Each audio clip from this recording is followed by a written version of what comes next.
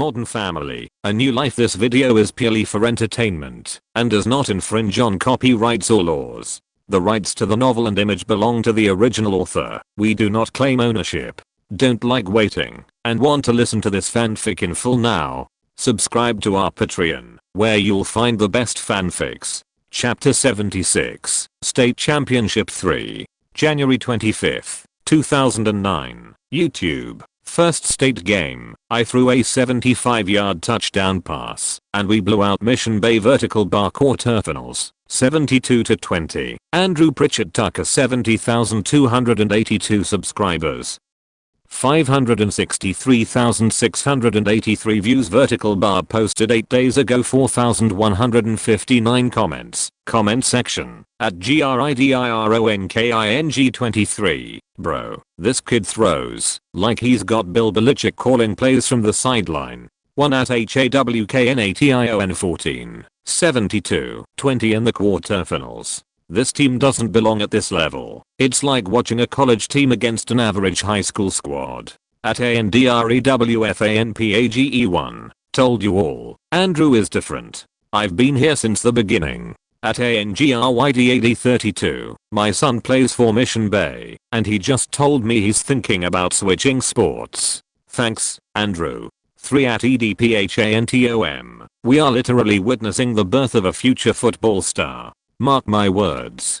Date, January 21st, 2009, 4:21 AM. At WHYSOEASY, did Mission Bay's coaches forget they could cover the receiver? 75 yards and not a single defender nearby. Ridiculous. At MILKMAN23, 75 yards in the air in high school. This isn't normal. Eat more protein, boys. At NUTCIUSHER, Mission Bay's defenders should sue for emotional damage after this. 1 at NOTIMPRESSEDYET. Okay, fine, but I want to see him do the same under pressure in the pocket. Way too much time to throw there. At KIRAMAN52, replying to at NOTIMPRESSEDYET. Are you blind, or did you watch a different video? Andrew literally dodged 2 defenders before throwing that pass. First, he spun past one, then juked another with a lateral step. If that's not handling pressure, I don't know what is. At MONICAGR, Andrew, you have no idea what you've done for me. A few months ago, I weighed 200 pounds and was stuck in an endless cycle. Thanks to your videos, your advice on discipline, diet, and consistency, I've lost 22 pounds. I'm down to 178 pounds, and even though I still have a long way to go, I've never felt this motivated. Thank you for inspiring me. Keep kicking ass. 6 at NICEGUY 777. The video title is Unsportsmanlike. Mission Bay never disrespected anyone. It's not like that other game where the opponents were total jerks. These kids just played and lost. They don't deserve to be humiliated like this. At FUCKBOY69, replying to at NICEGUY 777. Welcome to YouTube, little girl. At QWALTER1, bro, he's only 14. 1. It's amazing what your video has generated, Andy. Cameron exclaimed enthusiastically as he read through the comments on Andrew's video while having breakfast at the table with Andrew and Mitchell. Andrew looked up from his plate and glanced at his father. Dark circles were visible under his eyes. He'd spent the night playing video games with Leonard and Harwood over Skype before he hadn't gone to sleep until after 3 in the morning. Now it was 10, so he had barely slept a little over 6 hours. One sure. Andrew responded in a dull voice before FAQing on his breakfast. Not every morning did he wake up with his usual enthusiasm and energy. There were some days when he needed a little time to fully wake up. Listen to this comment. Cam said, oblivious to Andrew's lack of energy. This girl, Monica, says that thanks to your videos, she lost 22 pounds. You literally changed her life. 4. Andrew blinked a few times, processing the information. Finally, a small smile appeared on his face, pulling him out of his sluggish state. Whoa, that's great. Though I just provided the information, she's the one who took the step, he said. Knowing that someone had improved their life thanks to his YouTube videos gave him far greater satisfaction than any viral success. Mitchell smiled proudly and added, "Don't downplay your role, Andrew. Information is important, but motivation is even more crucial. Sometimes, all someone needs to change their life is a little push in the right direction." Andrew nodded. What his father said made sense. This girl wouldn't have made the change if she hadn't received that little push. His videos. "Look at that, Mitchell. Our son is an internet influencer," Cam said with a big proud smile. "Maybe he could use his influence to help someone else at this table adopt healthier habits," Mitchell commented casually, glancing at Cam's breakfast. "Too sorry for enjoying life. Since when is it a crime to appreciate a good breakfast?" Cam said dramatically as he grabbed his buttered croissant and took a big bite. Then he looked at Andrew's plate, and his expression shifted from indignation to horror. "You want me to eat that, Mitch? That would be a punishment," he said, grimacing as he pointed at Andrew's breakfast. "Hey, show some respect. It's oatmeal with banana, 3 boiled eggs, and a protein shake. Simple and nutritious." Andrew said 5 exactly, Cam said dramatically. "Where's the pleasure? Where's the good taste? Where's the crispy bacon, the melted butter, the freshly baked bread? You can eat healthy and tasty, but it takes a lot of time to cook. And honestly, I prefer something quick, simple, and nutritious. That way, I don't waste time." Andrew shrugged. "So you don't enjoy your breakfast?" Mitchell asked. "Well, it's not that I dislike it, but no. Since my breakfast is always the same, I barely pay attention to the taste," Andrew replied honestly. "One house ad, Mitchell. Our son lives like a monk. All discipline and efficiency, but without the slightest culinary pleasure," Cam said, shaking his head with mock sorrow. "Well, at least he's responsible with his diet, which is more than I can say for a certain man who thinks butter is a food group," Mitchell said with a slight smile. 3 Honestly, it would be great to have a chef who prepares delicious and nutritious meals, but that's way too expensive," Andrew commented. "Or what about a girlfriend who wants to specialize in cooking and spoils you with healthy and delicious dishes? You wouldn't have to spend any money," Cam said, snapping his fingers excitedly. "Now that does sound like a great solution. What about Pippa? Does she have a talent for cooking?" Mitchell asked. "Pippa knows the basics, like me. She's not a chef and doesn't have a passion for cooking. Just enough to not starve, but don't expect a gourmet feast," Andrew replied. "Well, there goes one hope for you, son," Cam sighed. "Besides, assigning the task of cooking to my girlfriend could get me labeled as a backward chauvinist. You know, it's a very thin line between how sweet she cooks for her boyfriend and oppressive patriarchal culture," Andrew said seriously. Good point. Maybe the best solution is for you to learn to cook yourself." Mitchell nodded. "To Are you uploading the video today?"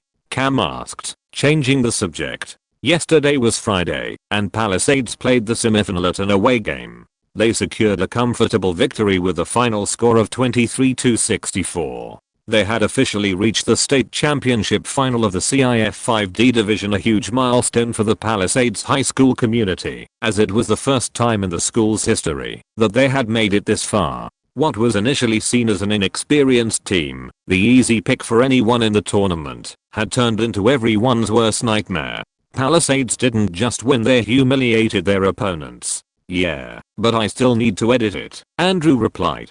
"You have to upload it. I can't wait to see how everyone reacts, and the comments about your 68-yard pass," Cam exclaimed excitedly. Lately, reading the comments on Andrew's videos had become his favorite pastime too. Andrew finished his shake in one go, placed the glass on the table, and stood up. "I will, but first, I'm going for a run. Then I'll take a shower and use that time to edit and upload it. After that, I'll head to Grandpa's, then Pippa's. When I get home around 8, I'll have some time to play video games or watch a movie," Andrew said, more to himself than to the others, organizing his day. "Not even a moment to rest?" Mitchell asked, raising an eyebrow. To Andrew shrugged, not really knowing how to respond, then said goodbye to his parents and headed out for his run. "Definitely a monk," Cam sighed. Around 4 in the afternoon, Andrew was in Jay's backyard, throwing passes back and forth with him. "So the big championship final is next Friday. No one expected your school to make it to the final for the first time in history," Jay said, catching the pass firmly before throwing it back. Palisades High School would be facing Woodlake High School from the CIF Central Valley section in the state final. That's what makes it more exciting, Andrew replied with a slight smile. At first, everyone thought we were the weakest team. Now, we are just one game away from being state champions. When Andrew joined the team with the strong reputation he had built in middle school, people saw a bright future for Palisades, but not this soon. Most assumed it would take him a year or two before he could become a starter and lead the team to a state final. But no. He did it in his first year, and with dominant results. Jay nodded proudly but then lowered the ball slightly and gave him a thoughtful look. But tell me something, kid. You know that after this game, regardless of the outcome, you'll get offers from schools in higher divisions. Are you sure you don't want to consider playing in first division or two?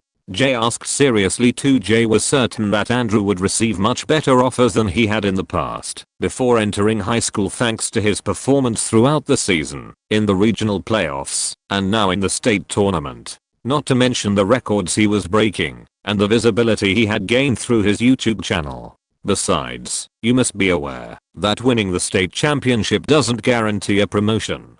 CIF doesn't base their decision on that alone, Jay added. The CIF had several factors in play when considering promoting a team to a higher division: a team's consistency over the years, the structure of the school's athletic program, the size of the school, its infrastructure, and even its financial resources. I know. But this year, we are getting promoted. From Division V to Division 4th, at least. That, I'm sure of, Andrew replied confidently, tossing the ball to Jay. Raised an eyebrow. You're that sure? Let's just say I have a little plan, Andrew answered with a mysterious smile. A plan, huh? And can I know what kind of plan? Jay asked, letting out a low chuckle. After we win the state championship, I'm going to upload a video on YouTube.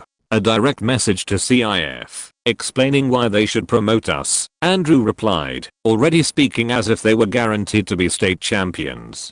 Jay blinked in surprise. A video? And what exactly do you plan to say? Andrew spun the ball between his hands as he explained. The results we've achieved this season have been overwhelming. Not only did we win every single game, but we dominated. We've proven that we are way above Division 5's level. But if CIF still has doubts, well, a video with hundreds of thousands of views putting pressure on them might help convince them. Who knows? Maybe the video even hits 1 million views.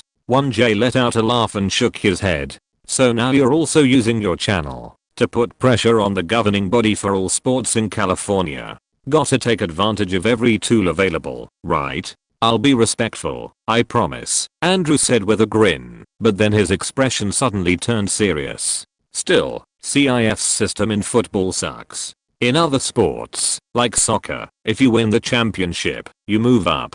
Period. Doesn't matter if your school is big or small, rich or not. Jay nodded slowly, acknowledging that Andrew had a point. The only thing CIF achieves with this system is forcing teams from smaller schools to spend years trying to move up a division or worse, making their best players leave for bigger schools, Andrew continued. Jay let out a sigh and tossed the ball back. You're not wrong. But I doubt CIF will change the way they do things just because you upload a video. I know. They won't change the whole system because of my video. But when they see our results and the gap and level between us and the other teams, they'll look ridiculous if they keep us in Division V, Andrew admitted. Jay let out a low whistle and returned the ball with a smile. You've got guts. I guess we'll see if your plan works. And after that, maybe this year you do get promoted. But moving up every year is tough. In Division 4th, the competition will get tougher, even if just a little, and the results won't be as humiliating for your opponents. That'll give CIF a reason not to promote you instantly, even if you win the championship, Jay said. Andrew sighed. He knew the road ahead would only get steeper, and getting promoted year after year would be nearly impossible.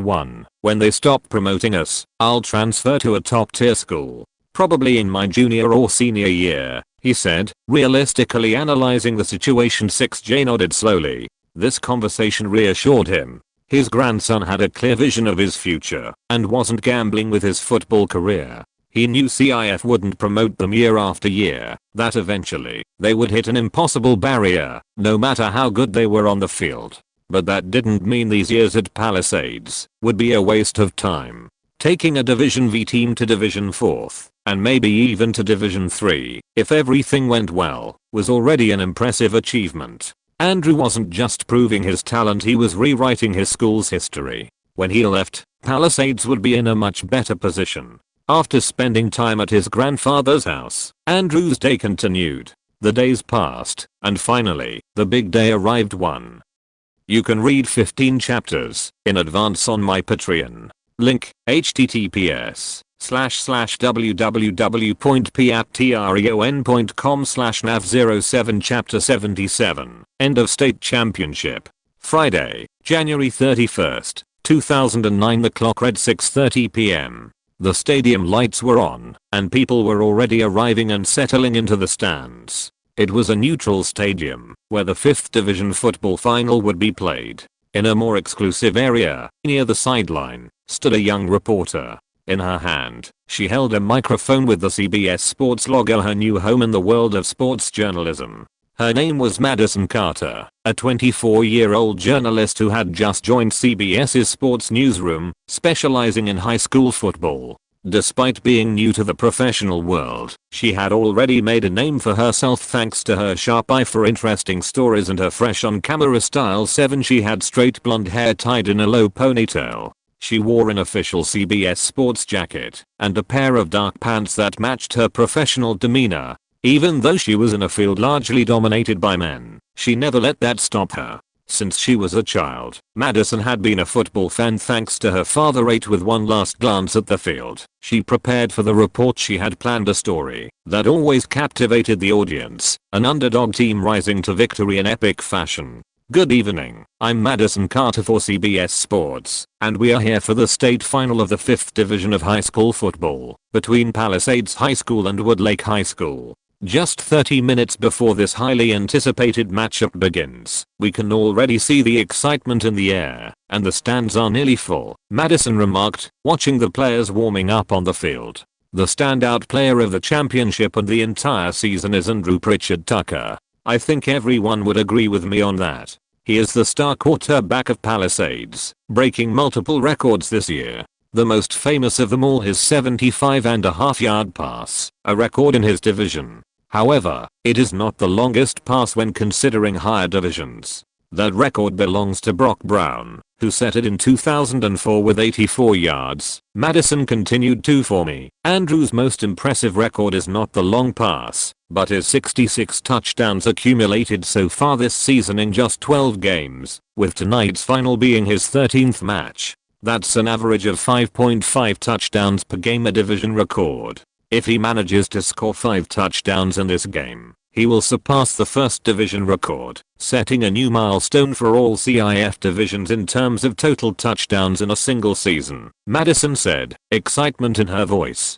Of course, it's important to clarify that this record would be in the 5th division, and while higher divisions have tougher competition, what Andrew has achieved here is still remarkable. After all, many quarterbacks in lower divisions can have standout seasons, but very few reach these numbers. She added, one who will win? We'll find out soon, and here at CBS Sports, we'll be covering every minute of the action. The game began, and Palisades started on offense, quickly turning it into a touchdown. Andrew's 24-yard pass caught by Steve. As expected, Palisades, led by Andrew, who had been in berserker mode ever since his 75-yard pass, won the game with a solid lead, though not as overwhelming as in previous matches, proving that their opponent was tougher than the last. Andrew managed to add 6 more touchdowns to his tally, finishing the season with a total of 72 touchdowns. An incredible feat, setting the highest record not only in the 5th division, but across all higher CIF divisions as well.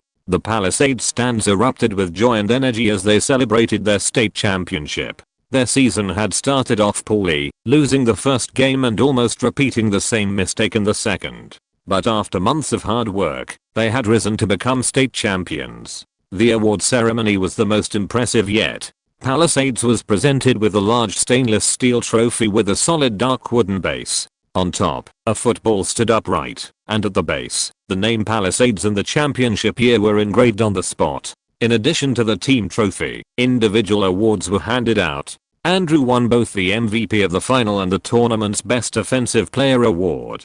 After the ceremony, the team lined up for a group photo with the trophy. Andrew and Coach David held the trophy, while the rest of the team, sweaty but beaming with joy, gathered around them, proud to be crowned champions. Even after the photo, the field remained a place of celebration for the Palisades team. Family and friends of the players began to join in, adding to the excitement. Amid all the commotion, a new objective emerged: finding Andrew. It didn't take long to spot him among the players, standing out not only due to his height and relaxed posture, but also because he seemed to be in some kind of imminent danger. Steve and Reggie, with wide grins and mischievous looks, were holding a massive bucket filled with ice-cold water. Their intentions were clear: to soak their quarterback as part of the traditional celebration. Andrew, however, didn't seem to share his teammates' enthusiasm. He slowly stepped back, extending a hand.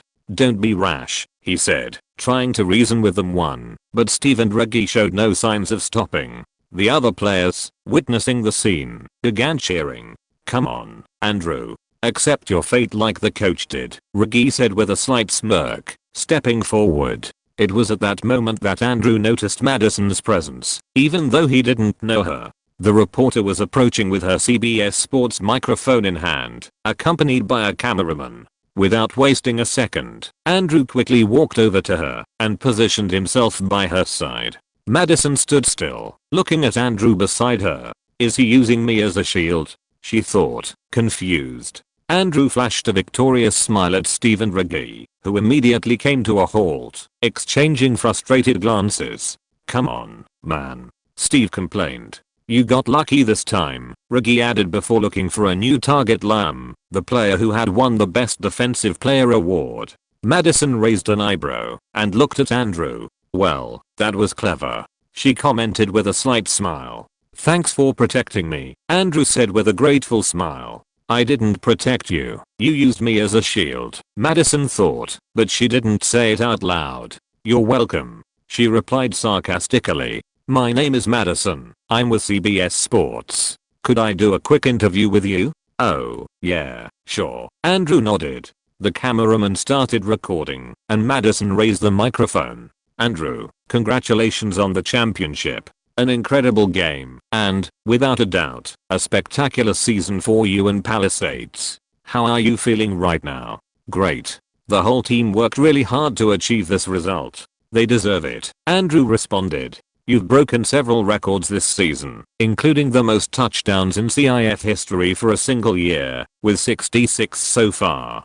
Today you scored 6, bringing your total to 72. Did you ever imagine something like this at the beginning of the season?" Madison asked. Ever since he started his 2 YouTube channels, Andrew had greatly improved at speaking on camera, and compliments no longer made him nervous. "Yes. My goal was to average 6 per game. I fell short by just 4. Maybe if I had played the first game of the regular season, I would've made it, who knows," Andrew replied with complete ease, surprising Madison and the cameraman with his confident response and the fact that he had aimed for even more touchdowns than he achieved. Andrew truly believed that, if he had played the first game of the season, he could have reached his goal, as their opponent had been very weak, perfect for boosting his average. Or if he had played from the start in the second game of the regular season. "Well, what you've already accomplished is impressive. Not many players can say they broke a state record in their first year of high school," Madison said, and Andrew nodded without adding anything else to the topic.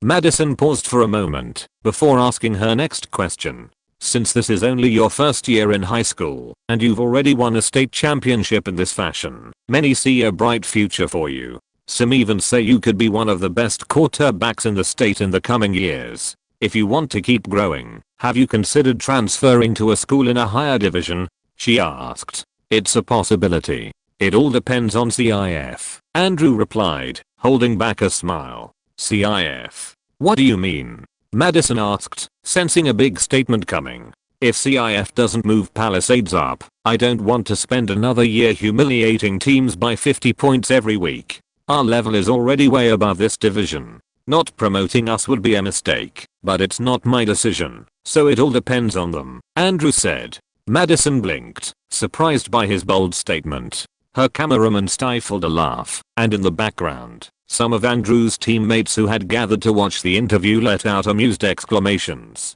"Well, that's definitely a strong message," Madison said, regaining her composure with a smile. "We'll see if CIF listens to you." Even though Andrew's statement was bold and could seem arrogant, he was right. There had been games where they won by absurd margins, like the 82-0 game. If an average were calculated, they probably had a point differential of 50 or more per game. "I hope so too," Andrew said. "Thank you for your time, Andrew. Congratulations again." "Thanks," Andrew replied with a smile, bidding Madison farewell. Madison wrapped up the interview with a professional sign-off, but in her mind, she could only think one thing: this is going to go viral. After the interview, Andrew reunited with his family, who had been waiting for him. They made a huge fuss, excited both about the interview and the championship. "They finally interviewed you again."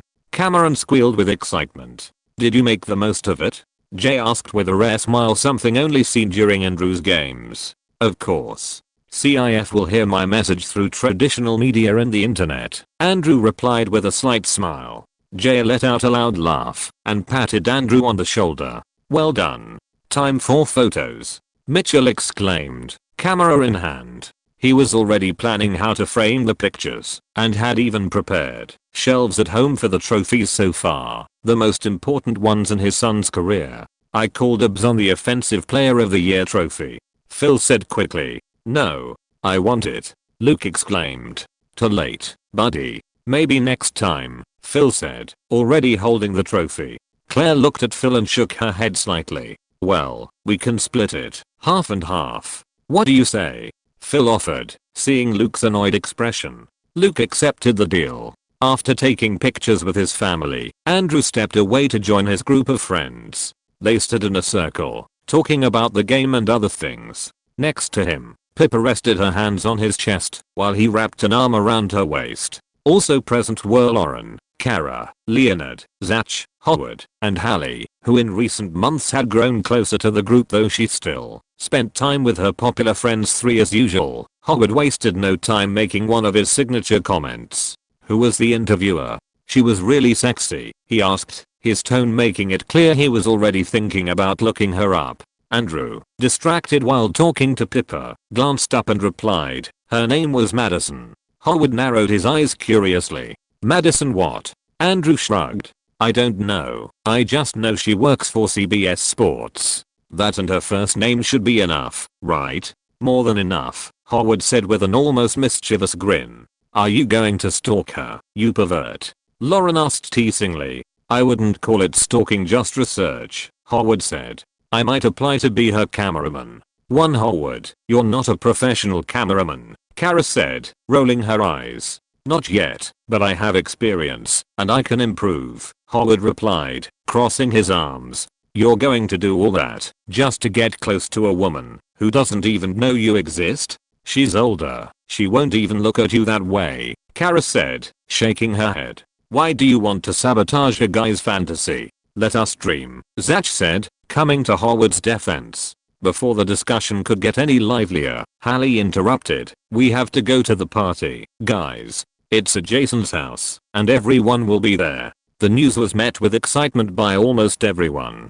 The post-state championship party was expected to be legendary, or so they all thought. However, two people in the group didn't share the same enthusiasm: Andrew and Pippa. They exchanged glances, already knowing what the other was thinking. "I don't know," Andrew began cautiously. "We're not really into parties," Pippa added. "Oh, come on, don't be party poopers." Hallie protested. "It's the end of the tournament, and we won. We have to celebrate," Kara added. "Besides, the star quarterback can't miss it," Lauren insisted.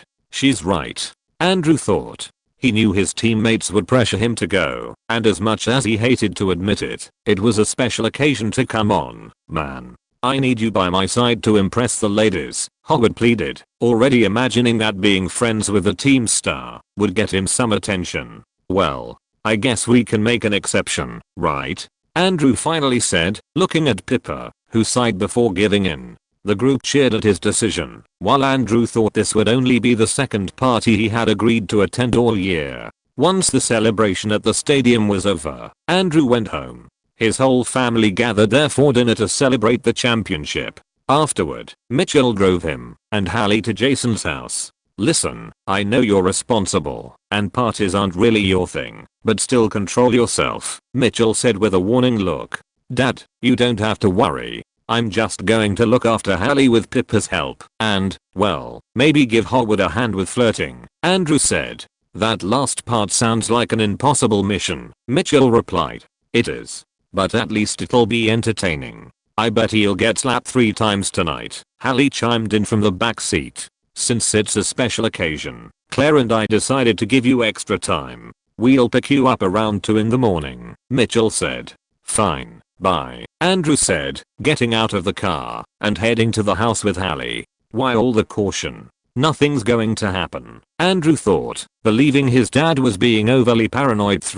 10 hours later. Andrew opened his eyes with difficulty. The sunlight streamed through the open window, hitting his face directly and forcing him to squint against the brightness. His head was spinning and his mouth felt dry. The first thing he noticed was that this wasn't his room. The second, that he was lying in a bed one he didn't recognize. And the third, he slowly turned his head and saw someone beside him, completely covered by the blankets. His heart skipped a beat. Andrew blinked several times, trying to clear his foggy mind.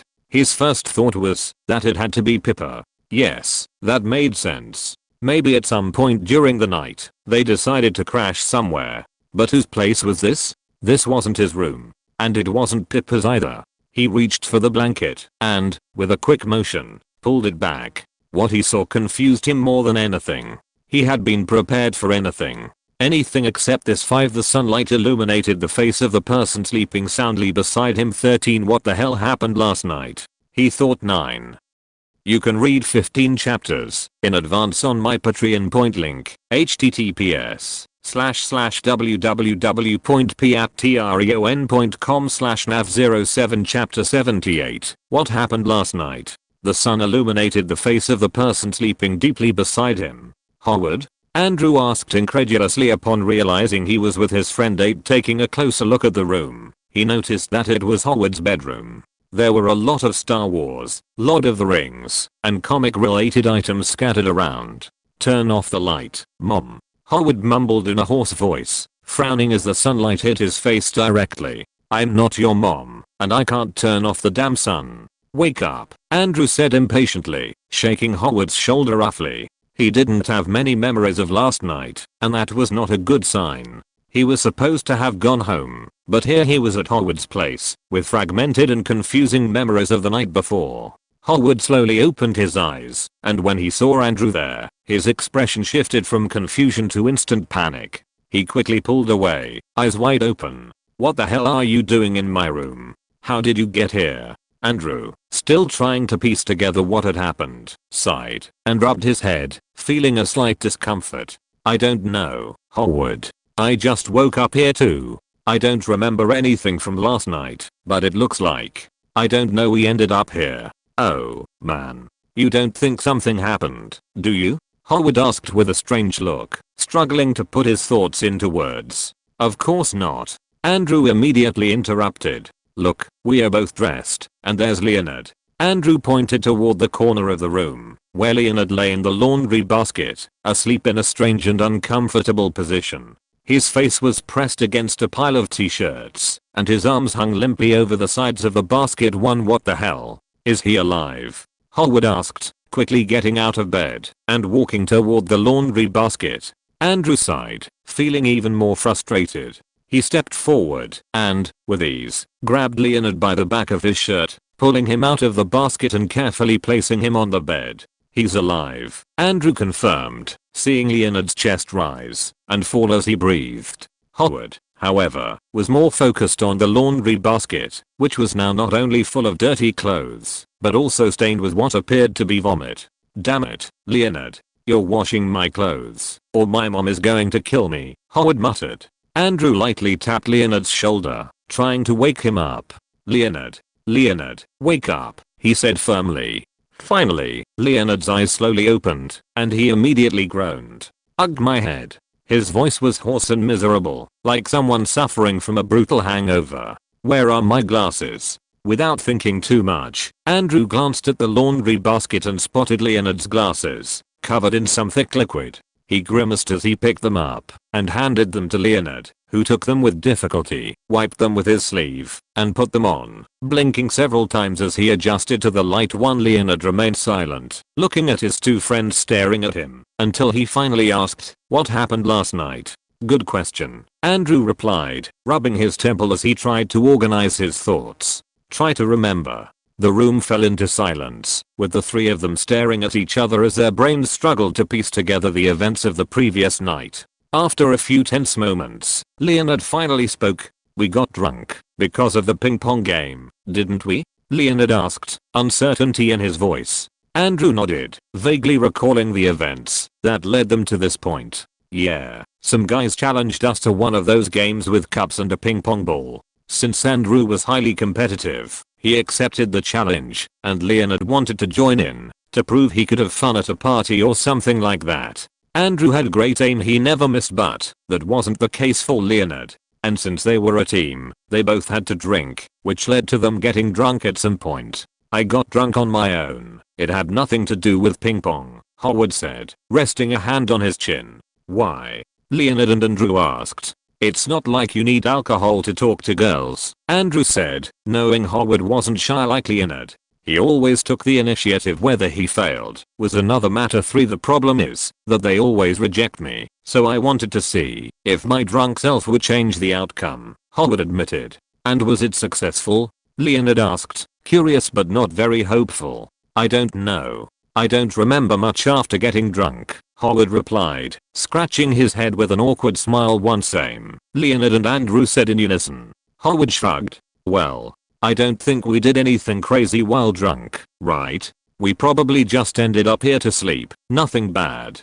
"That's true, but I don't like having gaps in my memory. That's never happened to me before," Leonard said, slightly frowning. "Well, there's not much we can do about it now," Andrew sighed, and at that moment, he noticed a glint on the floor near the bed. "Look," Andrew said, pointing at a camera that seemed familiar. "A Sony camera. Isn't it yours, Howard?" Yeah, it's mine. I don't remember leaving it there." Howard's expression slowly changed as something started coming back to him. "Oh wait, I think at some point during the party, Andrew started recording. Do you guys remember? I brought the camera to film a bit. That's it. If there's anything we can find out about last night, it must be in that video," Andrew said, looking at Howard with renewed interest. "Let's put it on the computer and see what we did." Howard quickly nodded, getting up to grab his laptop. "I'll connect it." Within minutes, the three of them were seated, ready to watch the video. Howard pressed play, and the screen started showing blurry images due to the low lighting at the party. In the foreground, Andrew appeared in front of the camera. "Hello, world. I'm Andrew Pritchett something, and today we are here, at this party with my brother from another mother, Leonard, and the great Howard, master of sex and women," Andrew said, his voice clearly drunk, pausing for a few seconds, as if recalculating his thoughts. "As I was saying, the CIF. This is a message for those bastards. They better promote us, or I'll go to their offices." Andrew continued. "Andrew, stop talking about that. We are not here to send another message to the CIF. Film Howard," said another voice, Leonard sounding much more energetic and extroverted than usual. "Oh, right, sorry," Andrew said. Then, he pointed the camera at Howard, who was a few meters away, completely oblivious to what was happening, as he was making out with a larger built girl. Both Andrew and Leonard burst into laughter in unison as the video zoomed in on Howard and his kiss with the big built girl. Who would have thought that was Howard's type? He looks like a satellite orbiting a giant planet," Leonard said, laughing. Andrew couldn't hold back his laughter, and the camera shook as he filmed Howard, who had no idea he was being recorded. "He'll have to start working out and gaining strength so he can escape her gravitational field," Andrew commented, making Leonard laugh even harder. Well, in the end, the alcohol worked. "I managed to kiss someone," Howard said with satisfaction, while watching the video. Then, he looked at his two friends with a raised eyebrow. "And you two are fatphobic." 3. Andrew and Leonard looked at each other, their expressions turning somber. They didn't recognize themselves in the video. It must be the alcohol, Leonard said. Alcohol doesn't change personalities. It just lowers inhibitions, Howard replied, shaking his head. 3. Before Andrew or Leonard could respond, the video continued. On the screen, the kissing scene was coming to an end. The girl and Howard pulled apart and started talking, though they couldn't hear what they were saying due to the distance between them. Suddenly, the girl slapped Howard hard, leaving his cheek red. Andrew and Leonard burst into laughter in the video, while Howard approached them with a grin on his face. What happened? Why did she hit you? Leonard's voice was heard in the video. I told her I couldn't tell which part was her, but because she had too much fat around her waist. Howard replied. 1-0. Shit. Present day, Howard muttered. So alcohol doesn't change personalities, huh? Leonard said sarcastically. Howard shifted uncomfortably in his seat. Well, maybe it just brings out parts of us that we'd normally have the decency to keep to ourselves. Back in the video, Howard looked happy and triumphant. First girl conquered, baby. Let's go for the second one. Who should it be? He said, scanning the room for his next target. Why don't you kiss Karen? Andrew suggested. Karen Smith was one of the most popular girls at Palisades, a cheerleader, China's best friend, and absolutely gorgeous. Drunk and filled with ridiculous confidence, Howard lifted his head with determination. Challenge accepted, he declared as he began searching for the girl. Leonard and Andrew followed him at a safe distance. They found Karen leaning against the hallway wall alone, casually checking her phone. She seemed to be waiting to go into the bathroom. Karen had long blonde hair that cascaded elegantly over her shoulders and fair skin. In any other state, Howard would never have dared to approach her. Will he pull it off? Leonard asked, watching Howard's confidence as he approached the girl. Let's hope so, Andrew replied, genuinely hoping his friend could score with a beautiful girl. Howard spoke to Karen, who lifted her gaze from her phone. After a few seconds, they could see Karen laughing, and before long, they started making out passionately. What the hell? Leonard whispered. Howard has my respect right now, Andrew said in a low voice, while zooming in on the scene. Back in the present, Howard jumped up in excitement. Yes, I kissed Karen Smith, he exclaimed, completely euphoric. Well, Howard, it looks like your drunk self actually has success with girls, Leonard commented, still trying to process what they had just seen. In the video, the bathroom door swung open, and a guy stumbled out, his eyes glassy and his shirt half unbuttoned. At that exact moment, Karen abruptly pulled away from Howard and rushed into the bathroom. Howard stood there for a few seconds, staring at the slightly open door, then shrugged with a satisfied smile, before heading back to his friends. What happened? Why did she leave so fast? Andrew asked. She was throwing up, Howard answered with a triumphant expression. I got my tongue in there, and I could taste a lot of alcohol. She must drunk more than I did. He ran his tongue over his lips, as if reliving the moment. But who cares? I kissed Karen Smith, he added with a smile. Well, that explains a lot, Leonard said, crossing his arms as he watched the video. The video continued, though with noticeable cuts. Andrew, without realizing it, kept pausing and resuming the recording as they moved around the house, documenting their progress at the party. As time passed, it became clear that Leonard and Howard, in particular, were getting more and more drunk.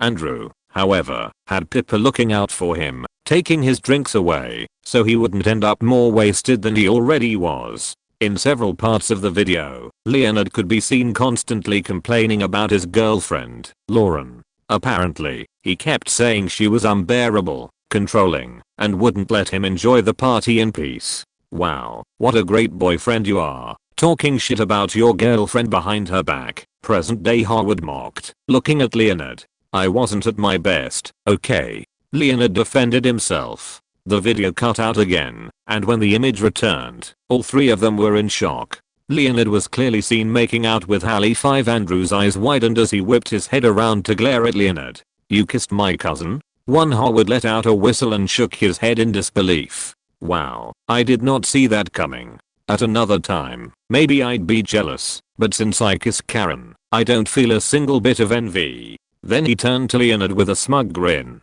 So, besides being fatphobic and talking shit about your girlfriend behind her back, now you're also a cheater who kisses your friend's cousins, he added. No, it's the alcohol's fault. Leonard blurted out, struggling to defend himself. You're not any better, Andrew said, glaring at him, and about to get up from his chair. Wait. You dared me to do it. Remember? Leonard said quickly, raising his hands in defense. Andrew paused, piecing together fragments of the night with the help of the video. Since he had been the least drunk of the three, thanks to Pippa, his memory was clearer. And, in fact, Leonard was right. He had dared him to kiss Hallie, just like he had dared Howard to kiss Karen.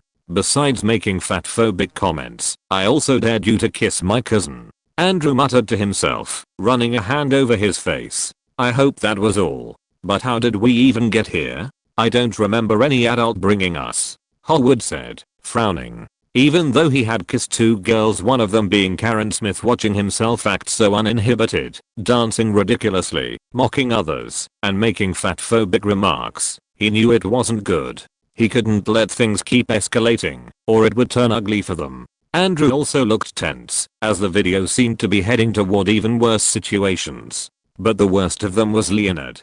Besides the offensive comments, he had kissed his friend's cousin, though he had been dared to do so, and he had also cheated on his girlfriend. Well, let's keep watching. We need to know how the night ended, Howard said, swallowing hard as he resumed the video. The footage continued, and after the scene of Leonard kissing Hallie, the camera suddenly shifted to focus on Andrew, who was now being scolded by Pippa. Andrew, that's enough. You're being stupid. Follow me, she said with a frown, grabbing him by the arm. Okay, beautiful. I'll go wherever you want, the drunken Andrew in the video said with a goofy smile. Howard and Leonard turned to look at present-day Andrew, who crossed his arms and nodded. She did the right thing. She saved me from doing even more stupid things. On the screen, Pippa led Andrew into an empty room in the house. Still holding the camera, he set it down on a piece of furniture, leaving the angle fixed on the bed, where Pippa sat, while Andrew lay down, resting his head on her lap with a satisfied expression. Your fingers are so soft, Andrew murmured, closing his eyes as Pippa ran her fingers through his hair. Yeah? She responded with a small smile. Yeah. You're so pretty. Pippa let out a sigh, though in the video, she looked more amused than annoyed. Thanks. Do you wanna be my girlfriend? Andrew asked, his voice slurred. Pippa let out a soft laugh. Andrew, I already am your girlfriend. One really? Andrew exclaimed, his eyes widening, as if he were hearing it for the first time. In the present, Leonard and Howard burst out laughing. Man, you're so lucky, Howard said, shaking his head, feeling jealous that he didn't have such a caring and sweet girlfriend. Why isn't Lauren like that? Leonard thought, unable to stop himself from feeling a little envious of Andrew and Pippa's relationship. One in the video, Pippa continued running her fingers through Andrew's hair, but her expression turned more serious. I don't like this drunk Andrew, she said softly. Andrew blinked and frowned at her. Why? What did I do? You spent the whole night daring your friends to kiss girls, like it was a game. Rude comments. And I've had to take care of you this whole time, Pippa sighed. The Andrew in the video lowered his gaze, looking genuinely remorseful. I'm sorry. I won't drink again, he murmured. Pippa gave him a small smile and kissed his forehead. You better not. At that moment, the bedroom door, which had been left slightly open, suddenly swung wide. Andrew, come with me. We have to destroy the One Ring, Howard exclaimed with exaggerated enthusiasm. Video Andrew lifted his head, confused. What ring? The One Ring, bro. We have to go to the backyard. It's our mission, Howard insisted, his face full of serious determination. Look here, he said, opening his palm. The ring wasn't visible in the video, but Andrew could see it. In the present, Leonard ran a hand over his face. God, what the hell were you doing, Howard? I don't know, but it sounds epic, Howard said with a strange expression. Back in the video, Pippa crossed her arms and looked at Howard. Andrew's not going anywhere. He's done enough stupid things for today. But Pippa, the mission, the ring, Andrew said, shifting restlessly. Pippa sighed in frustration at Andrew's pleading look, which made him seem like a child asking for permission. Fine, but just one lap around the backyard, and that's it, she finally said, pointing at them. and I'm coming with you. Yes. Howard Baggins never abandons his mission. Howard exclaimed, raising a fist in excitement. Thanks, Pip. You're the best, Andrew said with a smile. Yeah, whatever you say, Pippa replied, rolling her eyes. But first, I need to go to the bathroom. Wait for me here, she said as she stood up and left the room. Andrew got up and grabbed the camera again, making sure everything was ready for their adventure. Forget about Pippa. We need to leave now, Howard whispered. Millimeters, I don't think so, Andrew said, not convinced. Come on. Frodo and Sam went to Mount Doom alone. There wasn't a third person. Unless you want your girlfriend to be Gollum, Howard said. Millimeters, you're right. It's just the two of them, and she's way too pretty to be Gollum, Andrew said, nodding. Exactly. It's our destiny, Andrew Gamgee, Howard insisted with an excited smile. With that, they quickly left the room, putting as much distance between them and Pippa as possible before she could stop them. However, instead of heading to the backyard as promised, they took another route, the exit of the house. On the way, Leonard and Steve joined them without asking too many questions, apparently just as drunk and excited about the mission. Did we leave the house? Leonard asked, feeling a chill run down his spine. Steve. He came with us? Where the hell is he? Andrew asked. One that explains how we got to my house, and it looks like we came in through the window, Howard said with a strange expression, staring at his wide open bedroom window. The night could have been much worse than they imagined. Out in the open, completely drunk and with only one thought in mind, destroy the ring. There was no way to predict what had happened next. You can read 15 chapters in advance on my Patreon. Point link, https://www.patreon.com/nav07 chapter 79. The First Punishment. The video continued. Andrew documented everything from the moment they left the house, and along the way, Steve joined them drunker than all of them. Come on, hobbits. The fate of the world is in our hands, Howard cheered in the video, stumbling down the sidewalk. Yeah. Let's defeat Voldemort, Steve shouted, raising a fist in the air. Steve, you idiot, it's Sauron, Andrew corrected, slurring his words as he walked. The video fast forwarded, showing their adventure through the city in the middle of the night. The camera shook violently as Andrew tried to keep it focused on his friends, who were shouting nonsense and wandering aimlessly. At one point, they arrived at a dark and rarely traveled alley in Los Angeles, illuminated only by the dim light of a flickering street lamp.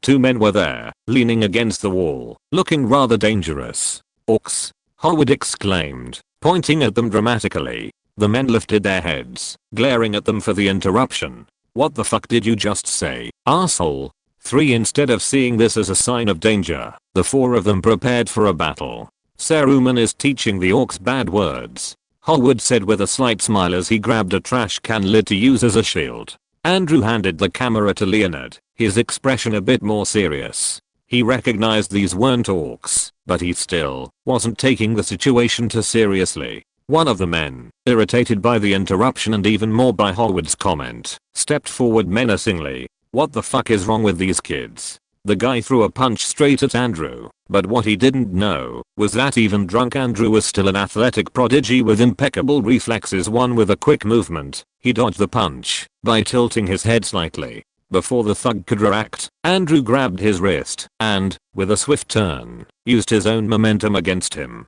The guy flew through the air and landed flat on his back with a heavy thud. The other guy hesitated for a moment, looking at his fallen companion, and then at Andrew, who was now on guard, waiting for him. What the hell is up with this kid? The second guy thought, feeling a chill run down his spine as he saw Andrew's eyes locked onto him. This kid hadn't even said a word, unlike his 3 friends, who kept spouting nonsense about orcs. The thug on the ground growled in anger as he slowly pushed himself up. His hand slid toward his pocket, and with a quick motion, he pulled out a knife.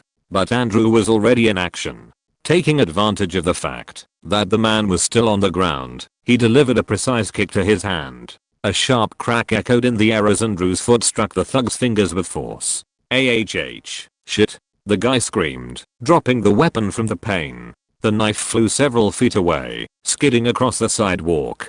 The other man watched the scene with wide eyes, swallowed hard, and without saying another word, helped his partner to his feet. Both quickly retreated, muttering curses under their breath. In the present, Leonard and Howard stared at Andrew with expressions of awe and relief. "Good thing you were with us, because otherwise, we'd be so screwed," Leonard said, shaking his head. "Yeah, man. Even drunk, your reflexes are insane," Howard added, still impressed by what they had just witnessed. Andrew just shrugged, not really knowing what to say. The group's decisions didn't improve after that. At one point, Howard in the video mistook a man curled up on a piece of cardboard for Gollum. He walked up to him and whispered, "My precious," only to have the homeless man wake up startled and furious, chasing all four of them down the street, while shouting threats and insults. "I can't believe we pissed off a homeless guy at 3 in the morning," Leonard muttered, running a hand down his face. At one point, Howard got separated from the group. Andrew, Leonard, and Steve kept walking through what appeared to be a park. The camera focused on a small elevated lookout with a low railing. Suddenly, Steve clumsily climbed onto the ledge, wobbling slightly as he looked down. "I can't go on. The journey to Mordor is too much for me," Steve exclaimed dramatically. "Don't do anything stupid, Steve," Leonard said, raising a hand to try and calm him. "Don't mess with me," Steve muttered, moving his arms, as if he were about to jump. "I can't take it anymore. Steve, get down from there, or you're going to get hurt," Leonard continued, stepping forward. "Nothing hurts, Steve. I'm invisible," Steve declared before bursting into a mocking laugh. "It's invincible, you idiot. And you're not. You're just a sick bastard.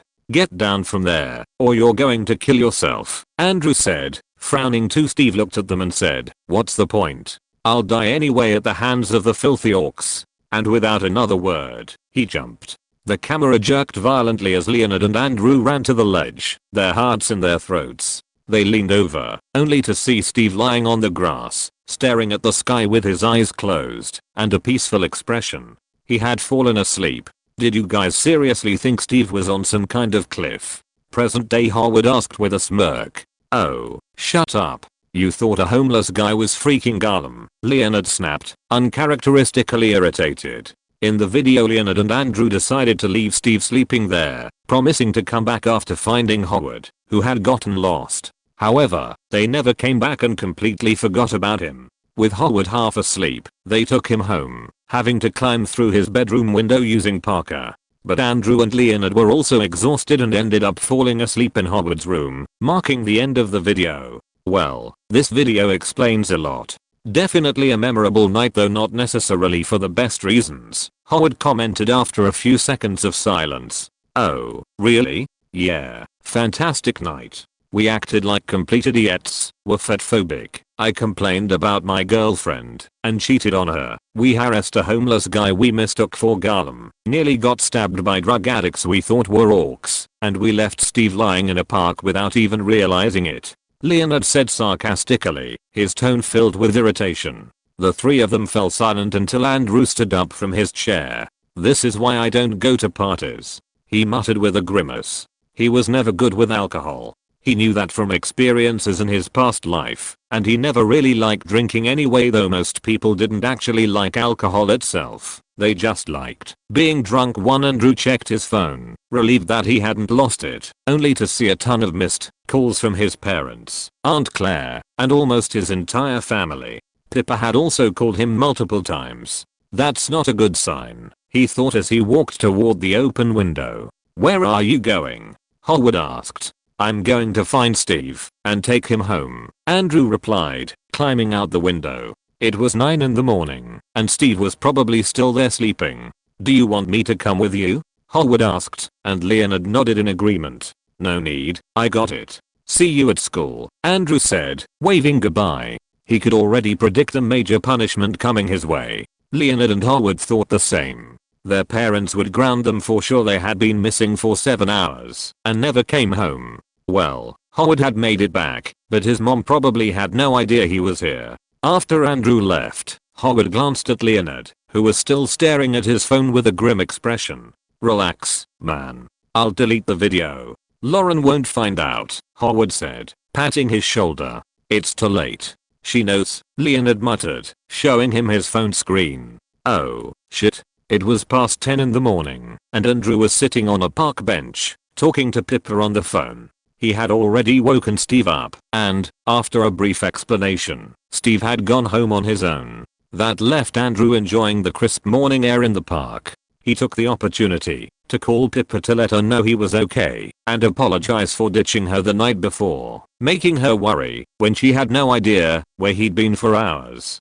Andrew, you had me so worried. If it hadn't been for that message, if you hadn't at least replied, your whole family and mine would be out looking for you. Same goes for those other two idiots. Pippa sighed. By two idiots, she meant Leonard and Howard III. Thankfully, drunk Andrew had shown some good judgment and sent Pippa a message during his city adventure, letting her know he was fine even if he hadn't mentioned where he was. I'm really sorry, Andrew said, knowing he had no excuse. It's fine, Pippa said after a brief silence. By the way, what did you guys do after leaving the house? She asked, both curious and concerned. Andrew hesitated for a moment, but decided to tell her the whole truth in a summarized version. Pippa listened silently, never interrupting.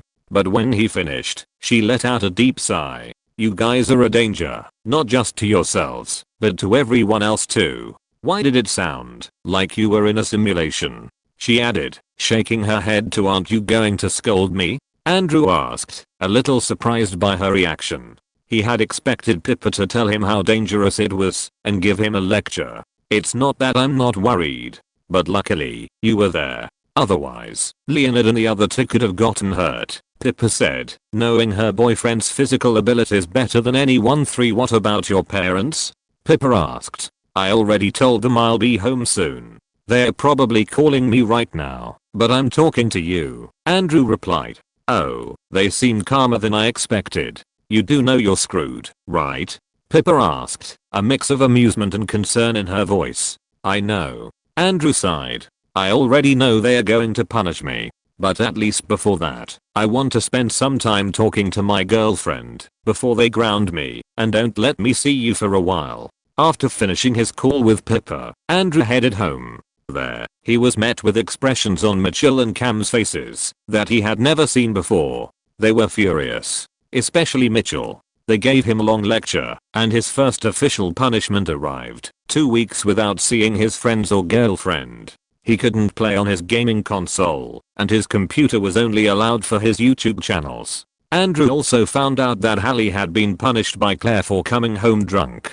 His cousin got the same 2-week punishment, even though she hadn't done anything as dangerous as Andrew. Of course, that was because Andrew conveniently left out the part where he had wandered around Los Angeles in the middle of the night, faced off against 2 armed men with knives, messed with vagrants, and more too. He knew that if he had told the whole truth, the punishment would have been much harsher, and his parents would have been way more worried. Instead, he chose to simplify the story, telling them he had left the party with Leonard and Howard and walked back to Howard's house too, and just like that, Andrew earned the first official punishment of his life. 3.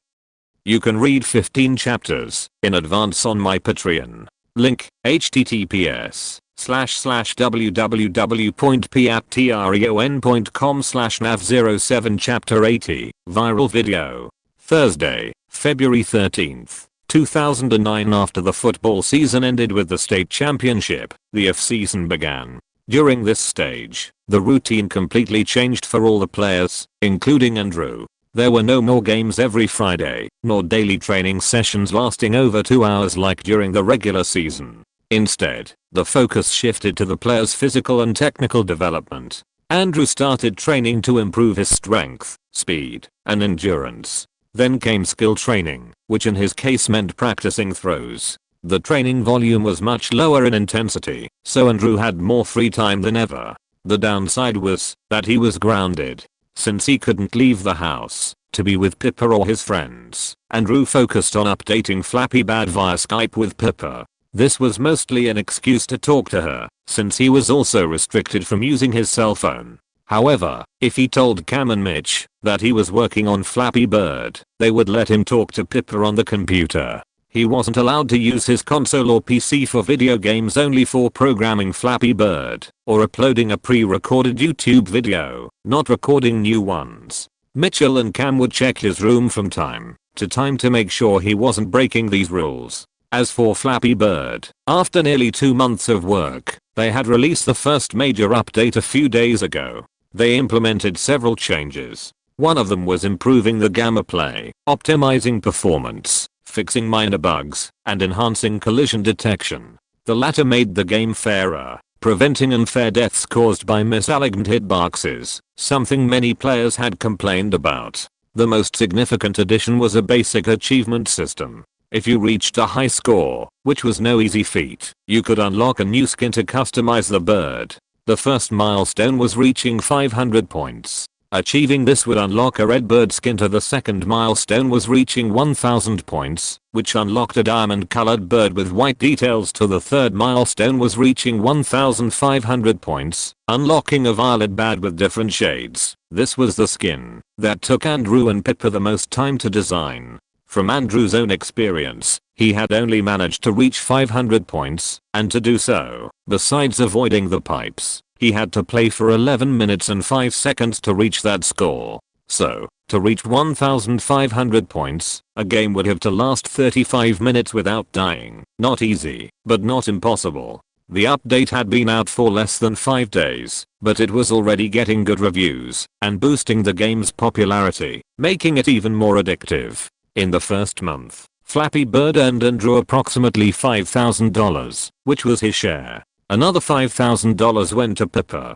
In the second month, their earnings increased to $5,500 each. It didn't seem like a huge jump, but in percentage terms, and considering it was just 1 month, it was significant. Now, Andrew estimated that in the coming months, they could aim for $7,000 each. That was an enormous figure, bringing him closer and closer to Mitchell's salary, which was approximately $8,500 per month, and that was just from Flappy Bird.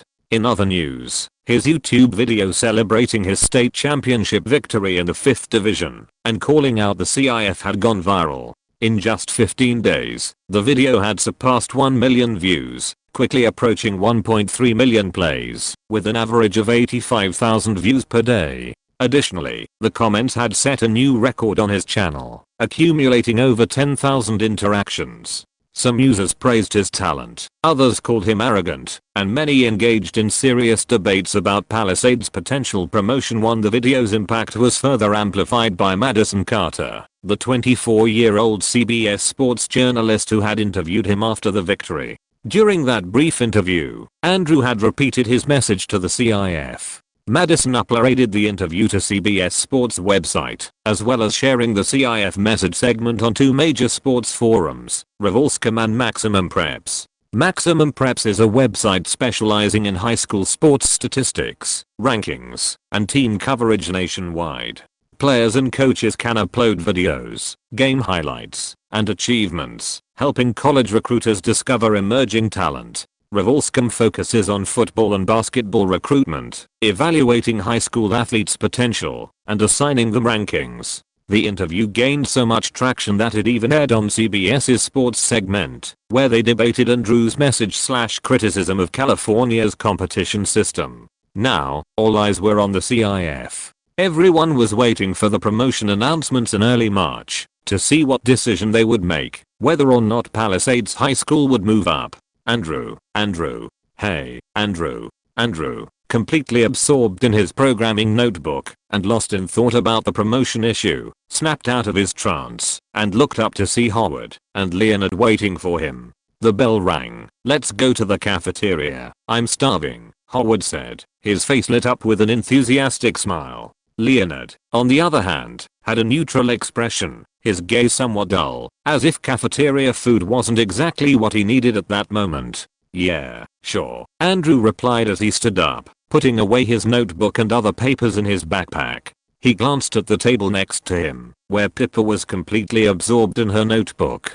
She was writing at an incredible speed, but with impeccable precision, each letter perfectly formed. She looked so focused that it seemed like she was transcribing the code for the next great invention. "Pippa?" Andrew called her softly. On the third call, Pippa finally looked up, surprised to see that the classroom was already half empty. "Class is over already?" she asked, incredulously. Yeah, let's go grab something to eat, Andrew said with a smile. Pippa gathered her things and carefully packed them into her backpack. She was meticulously organized and precise. The four of them started walking toward the cafeteria. Andrew and Pippa walked behind Leonard and Howard, with the latter chatting non-stop. At one point, a group of 3 guys wearing glasses, with a nerdy air about them, approached Howard and greeted him with great respect. Howard returned the greeting with a self-satisfied smile. Who were they? Pippa asked, a little curious about the strange interaction. I don't know, just some nameless nerds, I guess, Howard replied with a grin, shrugging as he glanced at Pippa and Andrew, before looking forward again. Pippa turned slightly toward Andrew, and whispered with a mildly irritated expression, is Howard still in that state? Yeah, he's still just as unbearable. Ever since he kissed Karen that night his self-esteem has skyrocketed, Andrew replied with a sigh. Pippa shook her head, looking at Howard with a mix of disbelief and resignation. He'll get over it eventually, she said, though she didn't sound entirely convinced. Leonard, who had remained silent until then, frowned and muttered sarcastically, do you remember that Karen threw up after kissing you? That should tell you something. Oh, my friend. I detect a hint of jealousy in your tone, Howard said with a smug smile, completely unbothered by his friend's remark. Leonard, visibly irritated, crossed his arms and started arguing with Howard.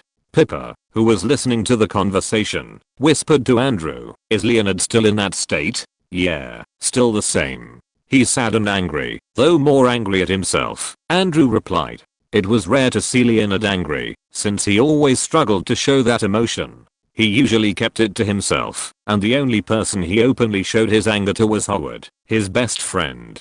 After the party, Lauren had dumped Leonard for cheating, and to make matters worse, his mother had punished him for getting drunk and not coming home. A 1-month punishment. 3 Are you eating with us, or with Kara and Lauren? Andrew asked, since the topic had come up.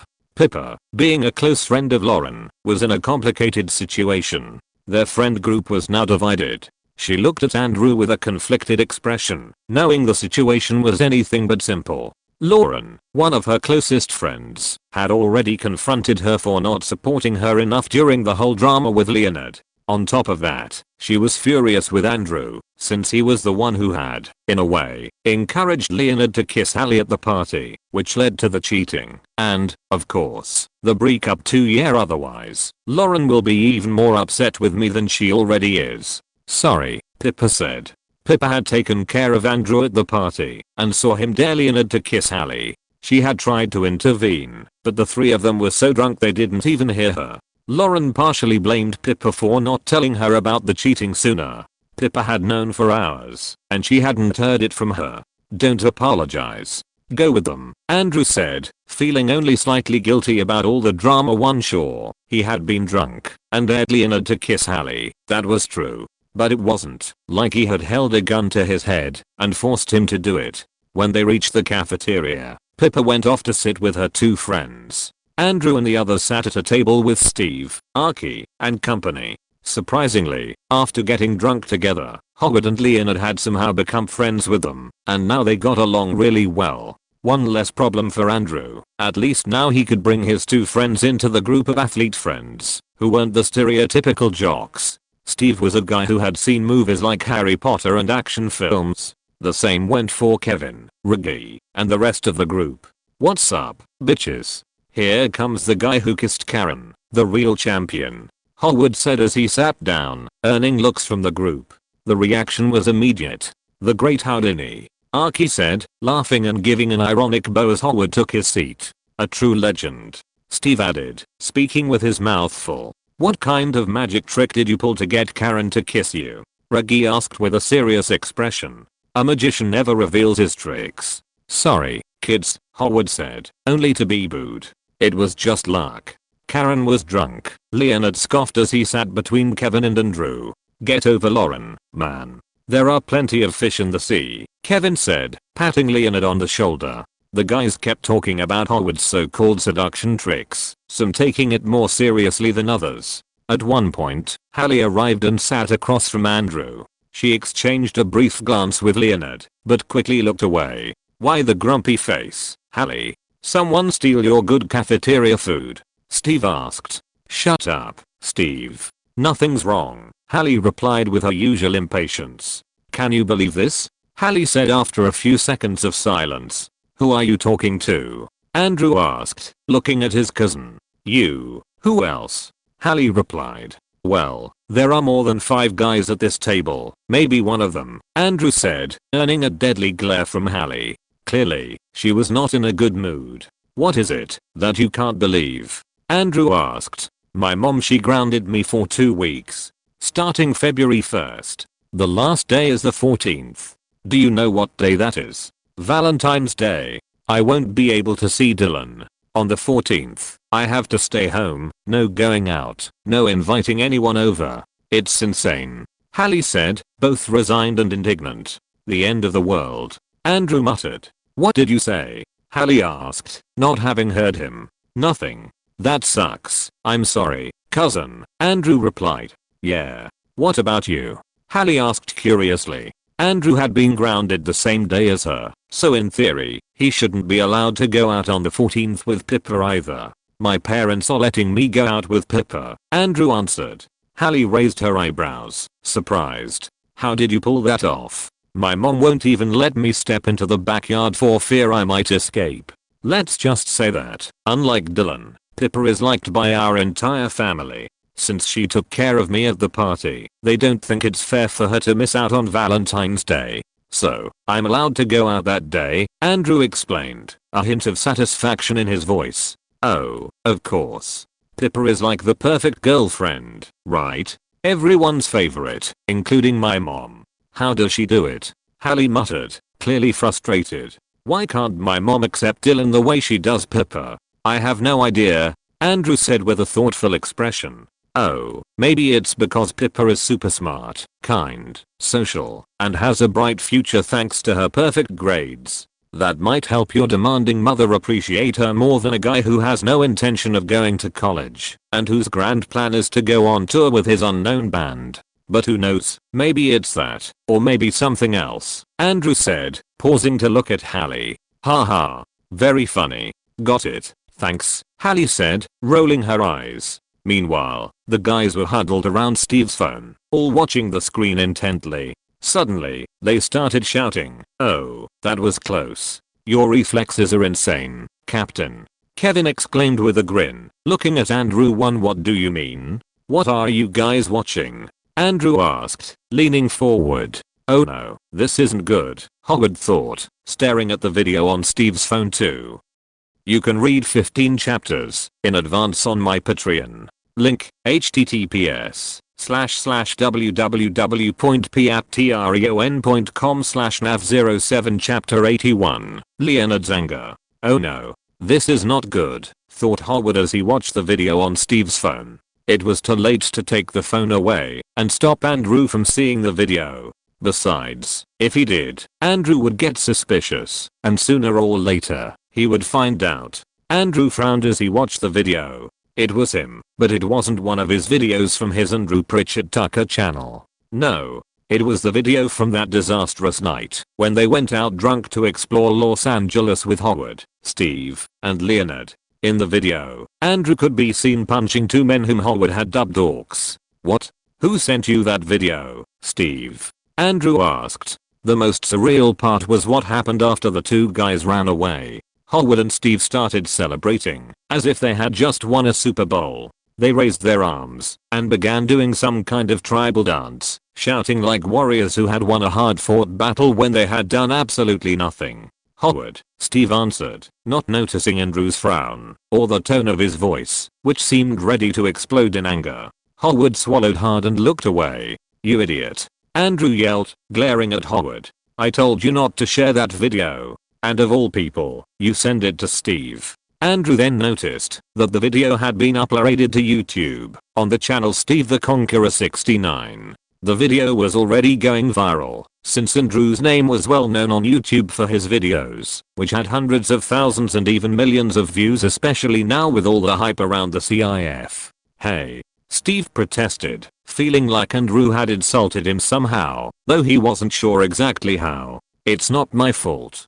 Steve uploaded the video, not me, Howard defended himself. But you sent it to him. Why? Andrew asked, exasperated. Steve didn't believe that I kissed Karen, so I had to show him the proof recorded on video, Howard replied, scratching his cheek too. And why does it matter if he doesn't believe you? There were plenty of witnesses at the party who saw the kiss, Andrew said, running a hand down his face. Howard said nothing more. He knew Andrew was right, but he couldn't let Steve think he was lying. He had to show him his great achievement. Now we're screwed, Andrew said, looking at Howard and Leonard. If our parents see this, they'll know we were wandering the city and that we lied about going straight to your house. Howard's expression darkened as he realized this. All three of them had told their parents the same lie. They hadn't mentioned the city exploration, so that their punishment wouldn't be worse for the risks they took while drunk on the streets. Leonard, realizing this, glared at Howard furiously. His punishment wasn't even over yet, and now it might be extended. Leonard couldn't hold it in anymore. Ever since the party, he had had nothing but bad luck. His mother had grounded him for a month. His girlfriend had found out he cheated on her and dumped him after a massive fight. And now, thanks to that damn video, his mom might find out about the lie and extend his punishment for another month or more. This was the last straw. You son of a bitch, Leonard roared before lunging at Howard like an enraged bull. Howard was tackled to the ground by Leonard. What the hell? Exclaimed Archie in shock, just like the rest of the table. No one had ever seen Leonard explode like that. He had always been the quiet and intelligent type, but now, he was on top of Howard, trying to land punches, while shouting unintelligible things about his punishment, his mother, and how everything was going wrong for him. Separate them before a teacher shows up, said Kevin as he and Andrew rushed to grab Leonard. It's not my fault you can't control your libido, man, said Howard, trapped under Leonard's weight. Shut up, roared Leonard, still struggling. The commotion had already caught the attention of the entire cafeteria. The students were watching the scene like it was a live episode of a telenovela. Andrew and Kevin quickly pulled Leonard off Howard, who remained on the floor, disheveled and with his shirt half unbuttoned, looking like he had just survived an ambush. To hell with this, Leonard muttered before storming out of the cafeteria under everyone's surprised gazes. Was that Leonard? Andrew murmured in confusion. He had never imagined seeing Leonard this angry. He wasn't sure if it was a good or bad thing. Well, that was weird, Hallie murmured, watching Leonard leave. She knew about Leonard's drama and honestly didn't feel guilty. She had also been drunk, but had kissed Leonard consciously. At that moment, she and Dylan had been separated after one of their usual fights, and they had only recently gotten back together. So, does that mean I won? Howard asked as he got up from the floor, fixing his shirt and hair. Oh, totally. Because flailing like an overturned cockroach and keeping your eyes shut is the definition of winning a fight, Raggy said with a slight smirk. Delete the video, Steve. You could get punished too if your parents find out you were wandering the city drunk, Andrew said as he sat back down. Dude, my parents know I slept in the park for 4 hours like a hobo, Steve said, giving Andrew a strange look. Besides, they're pretty liberal. They know young people do crazy things sometimes. They didn't even punish me, he added with a smile. Andrew shot Steve a withering glare, and Steve quickly added, the video's already been uploaded by other fan accounts of yours. Even if I delete it, it'll still be on the internet, man. That's how it works. Andrew sighed. Steve was right. Now, all he could do was pray his parents wouldn't see it. Although, considering how obsessed Cam was with his YouTube career, he'd find out sooner or later. What happened with Leonard? Andrew turned his head and saw Pippa walking toward their table with her food tray. She sat on his lap and placed the tray on the table. He quickly filled her in on what had happened, and Pippa couldn't help but frown at Howard, who immediately leaned back, watching her cautiously. Her Valentine's Day date with Andrew now hanging by a thread. Pippa sighed and shook her head. She had spent the whole day planning tomorrow with Andrew, and now everything could go up in smoke if his parents found out about this, grounded him even longer, and didn't let him go out. Why did you come here? What about Kara and Lauren? Andrew asked, curious this time. Pippa went on to explain that she had fought with Lauren. Lauren wouldn't stop complaining about Leonard and kept throwing passive-aggressive comments at her for not telling her about the situation and at Andrew for supposedly encouraging Leonard to be unfaithful. I'm tired of hearing her complain, and I've apologized so many times, but she still keeps making those comments, Pippa said with a frown 3mm. Andrew nodded, not really sure what to say. Well, cousin, looks like your Valentine's Day isn't as guaranteed as you thought, Hallie commented with a slight smirk, a little revenge for Andrew's earlier sarcastic remarks. Haha, you're funny, Andrew said, clearly sarcastic, making a face. This is bad, Pippa muttered. Don't worry, maybe they won't see the video today, so I won't get punished. But if they do, we still have a way to save ourselves and not lose tomorrow, Andrew said with a confident smile. How? Pippa asked. You. Me. Pippa repeated, raising an eyebrow at Andrew. Yes. If my parents ground me and don't let me go out tomorrow because of the video, you have to convince them. Tell them you planned the whole day. I'm sure if you ask, they'll let me go, Andrew explained. That might work, Pippa said thoughtfully. It would especially work with Cam, who took these things very seriously and wouldn't want Pippa to miss her first Valentine's Day as a couple because of Andrew. 3. The school day continued. Andrew prayed his parents wouldn't see the video of him beating up two sketchy looking men. Once classes ended, Andrew only had an hour of training before heading home. Cam acted normal, he still hadn't seen the video. Mitchell was at work. Let's hope it stays that way at least until tomorrow, Andrew thought as he went to his room. He didn't have much to do, so he threw himself on the bed and started reading comics. Luckily, he could at least do that. His eyelids grew heavier and heavier until, inevitably, sleep won.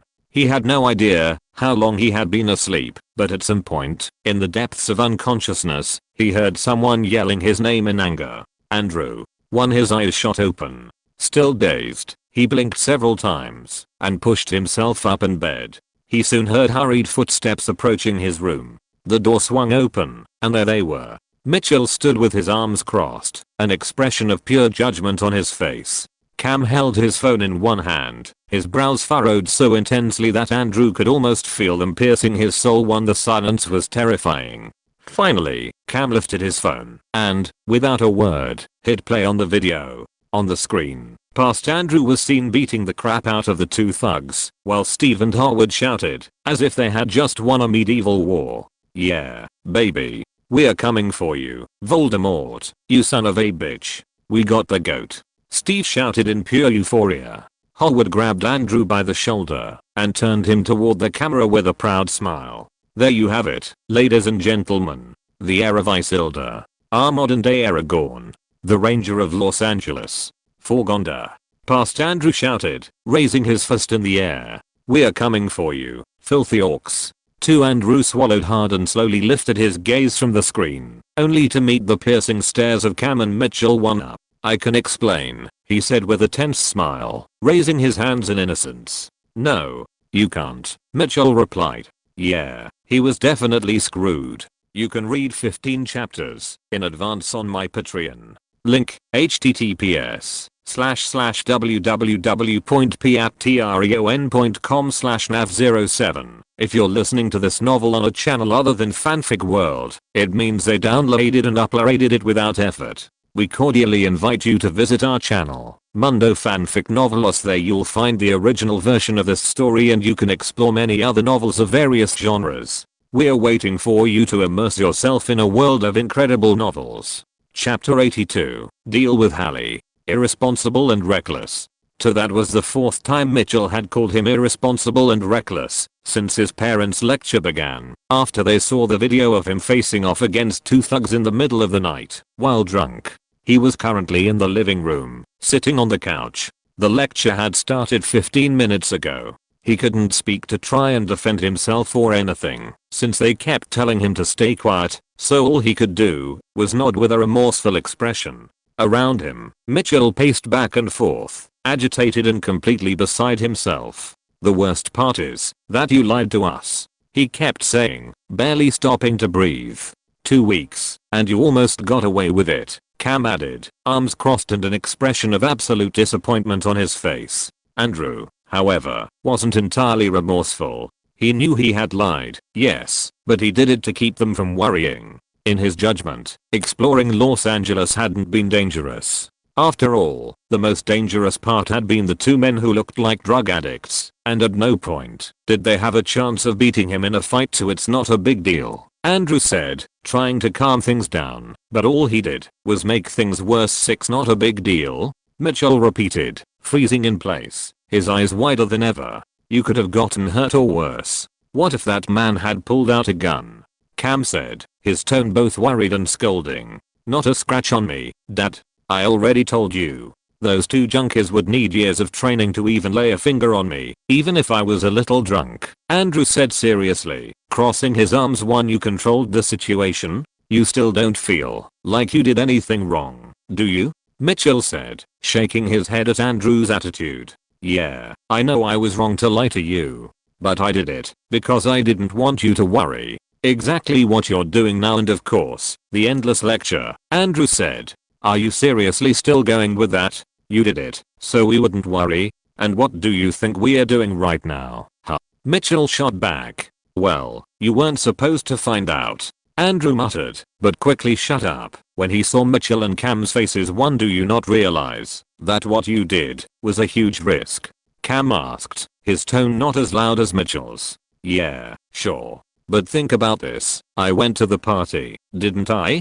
Just like you wanted. You've always encouraged me to go to more social gatherings with my classmates, and now that I actually do it, you're scolding me, Andrew said, throwing it back at them. Mitchell stopped abruptly and stared at him. A normal teenager at a party doesn't go out to explore the city drunk, trying to destroy ring, getting into fights with drug addicts and homeless people because he mistakes them for characters from a fictional story and putting his life in danger, Mitchell said to Andrew. Fell silent, unable to argue against his father's words. When you put it like that, sure, it sounds like a dangerous and stupid idea, but what would have happened if I hadn't been there? Andrew said, raising his hands, as if presenting a hypothetical situation.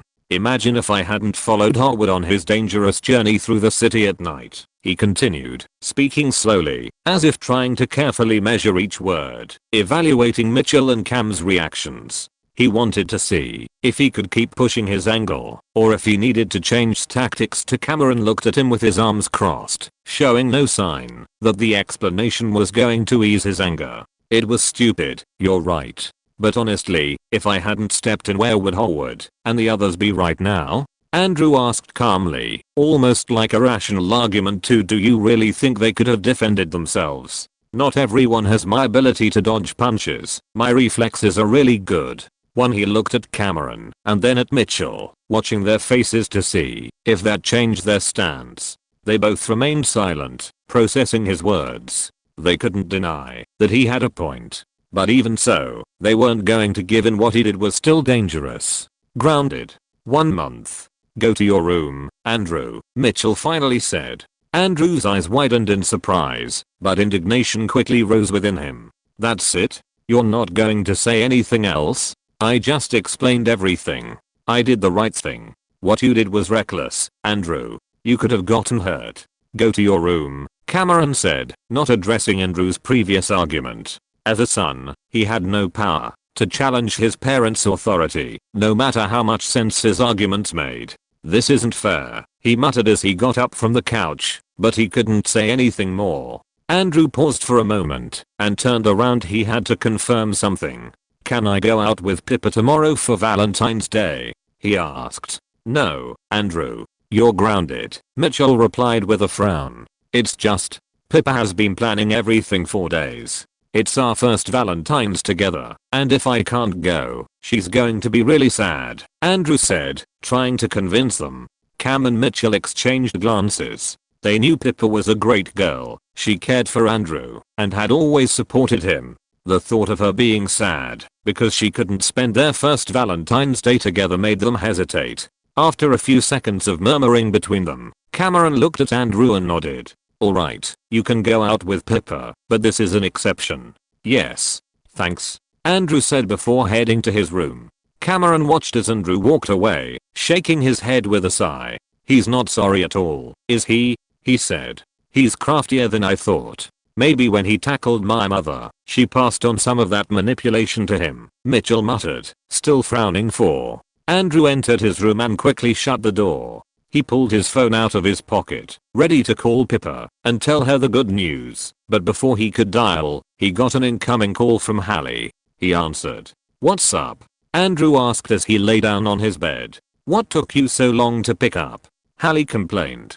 "Sorry, Your Highness. This humble servant was being lectured," Andrew said sarcastically as he got comfortable. "Oh, a lecture? So that means they already know?" Hallie asked. "Yeah," Andrew replied. "You don't sound too affected. Did they extend your punishment?"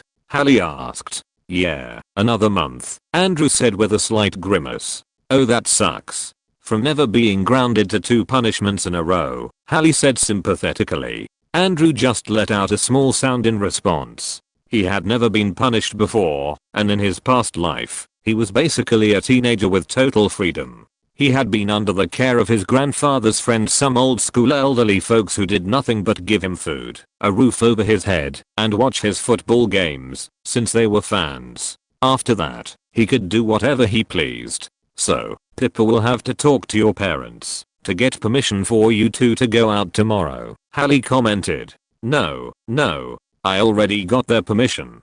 Just telling them that Pippa planned everything for tomorrow softened them up," Andrew replied, a hint of satisfaction in his voice.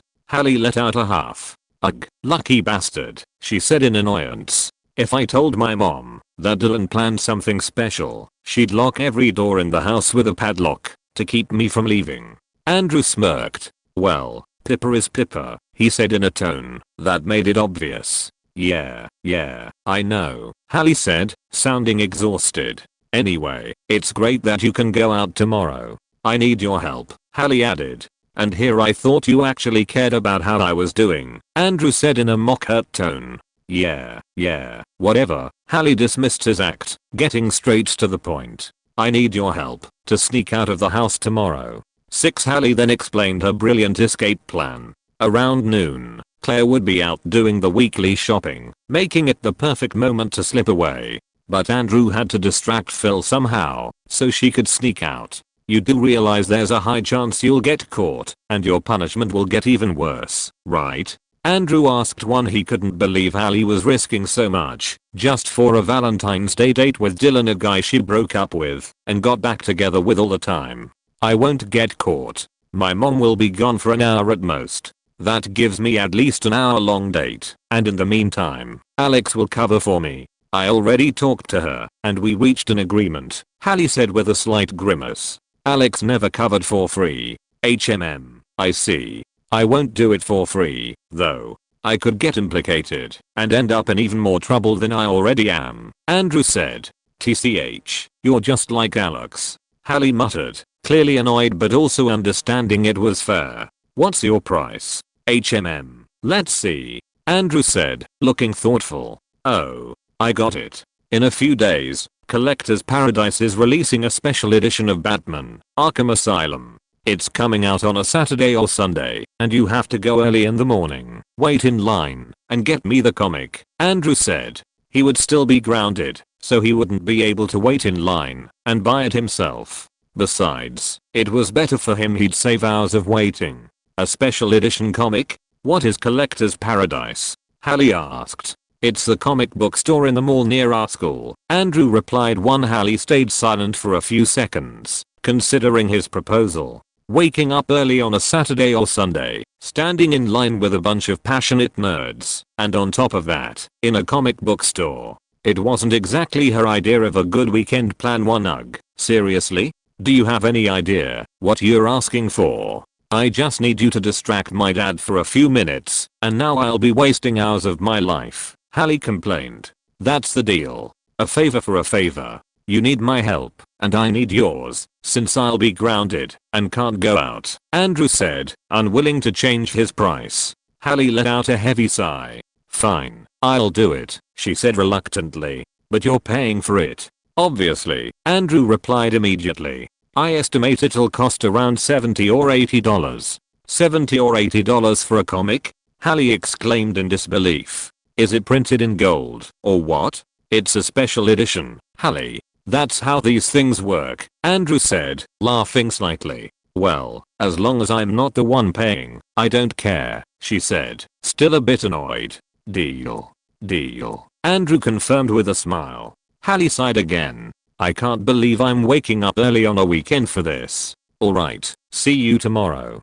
Don't be late. Every minute is crucial for my short date, she said before ending the call. Andrew, satisfied, stretched out on his bed with a smile. Then, he called Pippa to let her know that everything was set for them to meet up tomorrow as planned. You can read 15 chapters in advance on my Patreon. Link, https://www.patreon.com/nav07 Chapter 83, Valentine's Day. Valentine's Day had arrived. Andrew left home at 9:50 am, making sure not to give Mitchell and Cam any reason to change their minds at the last minute. They were still upset, and before he left, they reminded him once again that this was an exception, and that his punishment would officially begin the next day. Andrew would be spending many hours with Pippa today. They hadn't been able to see each other outside of school for the past 2 weeks due to his punishment, so his plan was to stay from 10 am until 5 in the afternoon.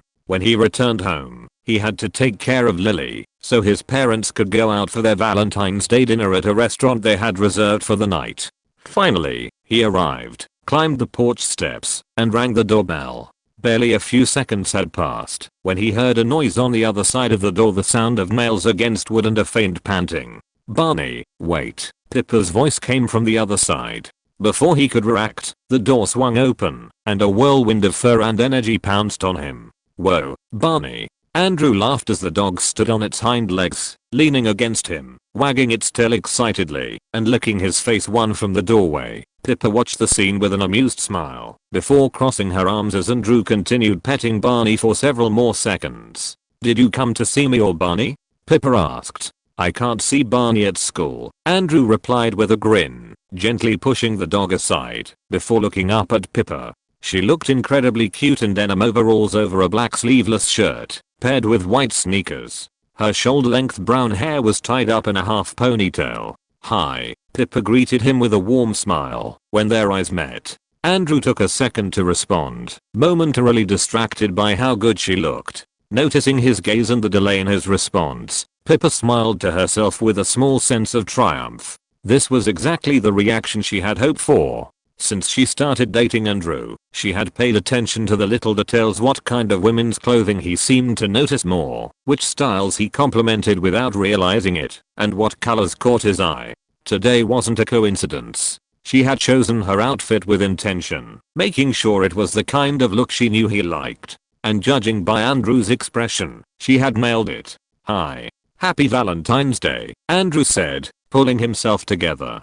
Happy Valentine's Day, Pippa replied, taking a small step toward him. You look really pretty, he added as he moved closer, placing his hands on Pippa's waist. Thanks, Pippa said, laughing softly and looking at Andrew as he slowly leaned in and kissed her. After a few seconds, they pulled apart.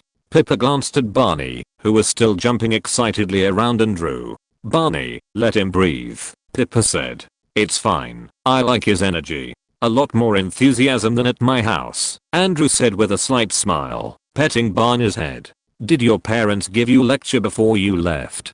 Pippa asked, raising an eyebrow. More like they reminded me this was an exception about 5 times, Andrew replied with a sigh. Well, they have every right to be mad if their son gets into a fight with 2 suspicious men in the middle of the night while drunk, Pippa said with a mix of amusement and mild reproach. Your drunk self is quite a problem, huh? She added, grabbing his cheek and pinching it gently. My drunk self combined with drunk Howard and Leonard, that's the real dangerous mix, Andrew said, letting out a soft laugh. Let's make the most of this exception. Ready for our Valentine's Day?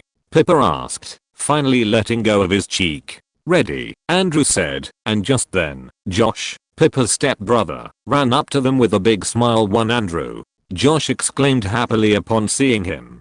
Keep him busy talking about football and YouTube for a few minutes. I'm going to grab my bag, Pippa whispered. Andrew smiled and nodded as Josh kept talking with overflowing excitement. It was no surprise that Josh was even more talkative than usual, especially since he hadn't seen Andrew in a while due to his recent punishment. At that moment, Pippa quickly walked away, leaving Andrew in her stepbrother's hands. It didn't take long for Pippa to return, bag in hand, completely ready. Seeing her, Josh, still bright-eyed with excitement, tried to keep talking, but Pippa showed no mercy. "Sorry, Josh, but we can't waste time. We have an itinerary to follow," Pippa said with a small smile, grabbing Andrew's hand.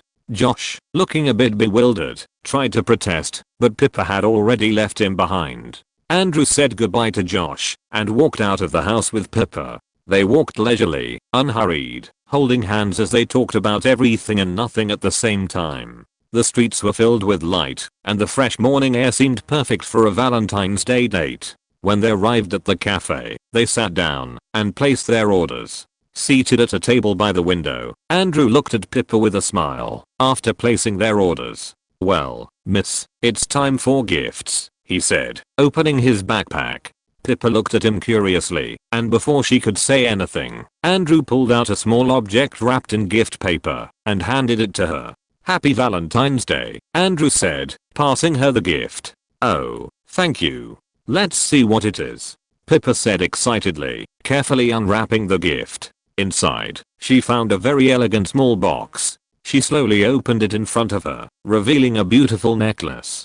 Pippa was speechless for a moment, holding the necklace in awe. "Oh, wow. This looks really expensive," Pippa said, examining it carefully. "You might not be aware, but as the creator of a very famous mobile game, I've made some money," Andrew said with a slight smile. "Really? Must have been a pretty successful game, huh?" Pippa said playfully. Then, looking at Andrew more seriously, she said, "I love it. Thank you." Andrew smiled and nodded. "It's nothing. And that's not all," he added, quickly pulling out another package from his backpack. This time, as Pippa opened it, she revealed a high-quality notebook with a personalized cover, minimalist yet elegant. Pippa looked at it with a smile. It would be perfect for her classes and self-study. Running her fingers gently over the notebook, she lifted her gaze and gave Andrew a tender look. "It's perfect. I love it, Andrew." "Thanks," she said, genuinely excited. Then she noticed something else in the package. She pulled out a pink pen with a small cat design on top.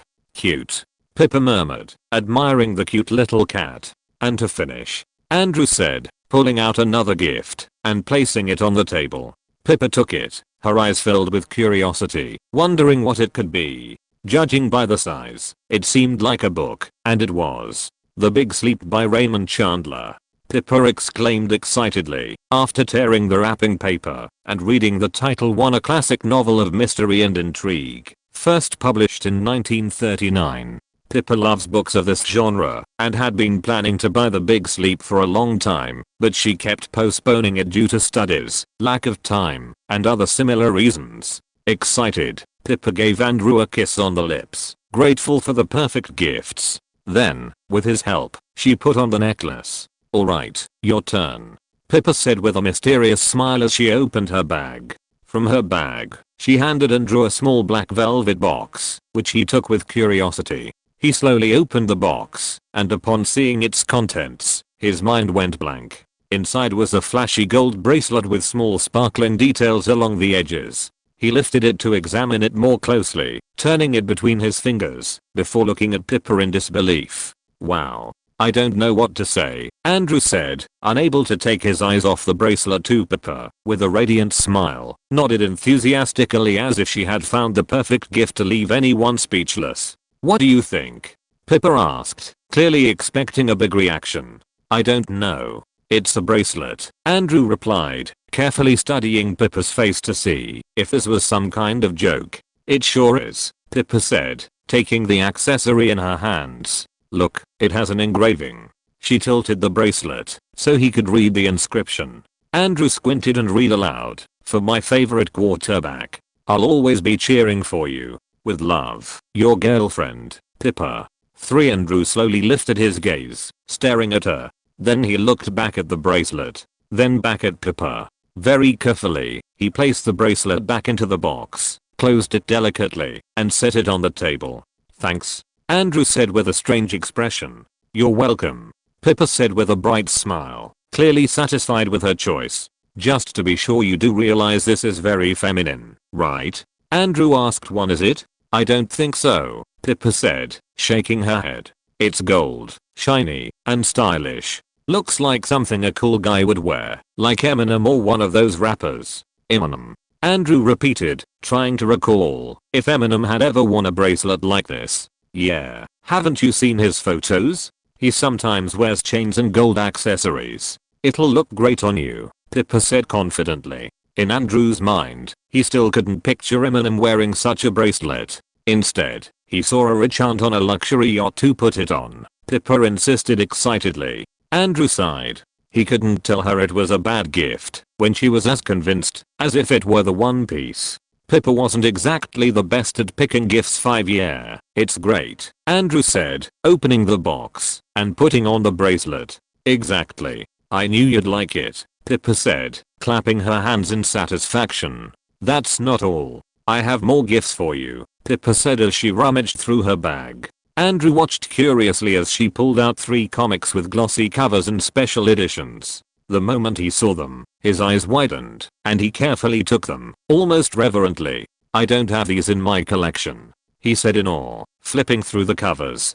Pippa smiled, proud of her choice. "I know. I saw them in a store and remembered they weren't on your shelf. Thanks. Now this is an incredible gift. I'm glad you remembered I didn't have them," Andrew said. "See? It's good to have a good memory," she replied smugly, resting her chin on her hand. "Although I think the bracelet is still a step ahead," she added with a slight smile. "Yeah, sure," Andrew said, carefully placing the comics in his backpack. Just then, their order arrived, and they began eating breakfast while chatting about all sorts of things. About 15 minutes before noon, they left the cafe and headed toward the Dunphy house. Andrew had a quick mission to complete before continuing their date.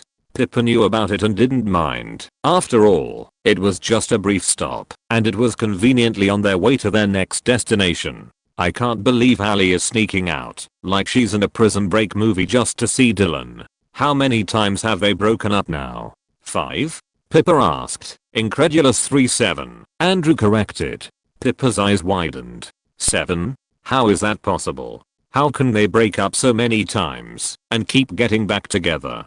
Doesn't it cross their minds that it's not working? Andrew shrugged, having no answer to this mystery. Pippa shook her head, still baffled. When they reached the corner where the Dunphy house was, they saw Dylan standing there with his usual relaxed expression. You can read 15 chapters in advance on my Patreon. Link, https://www.patreon.com/nav07 chapter 84, Valentine's Day 2nd.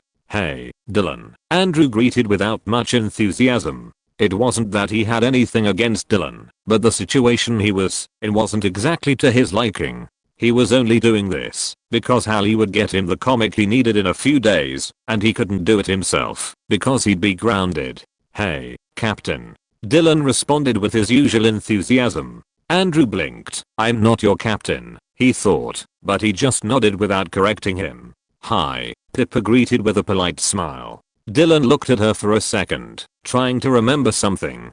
"You're Pippa," she completed patiently. "Yes, that, I knew it," Dylan said, snapping his fingers, as if he was just about to remember it himself. Andrew rolled his eyes, but at that moment, he noticed Dylan was holding a large object wrapped in red gift paper with a flashy bow. Its rectangular shape made it look like a painting or something similar. "Wow, I see you really went all out with a gift," Andrew commented, raising an eyebrow. Dylan smiled dreamily. "Oh, yes. This is the ultimate proof of my affection, admiration, and eternal love for Hallie." Andrew stared at him silently for a moment and then, unable to resist, joked, "Or to make sure you two stop fighting for at least 5 minutes." "What?" Dylan blinked, not understanding the comment. Pippa laughed but quickly covered her mouth to contain it. She then gave Andrew a light elbow nudge and whispered, "Don't tease him." "I didn't mean to," Andrew murmured, looking at Pippa, then back at Dylan. Nothing. Just wait here, your Valentine will be here soon," he added before walking with Pippa to the house and ringing the doorbell. Just a few seconds later, the door swung open. "Andy? Papa?" Phil said, surprised to see his nephew and his nephew's girlfriend at the door. "Hey, Uncle," Andrew greeted with a smile. Pippa also smiled and waved. "I wasn't expecting you here.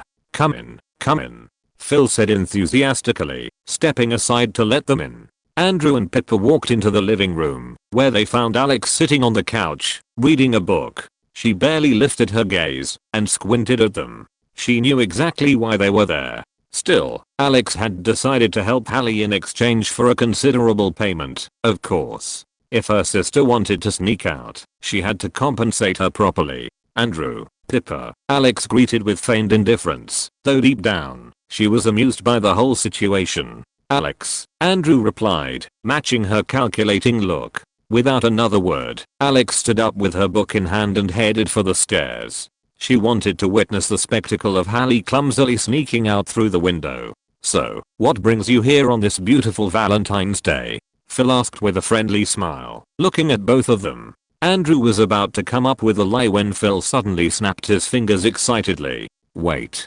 Don't tell me. Is this a top secret romantic rescue mission? A mission, Cupid in action?" Phil asked, his eyes gleaming. Andrew and Pippa exchanged a wary glance. They hadn't expected to be caught so quickly, let alone by Phil. "I don't know what you're talking about," Andrew said, trying his best to keep a poker face. "I came here to," he added, but his voice trailed off as he looked at Pippa for support.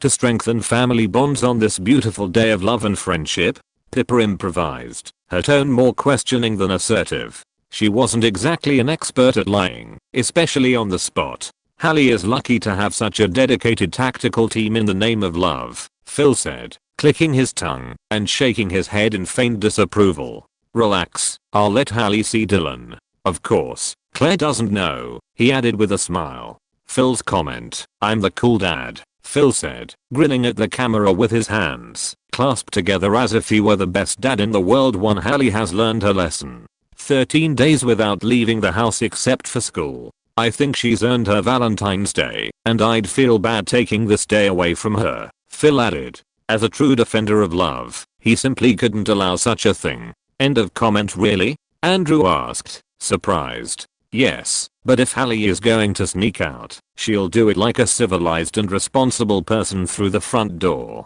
No dangerous maneuvers out the second floor window," Phil said, raising a finger. Andrew opened his mouth to protest. He liked risky maneuvers, but Pippa cut him off. "Yes, of course, you're right," Pippa said quickly. "No unnecessary risks." Phil nodded, satisfied, but then lowered his voice and leaned slightly toward them. "But there's one condition. I can't know anything about this. Officially, I have no idea what's happening. If Claire finds out I'll let Hallie escape, my life is in danger. Isn't that a bit exaggerated?" Andrew thought, but then, remembering his Aunt Claire, he realized Phil had a point. Andrew raised an eyebrow. "So, I need to be distracted," Phil explained in a conspiratorial tone. "Hallie can't know that I'll let her escape," he added, looking at Andrew, who immediately understood what he meant. If Hallie knew her father had let her sneak out, she might accidentally blurt it out during an argument with Claire, so it was best she remained unaware of Phil's involvement. "So someone needs to keep you busy, so Hallie thinks you're unaware of the escape," Andrew said. "I'll handle it," Pippa volunteered. After sorting out a few more details, Andrew headed upstairs. He reached his cousin's room and knocked twice before entering. "Is it time?" Hallie asked, setting her phone aside. She was already dressed and had her makeup done. "Yeah, but there's a change of plans. We are going down the stairs," Andrew said, closing the door behind him. "The stairs? Ugh, how boring," Alex complained. "Pippa is keeping your dad busy showing him the Valentine's gifts in the kitchen. He won't see us," Andrew explained. "Perfect. My dad loves looking at gifts. Let's go," Hallie said, relieved she wouldn't have to jump and risk ruining her hair, makeup, or outfit. Alex clicked her tongue and went back to her book. A few minutes later, Andrew, Pippa, and Hallie were outside, where they met up with Dylan. "Hi, baby," Hallie exclaimed excitedly, throwing herself into Dylan's arms and giving him a surprisingly long kiss. longer than Andrew and Pippa would have liked to witness. After Dylan pulled away from Hallie, he took the enormous gift and extended it toward her with solemnity. "Accept this gift as a token of my affection, my love, and endless admiration." "Oh my god, it's huge," Hallie interrupted excitedly, snatching the package and tearing the wrapping paper open without waiting another second. When she finally saw what it was, her mouth dropped open in astonishment. "Oh my god, I love it. It's the most beautiful thing I've ever seen," Hallie said. Andrew and Pippa leaned in to see the gift and found themselves looking at a painting. In it, Dylan and Hallie were lying down, cuddling. Dylan was shirtless, wearing only jean shorts, while Hallie wore an oversized shirt that clearly belonged to him, paired with regular jeans. Andrew and Pippa exchanged a quick glance. There was no need to say anything, they both knew exactly what the other was thinking. A small smirk escaped Andrew as he opened his mouth to make a sarcastic comment, but before he could say anything, Pippa, anticipating him, gave him a light elbow to the ribs to stop him from teasing. "Wow, Dylan, I didn't know you could paint," Pippa said, deciding to take another approach. "Oh, I didn't paint it," Dylan replied casually. "I took a photo and ran it through a program that turns it into a painting." Pippa blinked in surprise. "Oh, so you two actually did that?" she asked, pointing at the image with a strange expression.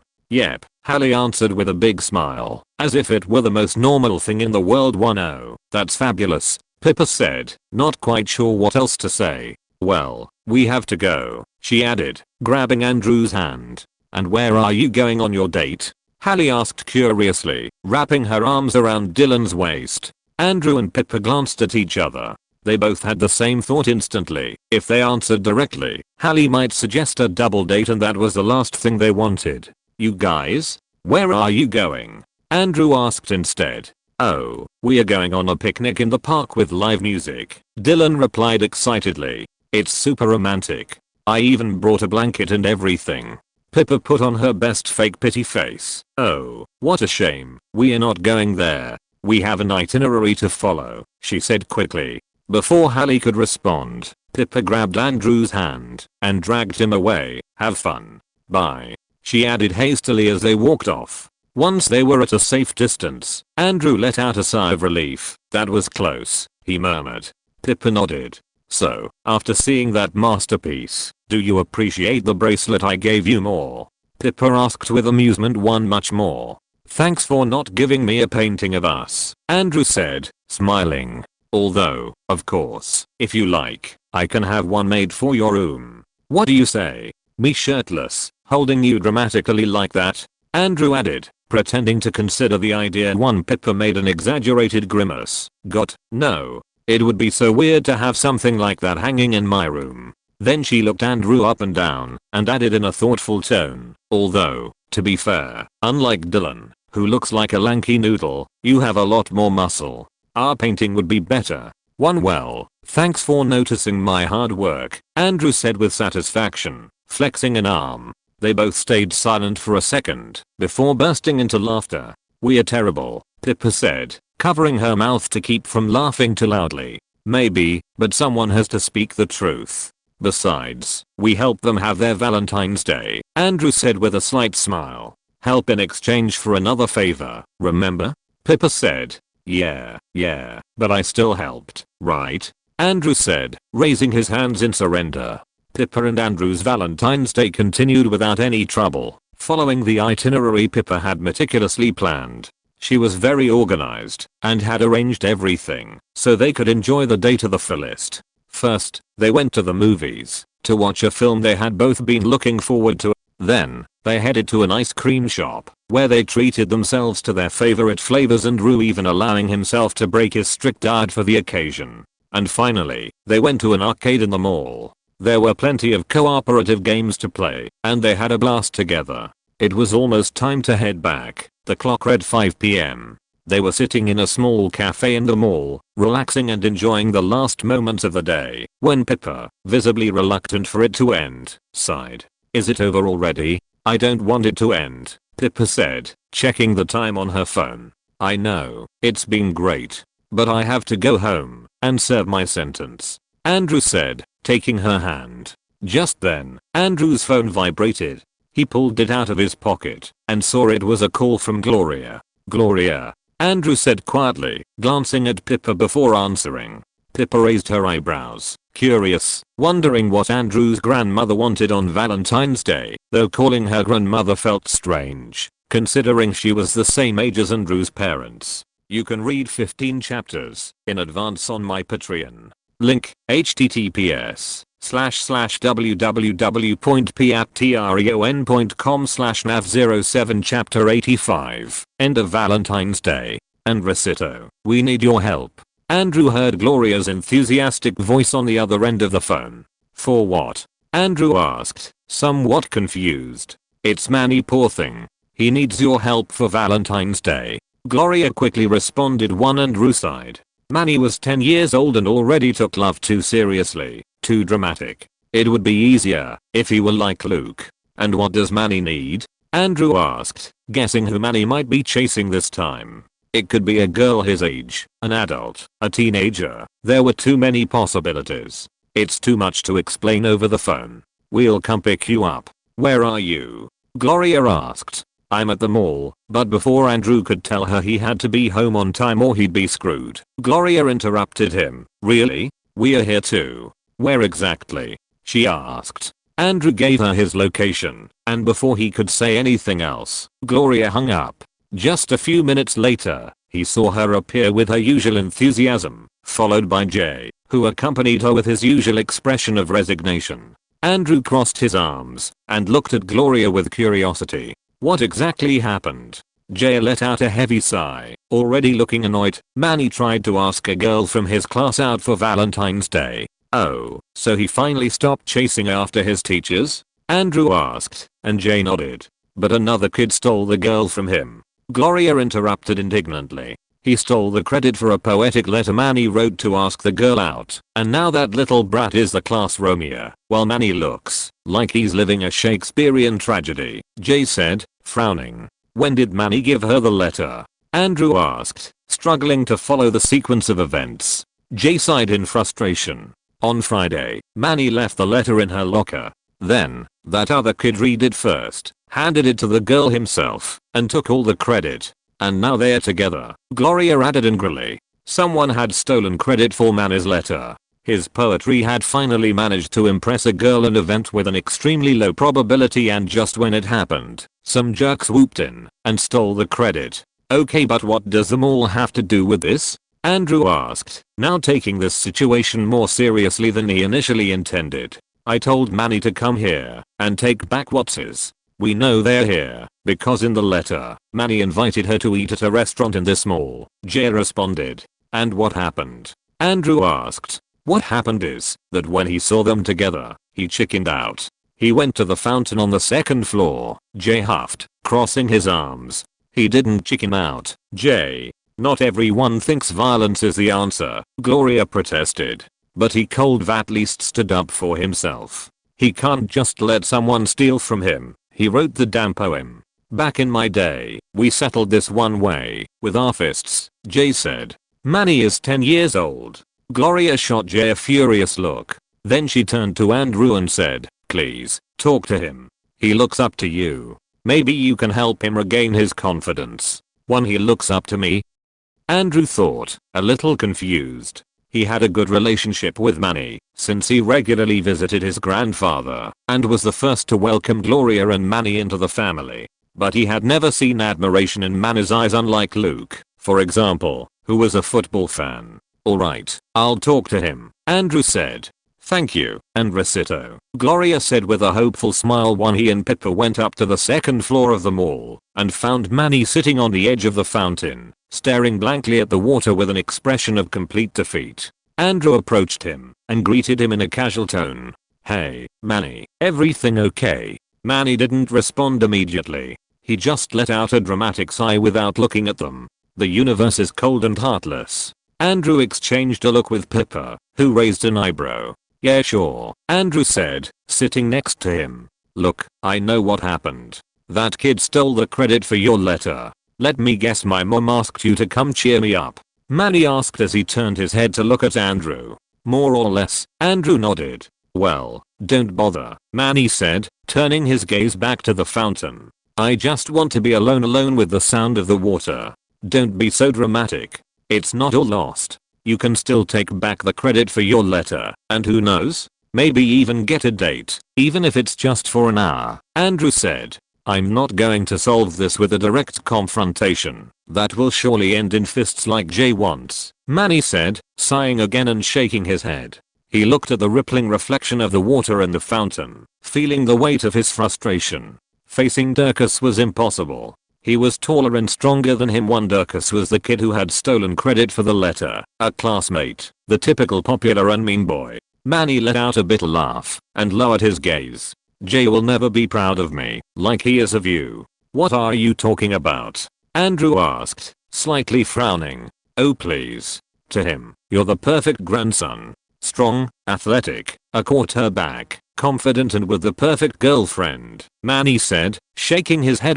Pippa, who had been quietly listening, blinked in confusion. Thanks, I guess, she murmured with a puzzled expression. It was odd to be complimented that way by a 10-year-old. You know Jay is old-fashioned. Don't listen to him, Andrew said, patting Manny lightly on the back. He always tells me to stop writing poetry, to not take half an hour picking a handkerchief, and that I should be more like you, Manny said.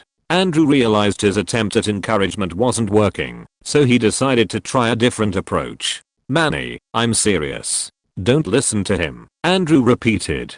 Do you remember how old I was when I had my first girlfriend? A few months ago, Manny replied. Exactly. I never had a girlfriend or anything in middle school. But Jay, he wasn't happy about that, Andrew said with a half smile. Manny looked at him with curiosity. And what did you do? You think I cared? I just let that old man complain and mumble his nonsense, Andrew said with a smile. That's no way to talk about your grandfather, Pippa thought, but she didn't say anything. She knew that was just the dynamic between Jay and Andrew. Their relationship was rough, more old school, where feelings weren't openly expressed, and toughness was a sign of affection. You should do the same. Just let him rant. Right now, what matters is getting your letter back, and you don't need to throw punches for that. You need to use your brain, Andrew said. You're right, Manny said, regaining his confidence. Wait, did you say get the letter back? Exactly. We know where those two are eating. You go there and ask the girl to return your poetry because you wrote it and you want what's yours back. If that other idiot lies, tell him to recite the poem without messing up, Andrew said with a slight smile. That could work.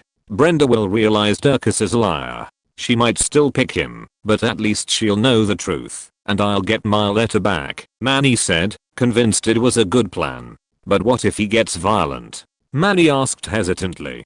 Don't worry. I'll be there to stop him. And if he tries anything at school, you can report him, and he'll get expelled. Or your mom will make a huge scene, Andrew said, patting Manny's shoulder. Manny stayed silent for a moment, processing the plan.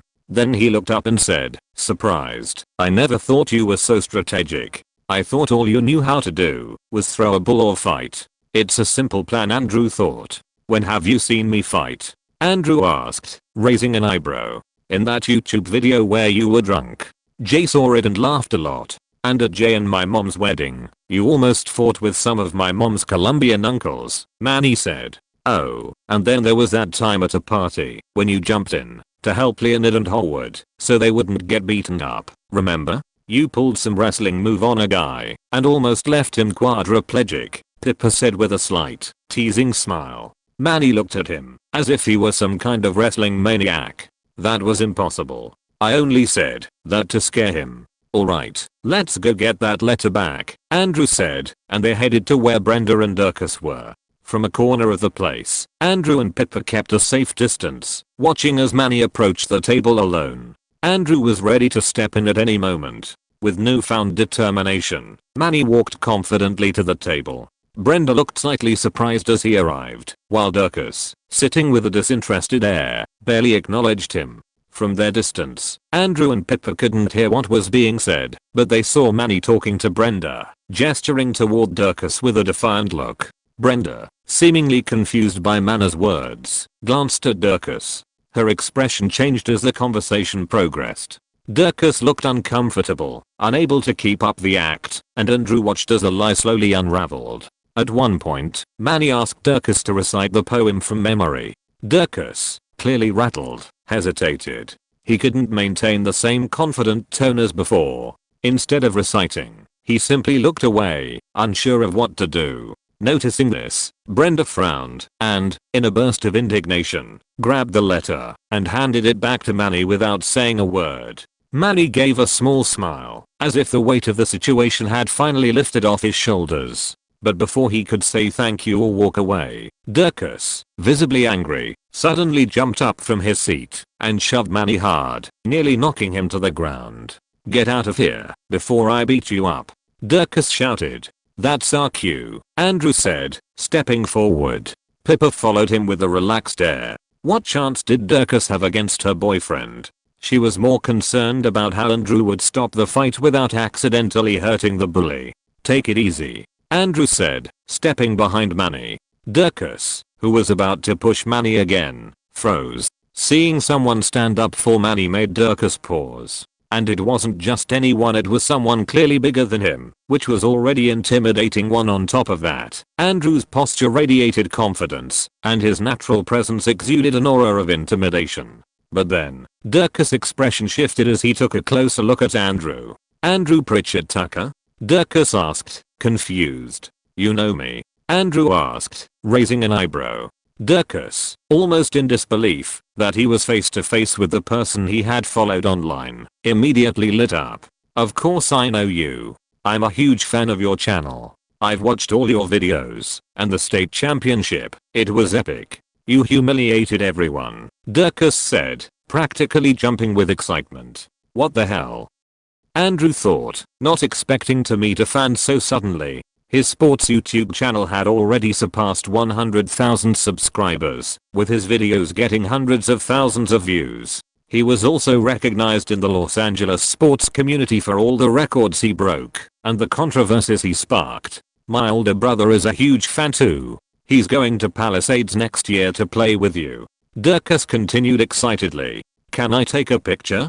Dirkus asked, pulling out his phone from his pocket with an enthusiastic look, as if he had completely forgotten about the earlier tension. "Millimeters. First, apologize to my cousin," Andrew said, glancing at Manny. "It would be weird to call him uncle. You stole the credit for his letter." "Of course. I'm really sorry," Dirkus said quickly, embarrassed. He couldn't come off as a jerk in front of his idol. He then turned to Manny and, with a genuinely remorseful look, apologized. "I'm really sorry. I shouldn't have done that."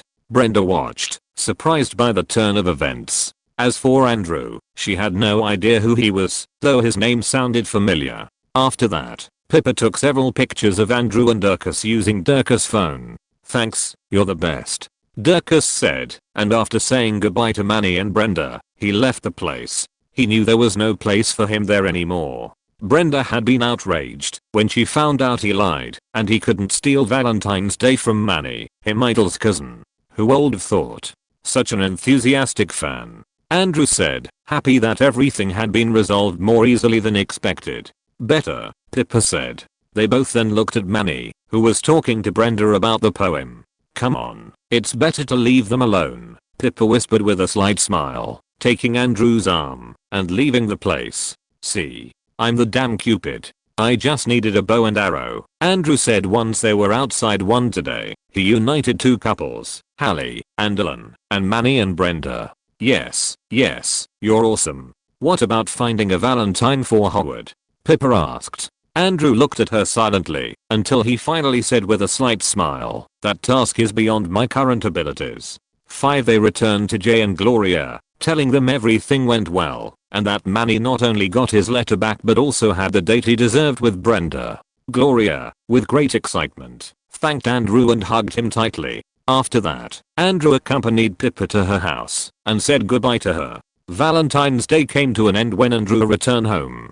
Time passed, and soon the classes were over, marking the beginning of summer vacation. You can read 15 chapters in advance on my Patreon. Link, https://www.patreon.com/nav07 chapter 86. Scene of jealousy. July 21st, 2009. Several months had passed. The school year had ended in mid-June, and Andrew was currently on vacation. Palisades High School, with Andrew as the quarterback and undisputed leader, crushed all its rivals in the 5th division of Los Angeles high school football.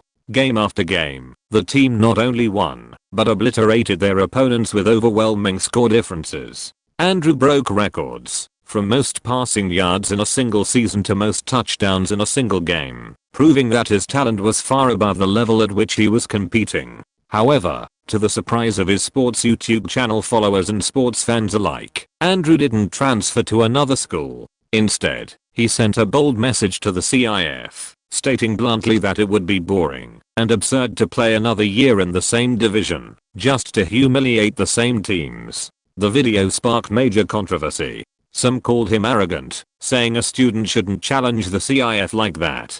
Others, however, agreed with him, noting that the gap in level was overwhelming. After weeks of heated debate and speculation in sports forums, the CIF released an official statement. Among pages of explanations and technicalities, one line stood out from the rest. Palisades High School has been officially promoted to Division 4 for the upcoming season.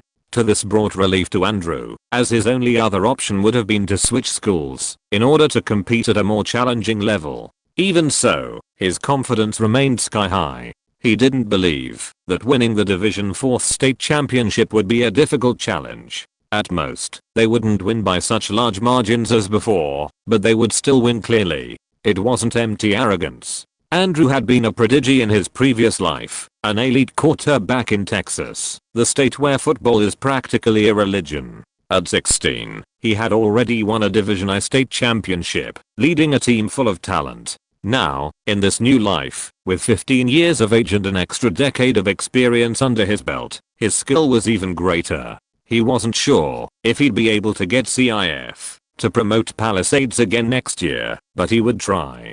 To do that, he needed to demolish every future rival, and that meant playing at 100% or more. He was lost in these thoughts when suddenly, Pippa's soft voice pulled him out of his daydream. "What did you think of the movie?" Pippa asked, looking at Andrew. They were lying on Pippa's bed, the laptop resting a short distance away on the mattress. "Huh, it's over already?" Andrew mumbled, clearly confused.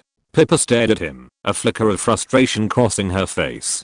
Her usually warm eyes now held a spark of irritation too seriously. "Andrew, you've been distracted all day, and now you don't even know what's going on in the movie. Is spending the day with me that boring?" she asked, so the tension in the air was palpable. Andrew knew he'd messed up, but he hadn't expected Pippa to be this upset. Then a thought hit him. Maybe there was a reason she'd been more easily annoyed than usual lately. "It's not that. Sorry. I was just thinking about football and next season," Andrew said, scratching his head. "That's still months away," Pippa said, her tone irritated. "You already finished today's training, and I'm going on vacation tomorrow. We won't see each other for 2 weeks. Can you please focus on what we are doing here?" "Oh, don't make such a big deal out of it. It's not that serious. I just spaced out for a few minutes. I already apologized. What more do you want?" Andrew sighed. He didn't understand why she was taking things so personally. Pippa, however, grew even more upset. The small spark had ignited something bigger. "Do you really not see it? This isn't just about the movie. Remember a few hours ago, when we were eating ice cream and you didn't hear a word I said? Or yesterday, when we were walking through the park, and you were glued to your phone instead of paying attention to me?"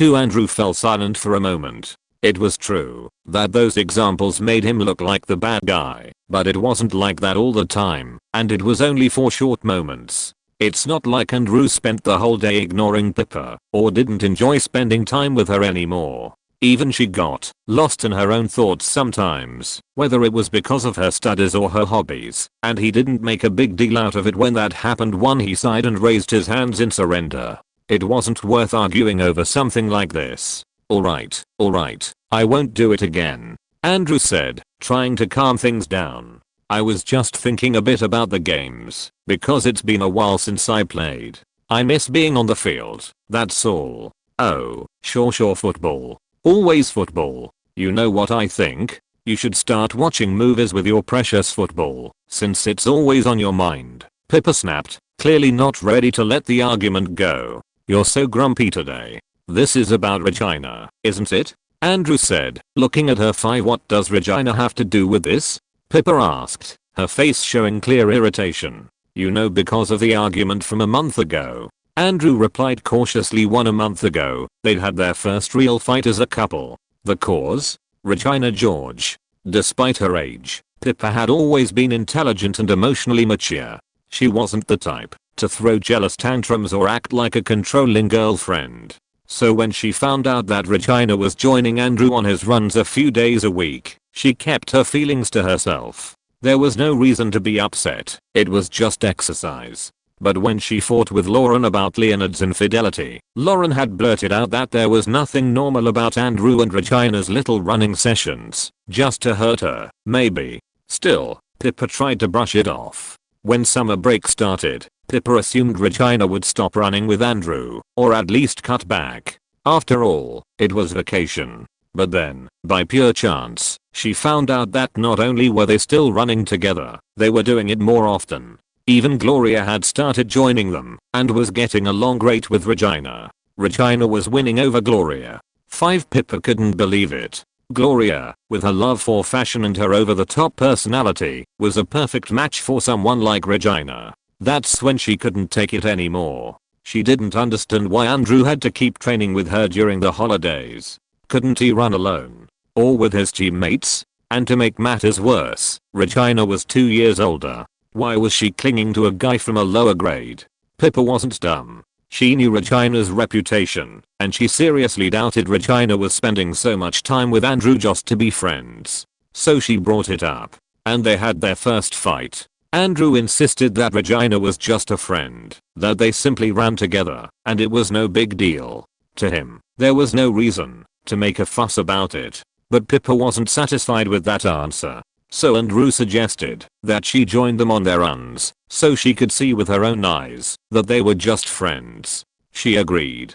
For 2 weeks, she ran with them. She discovered there was nothing romantic between Andrew and Regina, just good chemistry, but purely in a friendly way. At school, Regina was known for having a tough and intimidating personality. And while she still had that bossy attitude, she was far more approachable than she let on at school. Pippa endured the 2 weeks, even though running wasn't her thing. She quit quickly. Even though her logic told her nothing was going on, the jealousy didn't go away.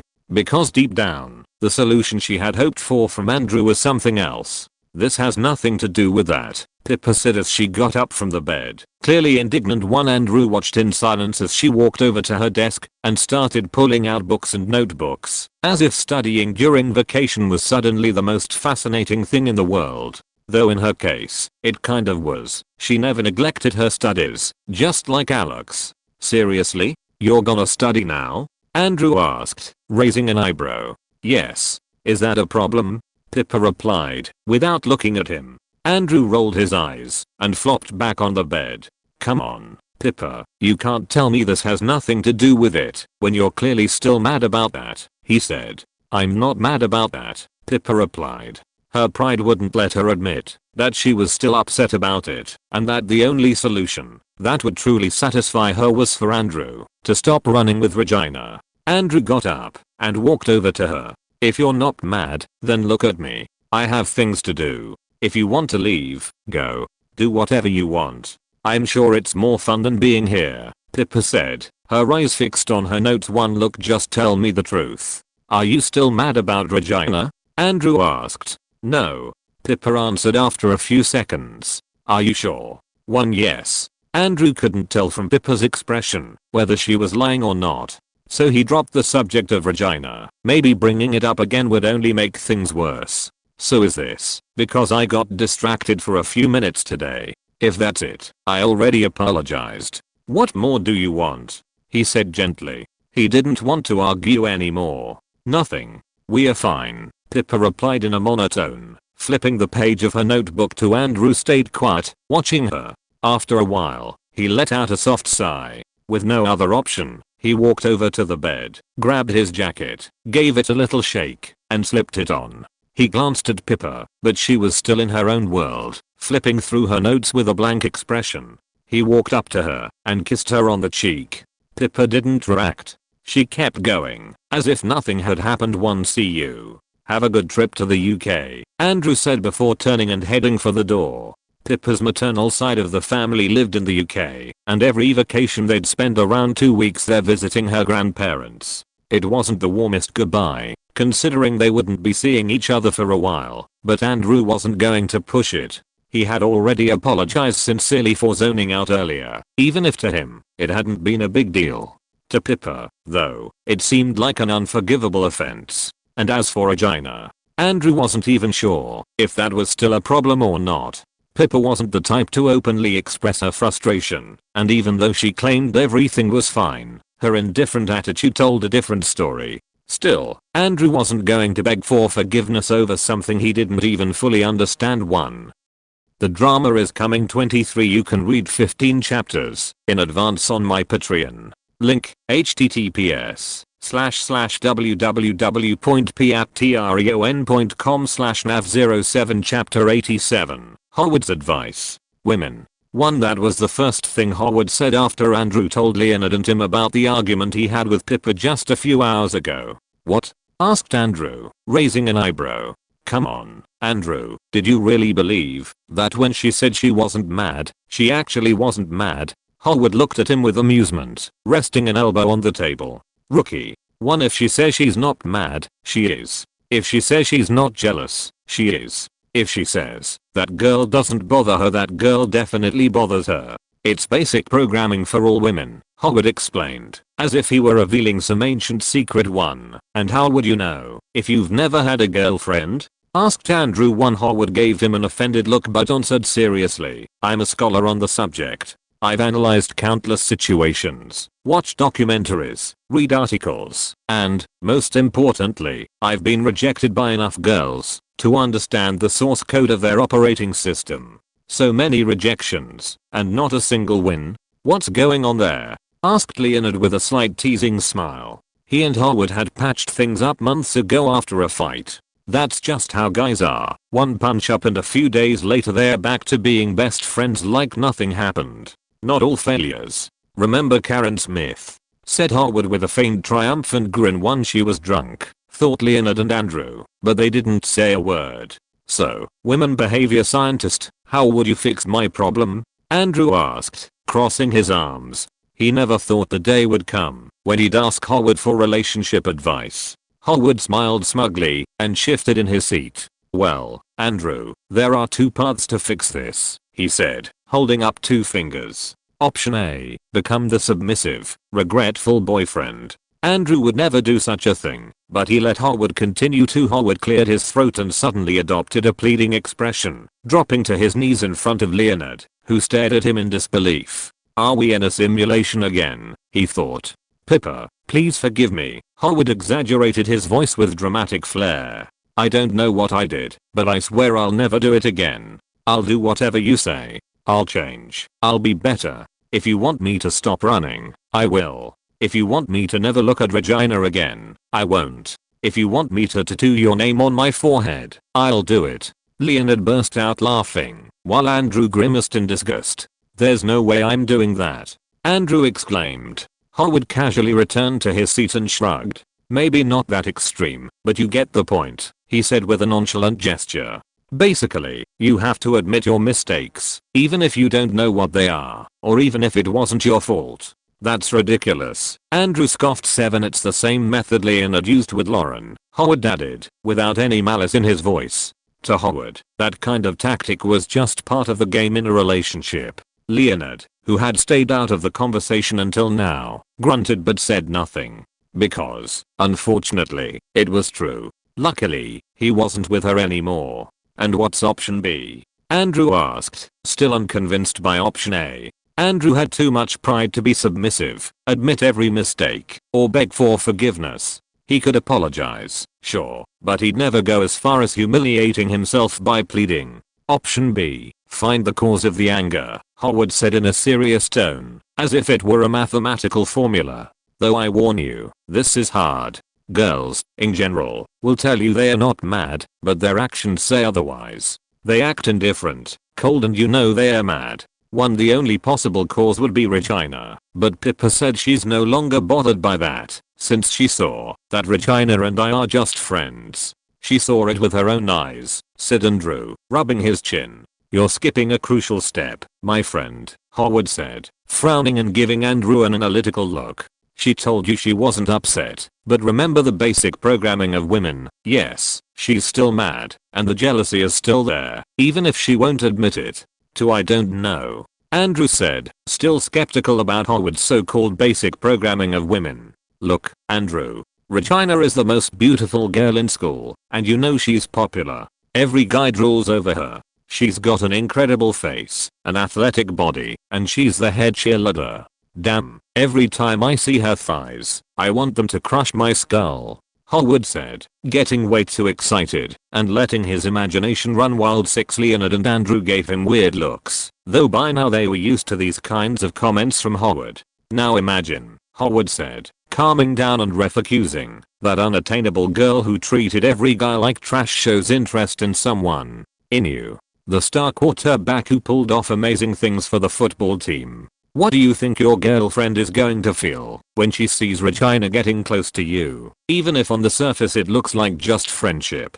Plus, we all know how manipulative Regina can be, Howard concluded. Andrew, who had been listening in silence, couldn't deny his friend had a point. Somehow, Howard's reasoning had a logic to it that he hadn't considered before.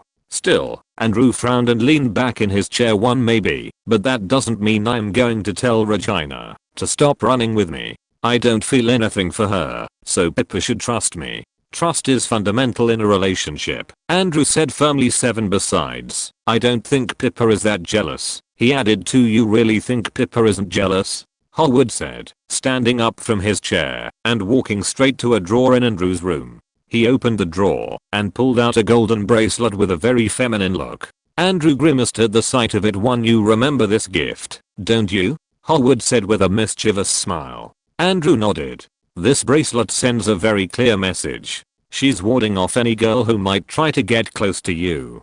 First of all, it's so feminine and gay that no straight guy would wear it. And Pippa knows the effect it has. She's smart. In short, it's an anti-girl shield, Howard explained. Andrew opened his mouth to respond, but Howard cut him off while holding the bracelet and pointing to the engraved message. And look what it says here, Howard continued in a deep voice.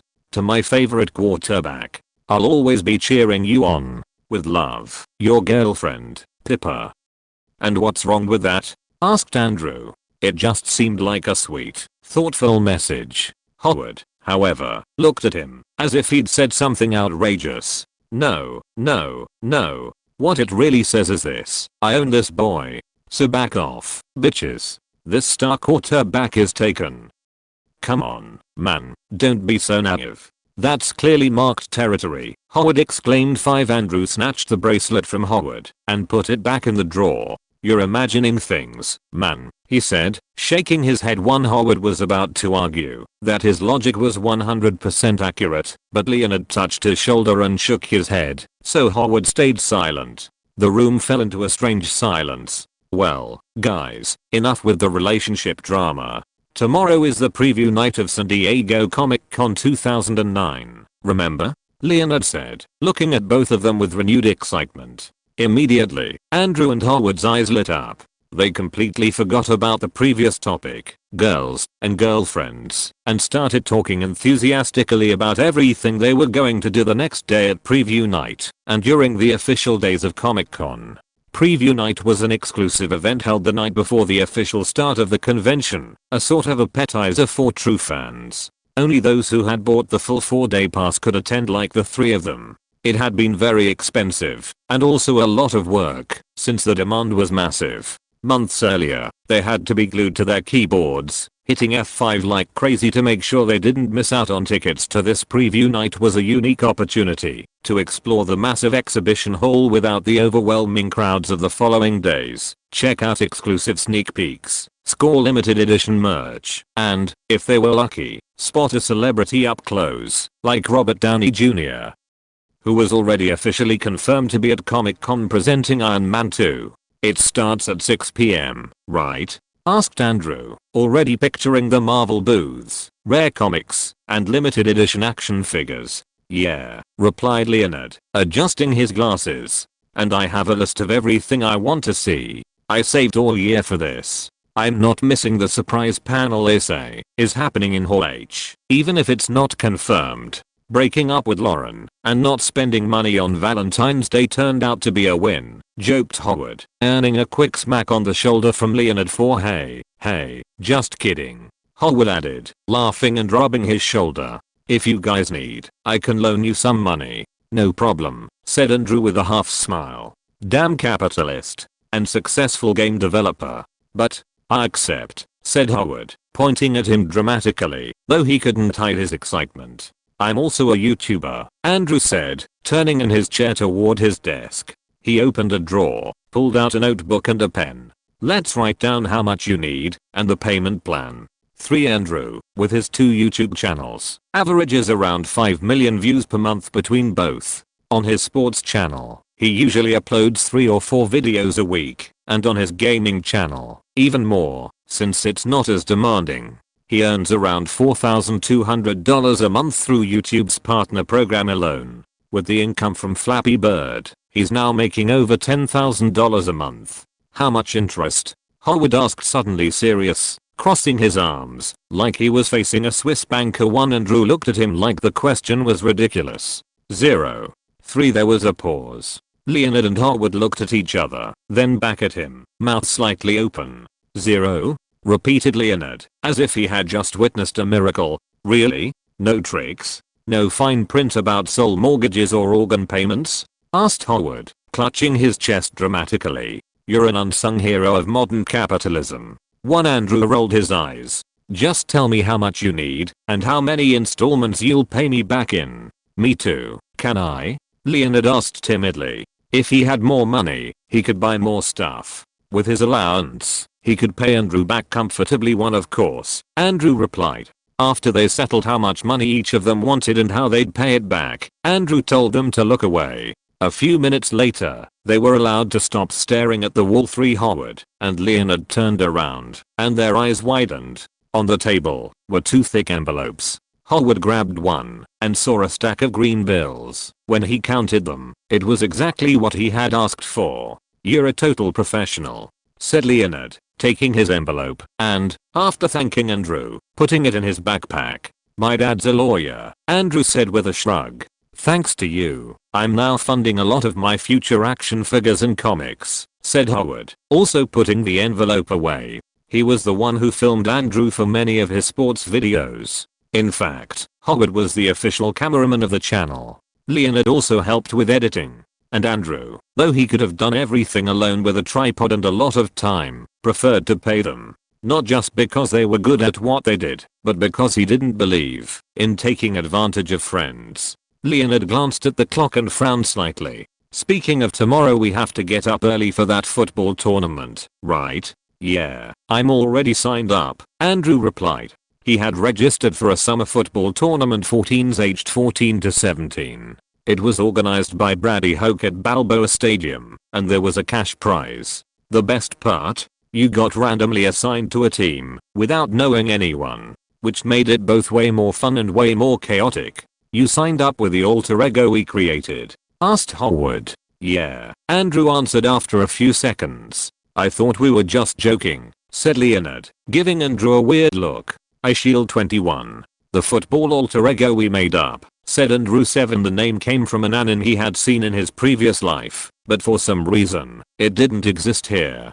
So he decided to use that name for his alter ego. Then, together with Howard and Leonard, they created a full backstory for the alter ego, personality, likes, everything. Like a comic book character. You can read 15 chapters in advance on my Patreon. Link, https://www.patreon.com/nav07 Chapter 88. Alter Ego, I Shield 21. And your family? Do they know you're going to a summer tournament with an alter ego? Leonard asked. Not exactly. Technically they just know I'm going out with you guys tomorrow before preview night. Andrew replied.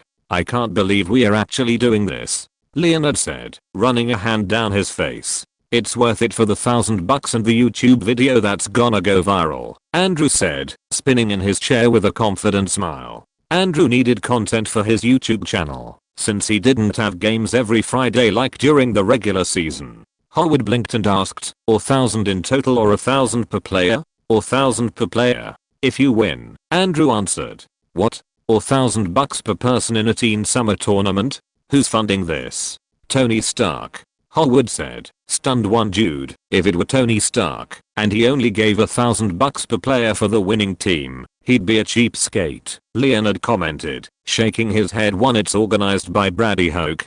The guy's a pretty well-known football coach. A few months ago, he took over as head coach for San Diego State University. Rumor has it his contract was $3 million for 5 years. Andrew explained with a serious face to I have no idea who that is, but if he makes that kind of money and only gives, what, $11,000 total as a prize? That's super cheap, said Howard. Actually, it's even less. There are only 7 players per team. So the winning team gets 7,000 total, though the second place team gets a smaller prize. Nothing for third, said Andrew. Then Andrew explained he'd be filming everything to upload a video of the summer tournament to his YouTube channel. He needed content for his sports channel, and this was perfect, especially with the alter ego, which would make it feel more random and fun for the audience. The plan was to film everything with a tiny spy cam he bought, so he could record from inside his helmet like a pop shot one does. That even have good resolution?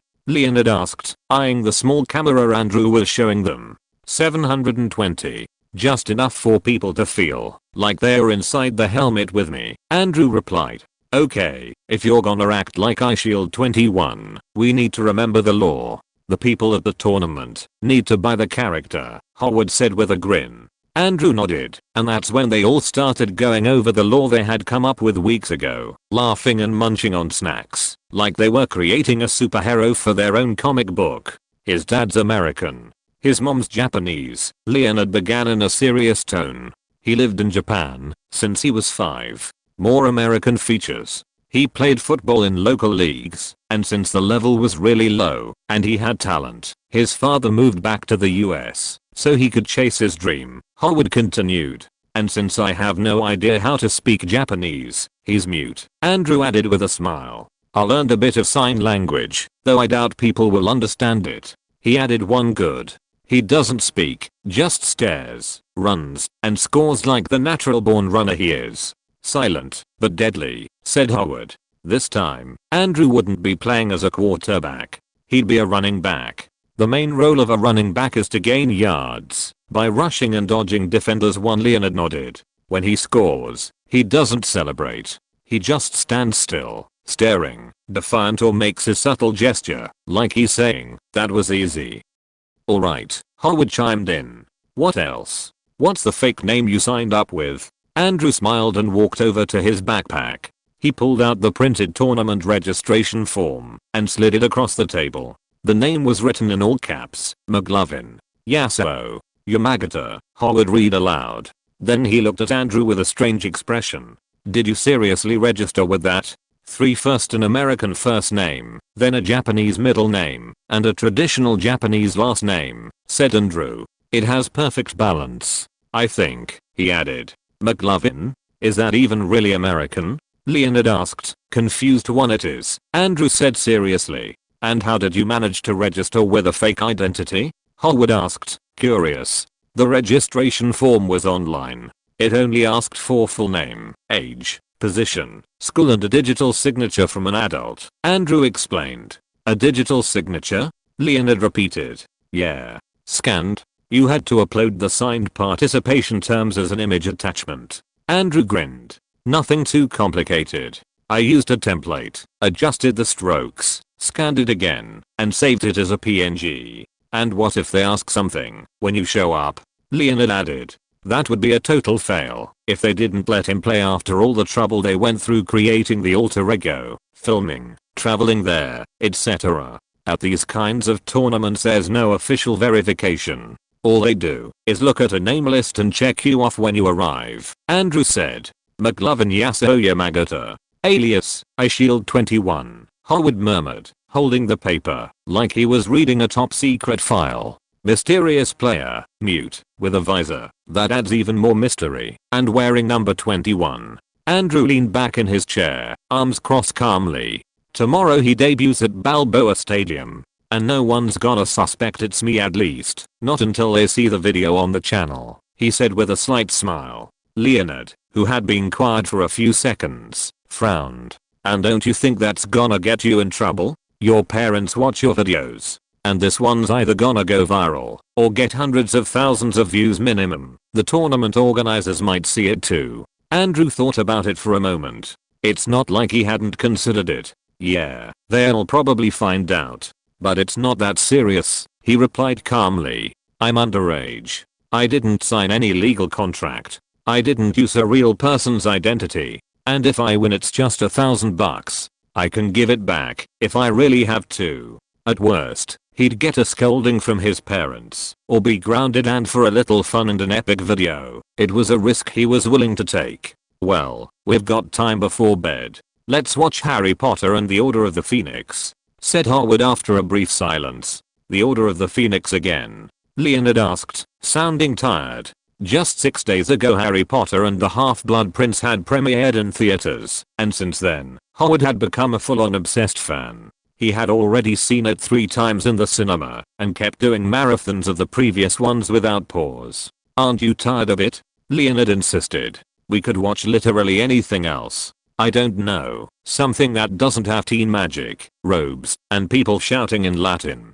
Respect, please, Howard replied seriously. This movie has emotional weight, character development, and Hermione Granger at her best. Too sure you only watch it because the actress is pretty, said Andrew. So what if I do? Hermione's a nerd. Smart, brave, loyal. And Emma Watson is just like her in real life. She's not your typical pretty and popular girl. She's different, said Howard with full conviction. One dude, you only saw a few interviews. You have no idea what she's really like, Leonard said, shaking his head. Howard, my friend, Leonard has a point. There's a good chance that in front of the cameras she seems kind, polite, friendly, but in real life, she might be a stuck-up actress who hates her fans. Maybe she looks at them like they are weird, obsessive nerds who shouldn't even be near her, Andrew added with a sly smile. Shut up, shouted Howard, not wanting them to ruin the image he had of his crush. Just imagine her making a disgusted face when she looks at you. Andrew continued. One don't speak blasphemy, said Howard, as he turned up the volume, right when the Warner Brothers logo appeared on the screen.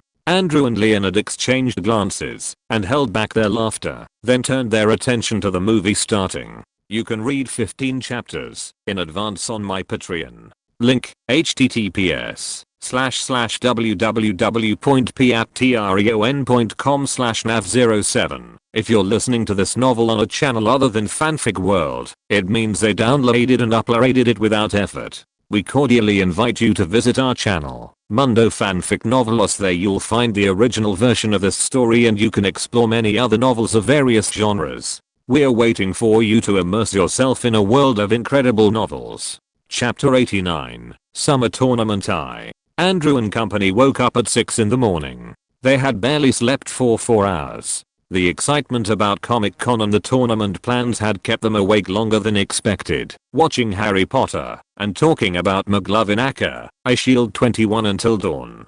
Damn it, do we really have to go to that tournament? Howard murmured, his face half pressed against the pillow. Comic-Con's preview night started at 6 p.m, so technically, they could have woken up later, slept more, and taken their time getting ready. Yes, we have to go. I spent $50 to register, Andrew replied while putting on a sports shirt and preparing his bag with the helmet, visor, and spy camera he planned to mount. This isn't a trip, it's a mission. A mission for a viral video, Leonard said, still with heavy eyes, but excited to see iShield21 in action for the first time. Let's have breakfast before it gets too late, Andrew added, grabbing his backpack. In a few minutes, the three of them left the room. Cam and Mitchell were already awake, sitting in the kitchen, knowing that the trio had a geek adventure planned in San Diego. Cam had made breakfast for them, scrambled eggs, toast, fruits, and orange juice. While they ate, Mitchell looked at them, as if he were sending them off on an expedition to Mars. "Don't forget to text us when you get there," he repeated for the third time. "And don't split up.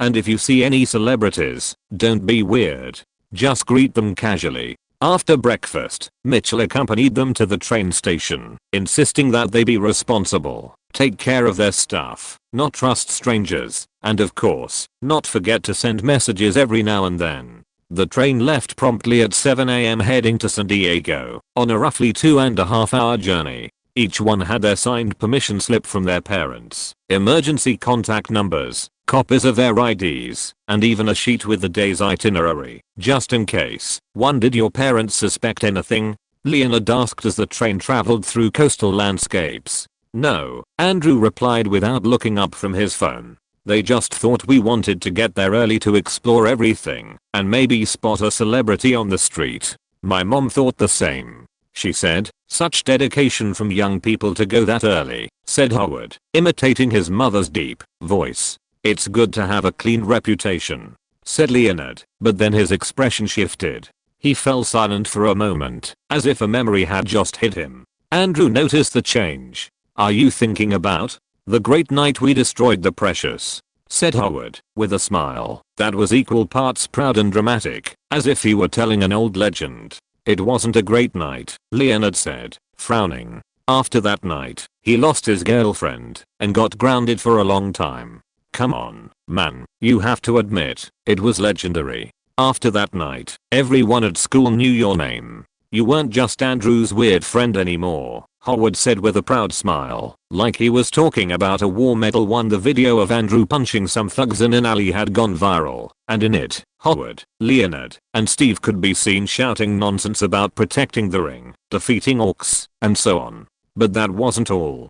Steve uploaded even more clips from that legendary night, and those went viral too. Since they had already been punished, posting them online didn't really matter anymore. The story even briefly appeared in a local news segment under the title, "3 students embark on strange night adventure inspired by the Lord of the Rings." The footage was shown alongside the headline, "Harmless prank or youth in peril. We faced off against criminals, got chased by a homeless guy who looked like Santa, walked miles carrying a ring I stole from some girl at the party, and threw it into a storm drain like it was Mount Doom," Howard said, recounting the events proudly. "We faced off.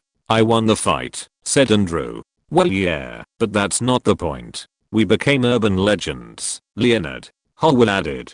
"I'll admit that after that, people who didn't even know I existed started talking to me." Leonard nodded. Ever since everything went viral, his popularity at school had improved a lot. He was no longer the invisible guy he used to be, or just the weird kid who was friends with the star quarterback. The train ride continued as the trio chatted about that disastrous yet legendary night, about comics, alter egos. Balboa Stadium, 9:45 a.m. The sun beat down mercilessly on the grass of the old Balboa Stadium, a structure with over 90 years of history, built in 1914, and with a capacity of 34,000 spectators. Though it wasn't full, there was a sizable crowd, family members, friends, curious onlookers, and students from different schools across California, who had come to support the teams, or simply to watch the action. In total, 8 teams were participating in the tournament. All of them had been formed that very morning from the pool of registered players.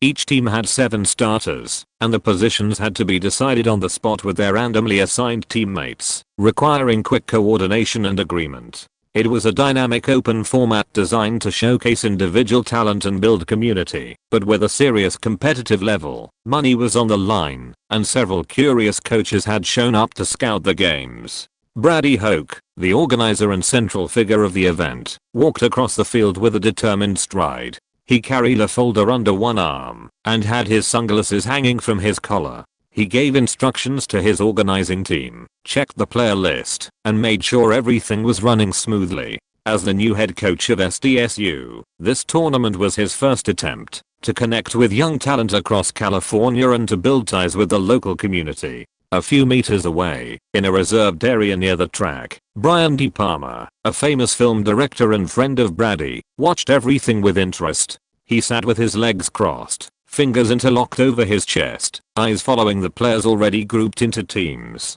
Next to him, Donald Gregorio, his couple, wore oversized sunglasses and flipped lazily through a fashion magazine, not bothering to hide her lack of interest in the event. Leaning on the railing with her arms crossed and the sun hitting her face stood her daughter, Willa, frowning as she watched the field. One, did I really have to come? Willa asked, not taking her eyes off the controlled chaos of the field. I could be at the hotel, with air conditioning, watching TV and getting ready for preview night. Donald didn't flinch. It's good for you to get a little sun. Getting out of your cave once in a while does you good. Later you'll have all the time in the world to dive into your little geek event, or whatever it is, said Donald without lifting her eyes from the magazine, using that relaxed yet condescending tone she always used when talking about her daughter's interests. Willa slowly turned her head toward her mother, not even bothering to hide the mockery in her expression. Little geek event, or whatever. Such an accurate description, mother. Is that how you introduced yourself to Brian when you met him? Did you win his heart by being so eloquent? She asked, dripping with irony. Donald slowly lowered her sunglasses to look at her over the rim. Her expression wasn't surprise, it was resignation. She was used to her daughter's sharp tongue. Willa. No, it's fine. I already know I can't expect enthusiasm for the things I like. Luckily, I get something out of it every time you get back together with Brian, and then break up, and then get back together again. At least he shows more interest in the things I care about, said Willa with a cynical smile. Donald slowly closed the magazine. Just then, Brian, who had been pretending to focus on the field to avoid getting dragged into the argument, turned toward them. What's going on now? Brian asked in a calm tone, raising an eyebrow like he already knew the answer. Willa's expression changed instantly. She put on a sickly sweet, completely fake smile and gave him an exaggeratedly tender look. Daddy, Willa said in a syrupy voice, will you come with me to Comic-Con tonight at 6? Brian looked at her for a second and smiled. He knew exactly what this rebellious girl was doing, but he found it amusing. Of course. I wouldn't miss it for anything. I'll probably see a few familiar faces, Brian replied. Donald couldn't help but frown. They were supposed to have dinner tonight at a very expensive restaurant she had struggled to get a reservation for. Perfect, thanks, said Willa with a cheerful clap. Nothing like going to a little geek event like that, or whatever, in good company. Donald turned her gaze back to the field, clearly irritated but saying nothing. The passive war between mother and daughter had just scored another point in Willa's favor. Just as Willa was finishing her ironic performance with that fake smile that annoyed her mother so much, one of the registered players came running toward the area where Donald and company were sitting. The boy tripped over a small training cone on his way over, but quickly regained his balance. Do you need something? If you do, the event staff is right over there, Brian said, nodding discreetly toward the personnel in gray shirts. No, sir, the boy said, shaking his head, a little nervous. Then he looked at Willa. Can I ask for your number? He asked. There was a brief silence. Willa stared at him without moving a single muscle. She was wearing a fitted white top made of soft fabric with thin straps, wide cream-colored linen pants, and light sandals. Her gaze was intense blue eyes that seemed to cut right through people. Do we know each other? Willa asked, raising an eyebrow after a few seconds of tension. The boy blinked. Oh no, but I thought maybe then. No, Willa said, smiling at him. Not a kind smile, one of those small sharp ones. The boy nodded, stepped back awkwardly, turned, and walked away quickly, trying to maintain some dignity. Brian settled back into his seat and said, you've got no mercy, huh, girl. It wasn't personal, Willa replied, looking back at the field with a neutral expression. I'm just tired of being treated like some prize to collect. They think, just because they're slightly popular athletes at their little schools, they can get any girl they want to. Author's note, Willa Holland is an actress known for her role in the Arrow series, where she is the sister of the protagonist. This series premiered in 2012. 15 You can read 15 chapters in advance on my Patreon. Link, https www.patreon.com/nav07 Chapter 90, Summer Tournament 2nd. 9:55 am. The teams were already organized. Each player had been assigned to a group, wearing numbered jerseys that distinguished them, with tentative position lists and designated coaches to guide them throughout the day.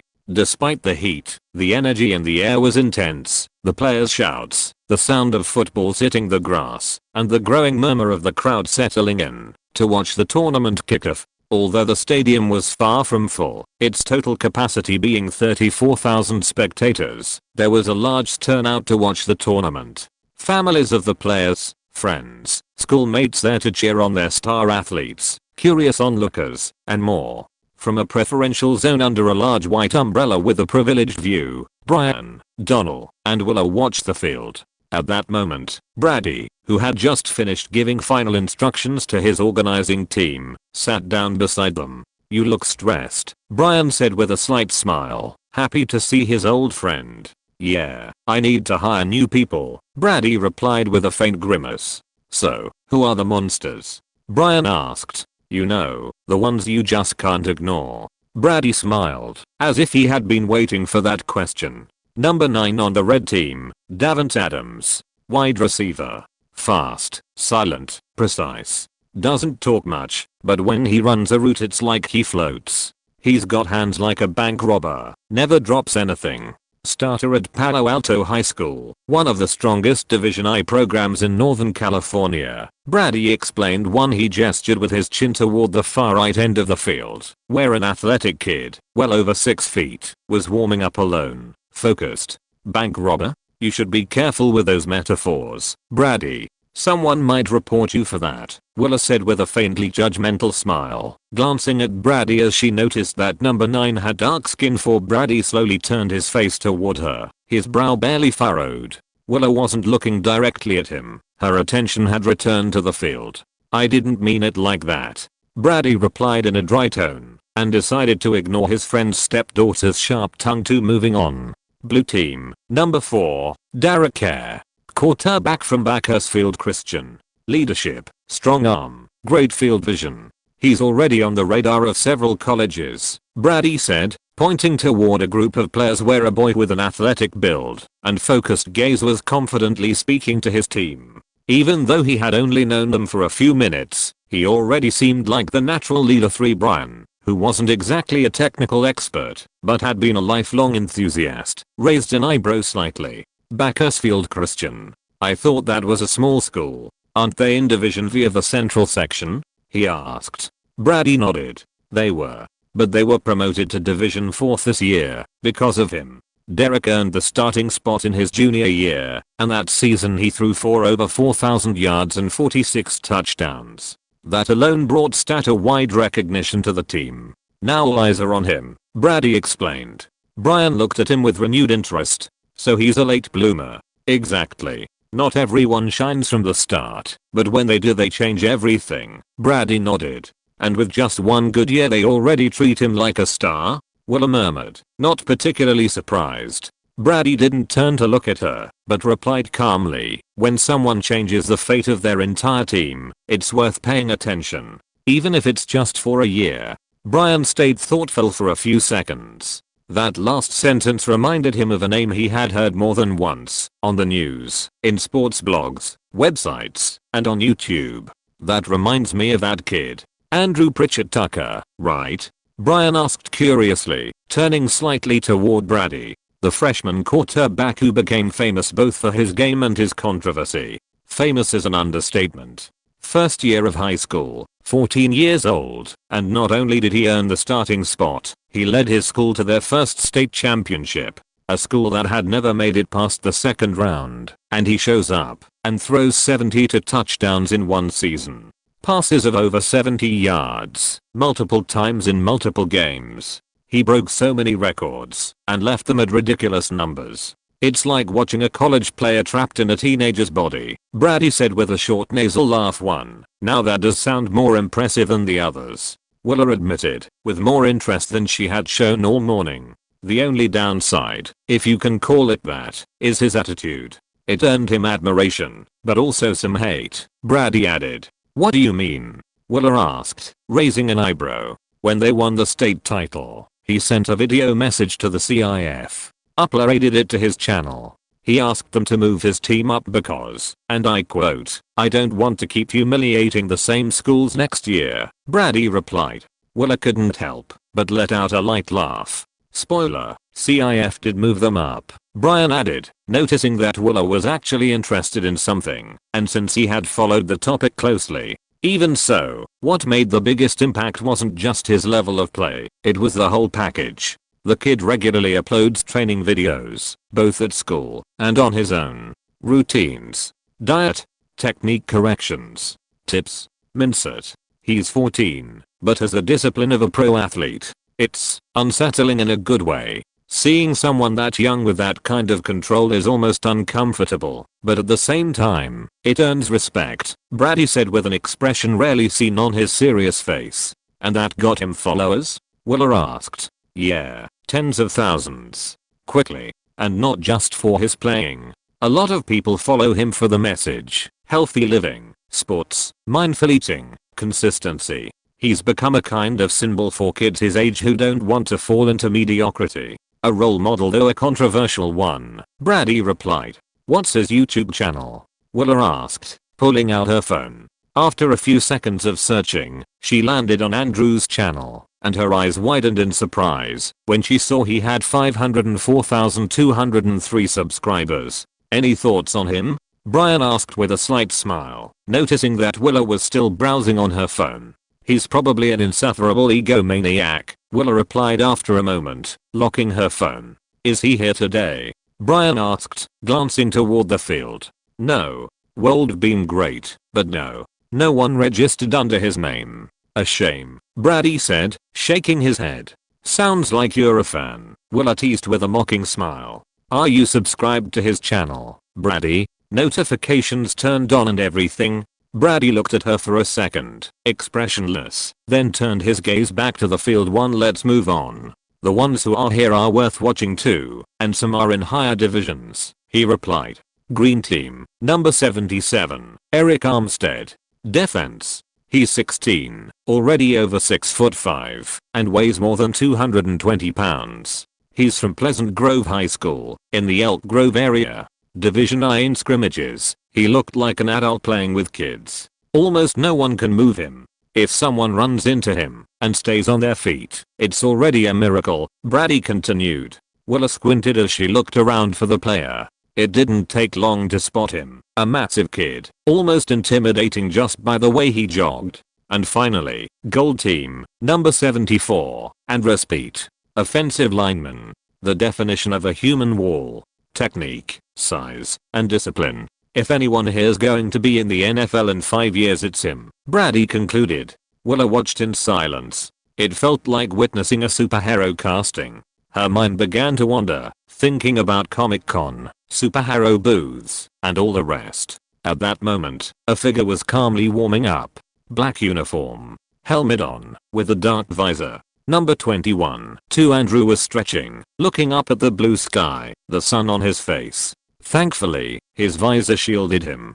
Beautiful day, but man, it's hot, he thought to himself, unaware that Brady Patrick Hoke had just been talking about him. You can read 15 chapters in advance on my Patreon. Link, https://www.patreon.com/nav07 Chapter 91, Summer Tournament 3. Andrew, who was calmly stretching, looked up at the stands, which were more packed than he had imagined. It took him a moment to spot his friends, but he finally saw them, Leonard and Howard, sitting on the right, in one of the highest rows. Howard was holding the camera, ready to record, since when Andrew celebrated, it had to be seen from a third-person angle. Otherwise, the video wouldn't make any sense. When Howard noticed Andrew had seen him, he gave him a big thumbs up with a wide grin and a mischievous expression, the kind that, in his unspoken language, said, "Create chaos."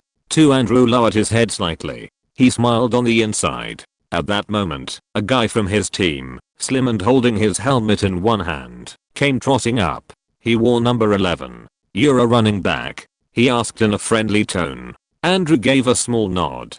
Cool. I'm Noah, wide receiver. And if you didn't know, welcome to the black team. Or as I like to call it, the emotional support group for unlucky players, he said while glancing toward the other teams warming up. Andrew wanted to ask why he was being so pessimistic, but he stayed quiet. Noah raised an eyebrow at him. You don't talk, or are you just nervous? Andrew shook his head, then made a gesture with his hands. I'm mute. Mute. Seriously? Noah asked, eyes widening in surprise. Andrew nodded, a little surprised that the guy understood him. That's wild. I know sign language. My sister's deaf, Noah said, forming the words with his hand smoothly. Why so pessimistic? Andrew asked through sign language. Noah let out a chuckle and replied, because we're in a tournament with 3 teams that look like they came out of a video game. He paused, then tilted his head to the right. Check them out. Red team,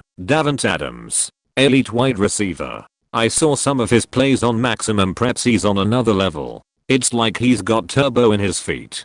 Changes direction effortless, Noah said, then fell silent, watching Davante as he focused during warm-ups. I'm a receiver too. Sophomore. And I know I don't have half his explosiveness. Or his control. You see the way he moves, and just know he's one of those guys that's going far, he added, his shoulders drooping slightly. Andrew, from behind his visor, watched him silently. He noticed that subtle look in Noah's eyes. A flicker of inferiority. But what caught his attention even more was the name.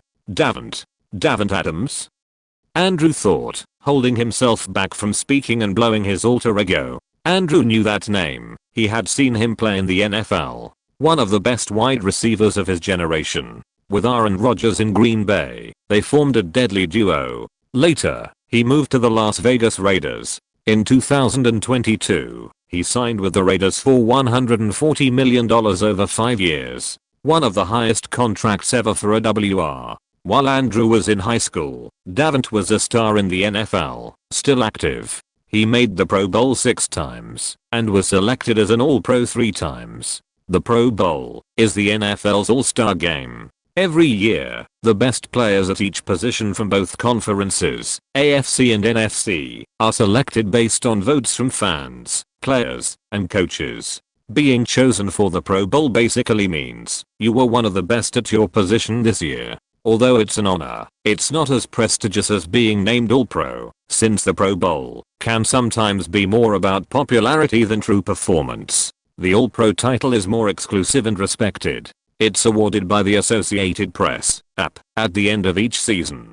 A group of experts selects the best players in the entire NFL at each position regardless of conference. There's only First team All-Pro, the best. Second team All-Pro, the almost best. Being All-Pro basically means you're the best in the entire NFL at your position. Although Davante never won a Super Bowl, he was truly an elite player, one of the best in the league at what he did. I'm going up against an future elite player, Andrew thought, unable to suppress his smile. This might be more interesting and more complicated than he imagined. He had thought of winning this tournament as just a formality, show off his alter ego, take home the $1,000 prize, and go to Comic-Con. Who else? Andrew asked impatiently, signing quickly with his hands. Maybe there were more future stars in this tournament. Noah recovered fast. He took a breath through his nose and spoke again. Green team, number 77, Eric Armstead. Defense. Massive. Looks like a building with legs. I saw him warming up and I swear, even his own teammates looked scared of him. If he tackles someone, I'm pretty sure he could knock them out. Another familiar name, Andrew thought. If everything stayed the same, Eric would eventually become a key piece in the 49ers defensive line, especially during their run to Super Bowl 54, 2019 season. He'd also sign a massive contract, $85 million over 5 years. Andrew nodded for him to continue. It was nice to have a teammate who had that much information. He was like a walking encyclopedia of high school players. Last one, gold team, Andres Pete. Offensive lineman.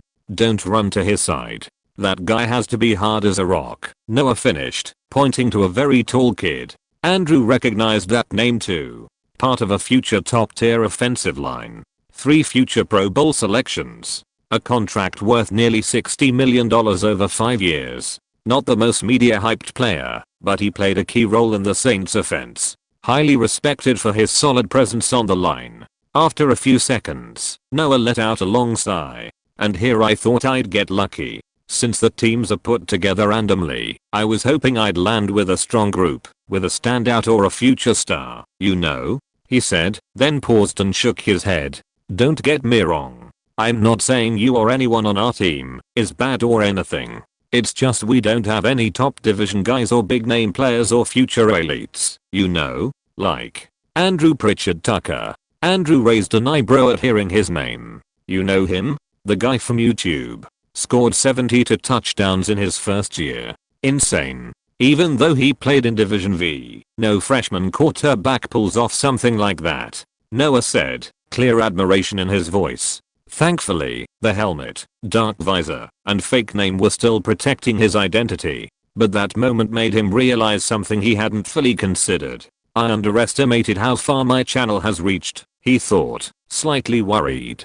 If Noah knew him, taking off his helmet at the wrong time could be a real problem. He glanced at his backpack a few meters away. He had brought a cap, but nothing else. If it weren't for that cap, he probably would have been recognized while changing. Noah kept talking enthusiastically about how one of Andrew's videos had motivated him to quit soda entirely and start running every morning before school. He had no idea that he was sharing his admiration with the very creator of the channel. Just then, a voice called out from the other side of the field.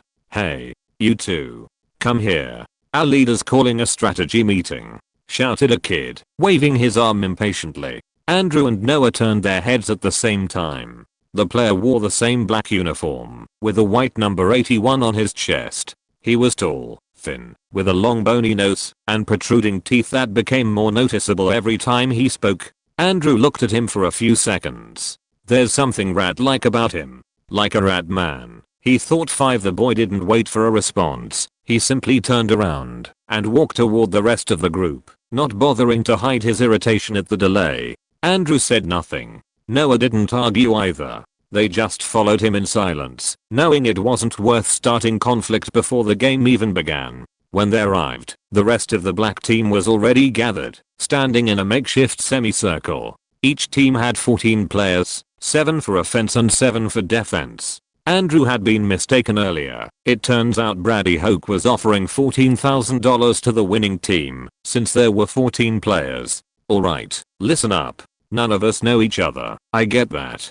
But someone has to take charge, and since I'm a quarterback, it makes sense that it's me. My name's Edward, said a tall kid with a confident smile. He wore number 5. His shoulder pads looked custom fit, clean, and shiny. His helmet rested under his arm, and his hair was perfectly styled despite the heat.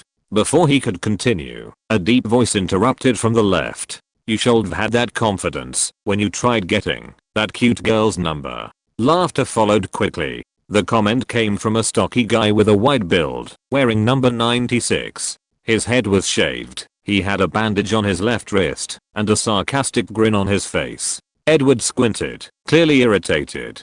Got anything else to say, or are you just gonna talk about things that don't concern you? No. Just thought it was fair to bring it up. It was an unforgettable moment, the guy replied, still grinning. My name's Malik. I'll be leading the defense. So if you're tackling, intercepting, or covering, come with me. We don't need to talk to this pretty boy to do our jobs, he said, then turned and started walking toward a more distant area. The other defensive players looked at one another, then quickly followed him. Edward ignored them. Though it was clear he didn't like the division, he didn't protest. It was obvious he wasn't going to have authority over the whole squad. Noah let out a soft sigh. This just keeps getting better. His whole family had come to watch him play, and it looked like they might be eliminated in the first round. Edward picked up right where he left off, as if nothing had happened. We are keeping the plays simple. Nothing complicated. No one try to be a hero. If we work as a unit, we can move the ball. Understood? Noah and the others nodded. As for Andrew, he stayed still, didn't nod, didn't move. Edward had no idea that behind that dark visor wasn't just a regular player. but an alter ego with zero intention of following orders, zero interest in teamwork, and a very clear mission: bring the show, win and do it with controversy for a special video on his YouTube channel. A voice boomed through the stadium speakers, interrupting the huddle. Attention, players. All teams must leave the field. It's time for the tournament matchup draw. The group slowly dispersed. Malik and the defensive players walked off without looking back. Edward sighed, adjusted his shoulder pads, and began heading to the sideline. Noah and Andrew followed without saying a word. The sun was beating down on the grass at the old Balboa Stadium, and the atmosphere was already buzzing from the stands. Families, coaches, onlookers, teammates, friends, all with cold drinks, snacks. In front of a long table, decorated with tournament logos and the emblem of San Diego State University, Brady Hoke took the microphone. Welcome to the Youth Summer Development Tournament, brought to you by SDSU. 8 teams. Single elimination format. Full contact. Let's begin the draw. Next to him stood event assistants with a transparent urn filled with folded papers. Each paper had the name of a team. One by one, they started drawing the matchups. First game. Team Black vs. Team Green. A murmur rippled through the stadium. Several assistants turned to look at Team Black, then at Team Green, where one number stood out clearly. 77. Eric Armstead. Big, intimidating, unshaken. A living wall towering over the others like a skyscraper among houses. Edward let out an audible sigh. Great. Just had to be the team with the defense who looks like a tank, he muttered, glancing toward Eric with a hint of fear. If that beast manages to get past his blockers and reaches him for a tackle, it's going to hurt a lot. On top of that, the time he'd have to throw a pass would be shortened, since he didn't trust his 2 blockers to hold him off for long. Finally, it was game time. Andrew's team would start on offense. You can read 15 chapters in advance on my Patreon. Link: https://www.patreon.com/nav07 Chapter 92. Summer Tournament 4th. Andrew's team was already lined up on the field. The offensive formation of the 7 players was as follows. Edward was the quarterback, protected by 2 offensive linemen, one at the center of the line and the other on the right side. Behind him was Andrew, slightly to Edward's left, ready either to run the ball or catch a short pass. Finally, there were 3 wide receivers. Noah split wide to the right, the rat-faced kid lined up on the opposite side, and number 44 positioned on the right edge of the line, supporting with blocks or short routes. On the green team's side, defense, there were also 7 players on the field. 2 defensive linemen were lined up directly in front of the black team's linemen. The most eye-catching was, without a doubt, number 77, Eric Armstead. With his towering height and dominant build, he looked like a college-level player infiltrated among teenagers. Behind them, a linebacker floated attentively, ready to read the play, whether it was a run or a short pass. 2 cornerbacks played man-to-man coverage against Noah and #81, respectively. Further back, a deep safety patrolled the backfield, prepared to react to any long pass attempts. The 7th defensive player was a hybrid, rotating depending on the offensive formation, sometimes rushing, sometimes supporting in coverage, or anticipating running plays. Even though it was a 7-on-7 tournament, the full field was in use, with a few specific modifications to adapt to the format, such as the end zones were shorter. Each drive started from the opposing team's 40-yard line, shortening the field to reduce possession time. There were no special teams or kicks. Everything was direct offense. Andrew, in his position behind the quarterback, lowered his center of gravity slightly, bending his legs and arms. His eyes, hidden behind the dark visor, locked onto Eric Armstead. What is he doing here? He thought, unable to stop himself from asking. Andrew knew, since you could say he came from the future, that Eric had been recruited by Oregon, a university with a top-tier program, far better than San Diego's. He was one of the most sought-after defensive players right now. Maybe the $1,000 are worth it for him. Andrew thought Eric could be on vacation here and just decided to have some fun, just like Andrew, and the money certainly wouldn't hurt. He wasn't entirely sure. The only thing he knew was that having Eric on the other side was a real threat. If his blockers didn't step up, Edward wouldn't stay on his feet for long. Although maybe that was a good thing for him. Edward would resort to the easiest option, a short pass to his running back, to avoid getting crushed by Eric. The referee walked to the center of the field and placed the ball on the green team's 40-yard line. In this tournament, there were no kickoffs like in regular games. Each team started its offensive possession directly from the opponent's 40. Fewer interruptions. More action. First down. Damn it, thought Edward. A few steps in front of him, his two offensive linemen were trying to look focused, but it was obvious they were tense. Way too tense. The problem had a name and a number. Eric Armstead. Number 77. He was lined up right in front of them, like a machine waiting for the command to charge. Edward knew his line wasn't going to hold for long. Why did they have such bad luck facing this beast? The original plan he had discussed with his teammates was a medium to deep pass, if possible. Something that would make him shine, of course. He didn't say it quite like that. But now he was starting to doubt. What if I don't have enough time to throw? What if I get crushed? What if I get injured because of Eric and miss part of this season? The doubts started flooding his mind, and he couldn't help but glance over at his teammate, number 21. It was the easiest and safest throw. At that moment, Edward heard some shouting from a section of the stands not too far away. Let's go, Eric. Make them fly. Crush them. 77. Show them why every college wants you. A dozen teenagers, Eric's schoolmates and friends, filled one of the sections closest to the sideline. Loud, excited. There were both guys and girls, wearing team shirts, holding improvised signs, and recording everything on their phones. Edward was under center, hands extended to receive the ball, but he said nothing. The referee, a few meters away, watched him intently. He didn't speak up, but brought the whistle to his mouth with a slight stern look. A silent warning. It was time. He couldn't stall any longer. Set.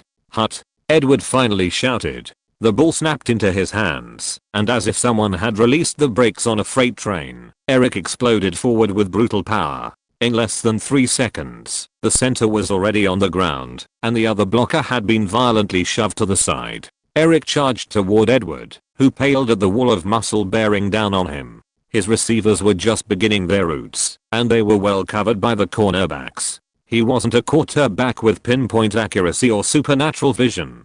There was only one option left. The most logical, and the one everyone expected. Take. Edward yelled, slightly turning and releasing a short pass to number 21. Andrew caught it effortless. At the same time, he turned his body, lowered his stance, and started advancing. The crowd roared, not for Andrew or Edward, but for Eric, who had demolished the offensive lineman in under 3 seconds. And Eric didn't stop. Now he was charging at Andrew with terrifying speed for someone his size. He lunged like a beast going after its prey. Andrew didn't back down.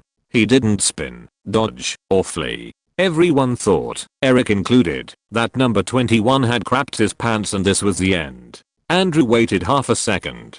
Just that. That was his margin. And just as Eric got close enough, Andrew planted his cleats into the turf, subtly twisted his torso, and extended his free arm in a stiff arm. A stiff arm is an offensive move in football, where the ball carrier extends their arm to make contact with a defender and push them away. It's used to break tackles or gain extra yards. However, Andrew didn't perform a normal stiff arm. This one was far more savage. His hand struck the top of Eric's helmet, pressing down with force and surgical timing, using the giant's momentum against him. Eric's head snapped downward violently, and in a split second, the defender, standing over 6 feet 5 inches and weighing more than 220 pounds, crashed face first into the turf. The stadium went silent, not out of respect, but because no one could believe what they had just witnessed. Andrew didn't stop. He accelerated, sprinting past the fallen body without even looking back.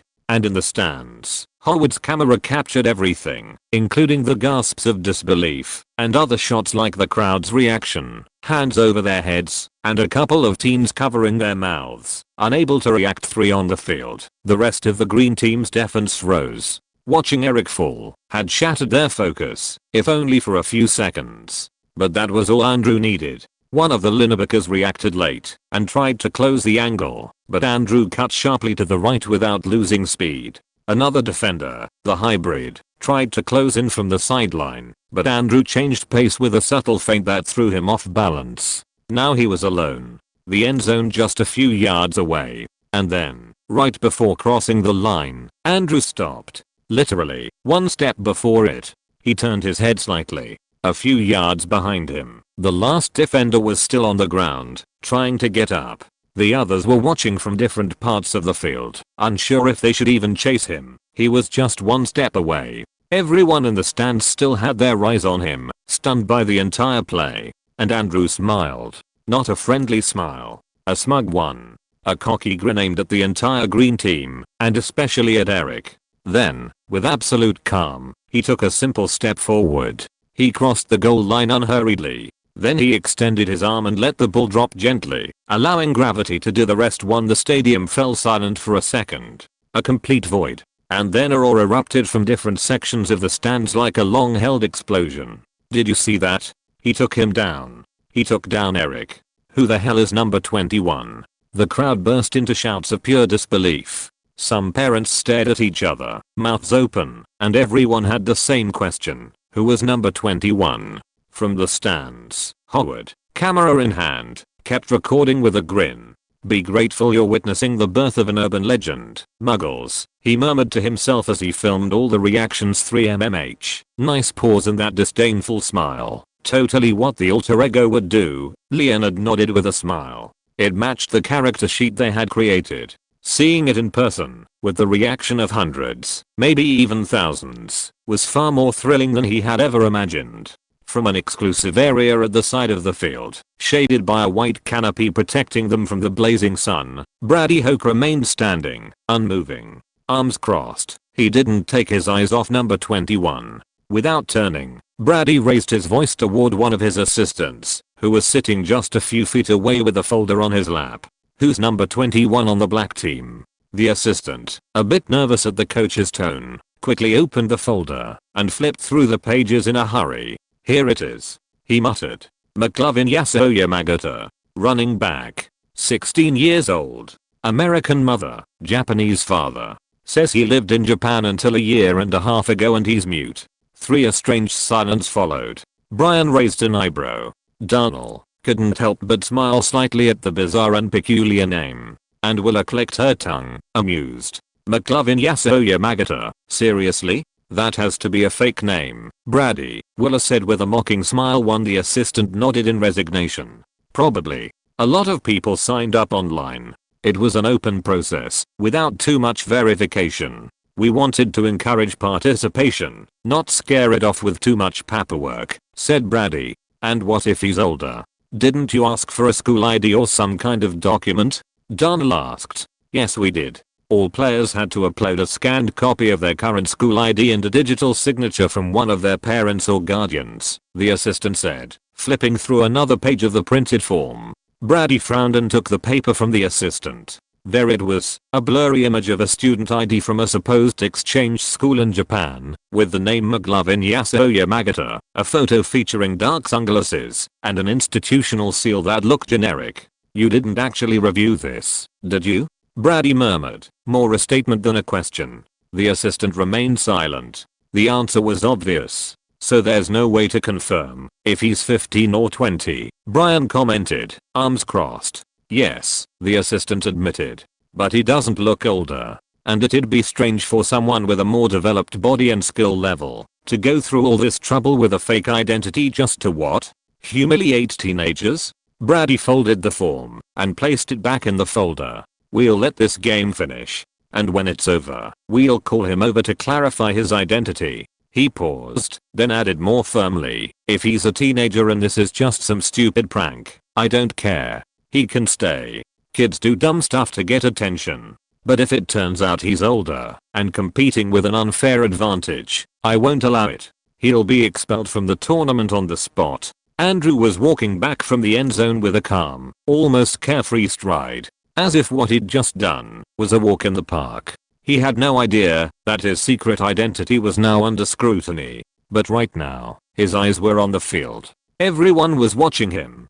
His own teammates, baffled by his level of play. The green team, silent, still processing what had just happened. And beyond them, on the sideline, players from other teams waiting for their turn, including talents like Derek, Davant, Andres, all watching with expressions of awe, curiosity, and alertness. Andrew stopped walking for a second. His eyes, hidden behind the visor, lifted toward the stands on the right side of the field. There they were, Eric's friends and teammates, the same ones who had been shouting with excitement just minutes earlier. Now, they were silent. He slowly turned his head toward them in an almost theatrical motion. Then, with a mocking gesture, he brought his gloved hand up to his ear, as if saying, "What happened? Why aren't you cheering now?" For the provocation was immediate. In the stands, several of the guys clenched their fists, while others muttered a low bastard under their breath.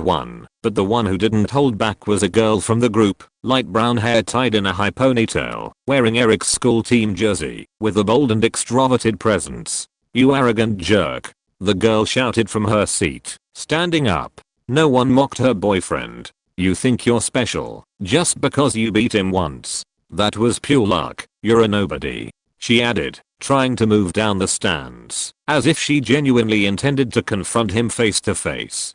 Two of her friends grabbed her by the arms, trying to de-escalate the situation. Calm down, it's just a tournament. You're going to cause a scene." "He started it," she yelled, pointing toward the field, while Andrew was already walking back, as if nothing had happened at all. After the touchdown, there was still one play left, the point after conversion. In this kind of tournament, there were no extra point kicks. Instead, teams had a chance to run a conversion play from a specific yard line. From the 3-yard line equals 1 point. From the 10-yard line equals 2 points. The entire black team huddled in a semicircle to make the decision. Go for 1 point or 2? Though really, everyone's eyes were on number 21. Noah couldn't take his eyes off Andrew. Who the hell was this guy? Andrew made several hand signals. "What's he saying?" Edward asked, wearing a puzzled expression, looking at Noah. "He says we are going for the 2-point conversion," Noah replied.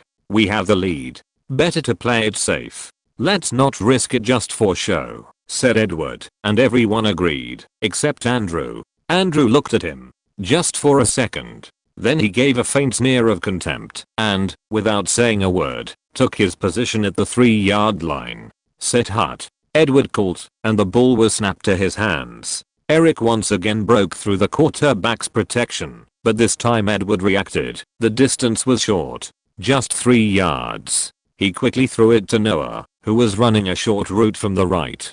Clean catch. 1 foot in. Extra point. 7-0. Edward and the others celebrated. Everyone except Andrew, who calmly walked to the sideline. The crowd couldn't deny their disappointment. They had been expecting another showdown between Eric and number 21. The green team's offense failed to score a touchdown. Malik, number 96, led the defensive unit with authority. He made a couple of key tackles, barked out instructions, and moved across the field with the swagger of someone who knows they are dominating. And when 4th down came without enough progress, turnover, change of possession, what the crowd had been hoping for finally happened. Andrew and Eric were back on the field. A new, likely clash incoming. Everyone believed Edward would pass it to number 21 again, since there wouldn't be enough time for another play, or else Eric would flatten the quarterback.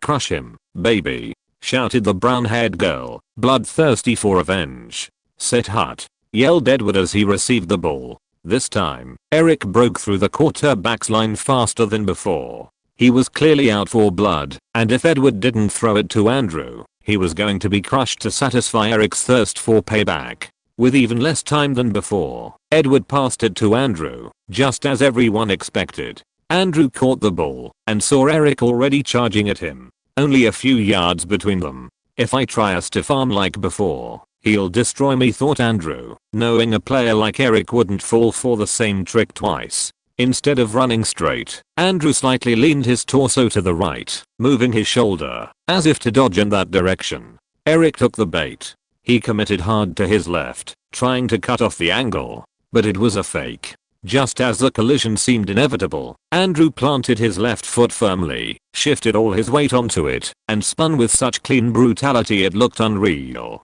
A change of direction. A juke. Precise and perfect. A juke is a body feint, usually with the torso, shoulders, or hips, paired with a quick cut to deceive the defender. Eric, a high-level high school player, was used to detecting fakes, reacting to false moves, and reading body language and motion, and yet, he got fooled. Andrew's juke got him completely. It was executed flawlessly. Eric stumbled forward, off balance. His legs couldn't follow the twist, and his upper body tried to overcorrect, which only made things worse. His feet tangled, and he collapsed to the turf like a sack of cement. While Andrew kept running, the stadium held its breath for a split second. Then it exploded. Did you see that? He broke him. He broke him. He destroyed his hips. Number 21. Be my dad. 3. Andrew kept a firm stride toward the end zone. Only one defender stood in his way, and he dove for him. Andrew waited, and just as the defender reached out, Andrew subtly twisted his body, raised his right arm, and delivered a clean stiff arm. The defender's helmet slammed into the turf. Andrew took 2 more steps, crossing the line. Touchdown. You can read 15 chapters in advance on my Patreon. Point link, https://www.patreon.com/nav07 Chapter 93. Identity discovered. Andrew returned to his team after the touchdown, once again shooting an arrogant look at the stands where Eric's teammates seemed ready to tear him apart. The black team once again opted for a 1-point conversion from the 3-yard line. This time, Andrew didn't make any gestures or act cocky. He simply took his position. But what happened next, he didn't see coming. No one did. "Set hut," yelled Edward, receiving the ball. And without a second's hesitation, he handed it directly to Andrew. What? Thought Andrew, confused as he caught the ball. Eric had already bulldozed the offensive lineman and was charging toward him. He had only 3 yards to work with. There was no space, no clear route. It was clearly a suicide mission, and even if he somehow dodged Eric, there were 2 more guys right behind him. There was no time to think, and running would be suicide. His quarterback instincts kicked in. His eyes scanned the field in less than half a second, and he saw him. Number 81, the Rat Man, wide open, crossing him from the right. It was his only shot, and the window would close in an instant. Andrew pivoted his feet, bent his left knee, raised his arm, and fired. The pass wasn't long, but it was sharp. The ball shot out like a short bullet. It flew just above Eric's helmet. He was already airborne, trying to take Andrew down, and sliced through a tight gap between the defender's outstretched arms and his own lineman's helmet. The spiral was clean, and the angle perfect. The ball struck the receiver square in the chest, who caught it, stunned it had actually made it to him. Complete pass. Successful conversion 16-0. Andrew didn't need to see the catch to know it was good. He felt it in the crowd's reaction, in the sudden release of tension in the air, in the roar that followed. But there was no time to celebrate. Eric was still in the air, his whole body already committed, and momentum couldn't be stopped. Even though the ball was no longer in Andrew's hands, the collision was inevitable. He didn't have enough time to dodge, so he straightened his torso, planted his feet firmly on the turf, bent his knee slightly, and raised his arms. Eric crashed into him like a train, and for a moment it looked like Andrew would be dragged backward. But he wasn't. Andrew held his ground. With effort, yes. He took a step back, then another, digging his heels into the ground like anchors, clenching his jaw, and pushing back with everything he had. It was a brief struggle, lasting only a few seconds, just long enough for everyone to see. When the momentum ran out, Eric didn't keep pushing. He didn't insist. He was a disciplined player. He knew when to stop. He wasn't trying to hurt anyone, just doing his job. They stood still, face to face, breathing heavily. They stared at each other for just 2 seconds that felt like an eternity. Then Eric took a step back, and Andrew did the same. They turned around and walked back to their spots without saying a word. His name was Edward, right? That son of a bitch, thought Andrew as he returned to the sideline. The handoff hadn't been a coincidence. Most likely, their quarterback, Edward, had done it on purpose. He couldn't be completely sure, but he was almost certain. He had seen it many times before, the envy of those who couldn't stand someone else being the center of attention. He wasn't going to let this go unpunished. He already had a plan for revenge. The green team went back on offense and this time managed to score and get the extra point, slightly narrowing the lead. Once again, Andrew's team went on the attack. Everyone expected another epic clash between Eric and number 21. The play began as usual. Edward received the ball, and as had become routine, he barely had time to lift his head before feeling the weight of Eric charging in like a locomotive. No space, no line, no calm. Once again, his only option was to hand the ball off to Andrew. He threw it quickly, a short pass, barely more than a shove. Andrew caught it without a problem, but this time, instead of running or attempting another solo play, he did something no one expected. He threw the ball right back to Edward. Edward raised his hands to catch it out of pure reflex. That's when Eric, who had started the play charging directly at Edward, then shifted course upon seeing the handoff to Andrew, now turned back again as he saw the ball returning to its point of origin. And this time, he got there. Edward was still processing the return pass when Eric crashed into him at full speed. A brutal impact that echoed loudly. Eric's helmet slammed into Edward's chest with enough force to lift him off the ground and send him flying backward as if he weighed nothing. Both of them hit the turf hard, but only one stayed down for a few seconds, arms spread wide, staring at the sky, gasping for air. The ball slipped from Edward's hands. Incomplete pass. For a few seconds, the stadium buzzed with confused murmurs. No one quite understood what had just happened. Some took a moment to realize it, but many had already sensed it. That play hadn't been a mistake. It had been number 21's revenge for the earlier 3-yard line handoff. Dazed from the hit, Edward was helped up by the rat-faced kid. He brushed the dirt off his uniform and then looked up, furious, right at Andrew. Andrew stared back. His dark helmet reflected the sunlight, and the completely black visor hid his eyes and any expression on his face. There was no smile, no mocking gesture.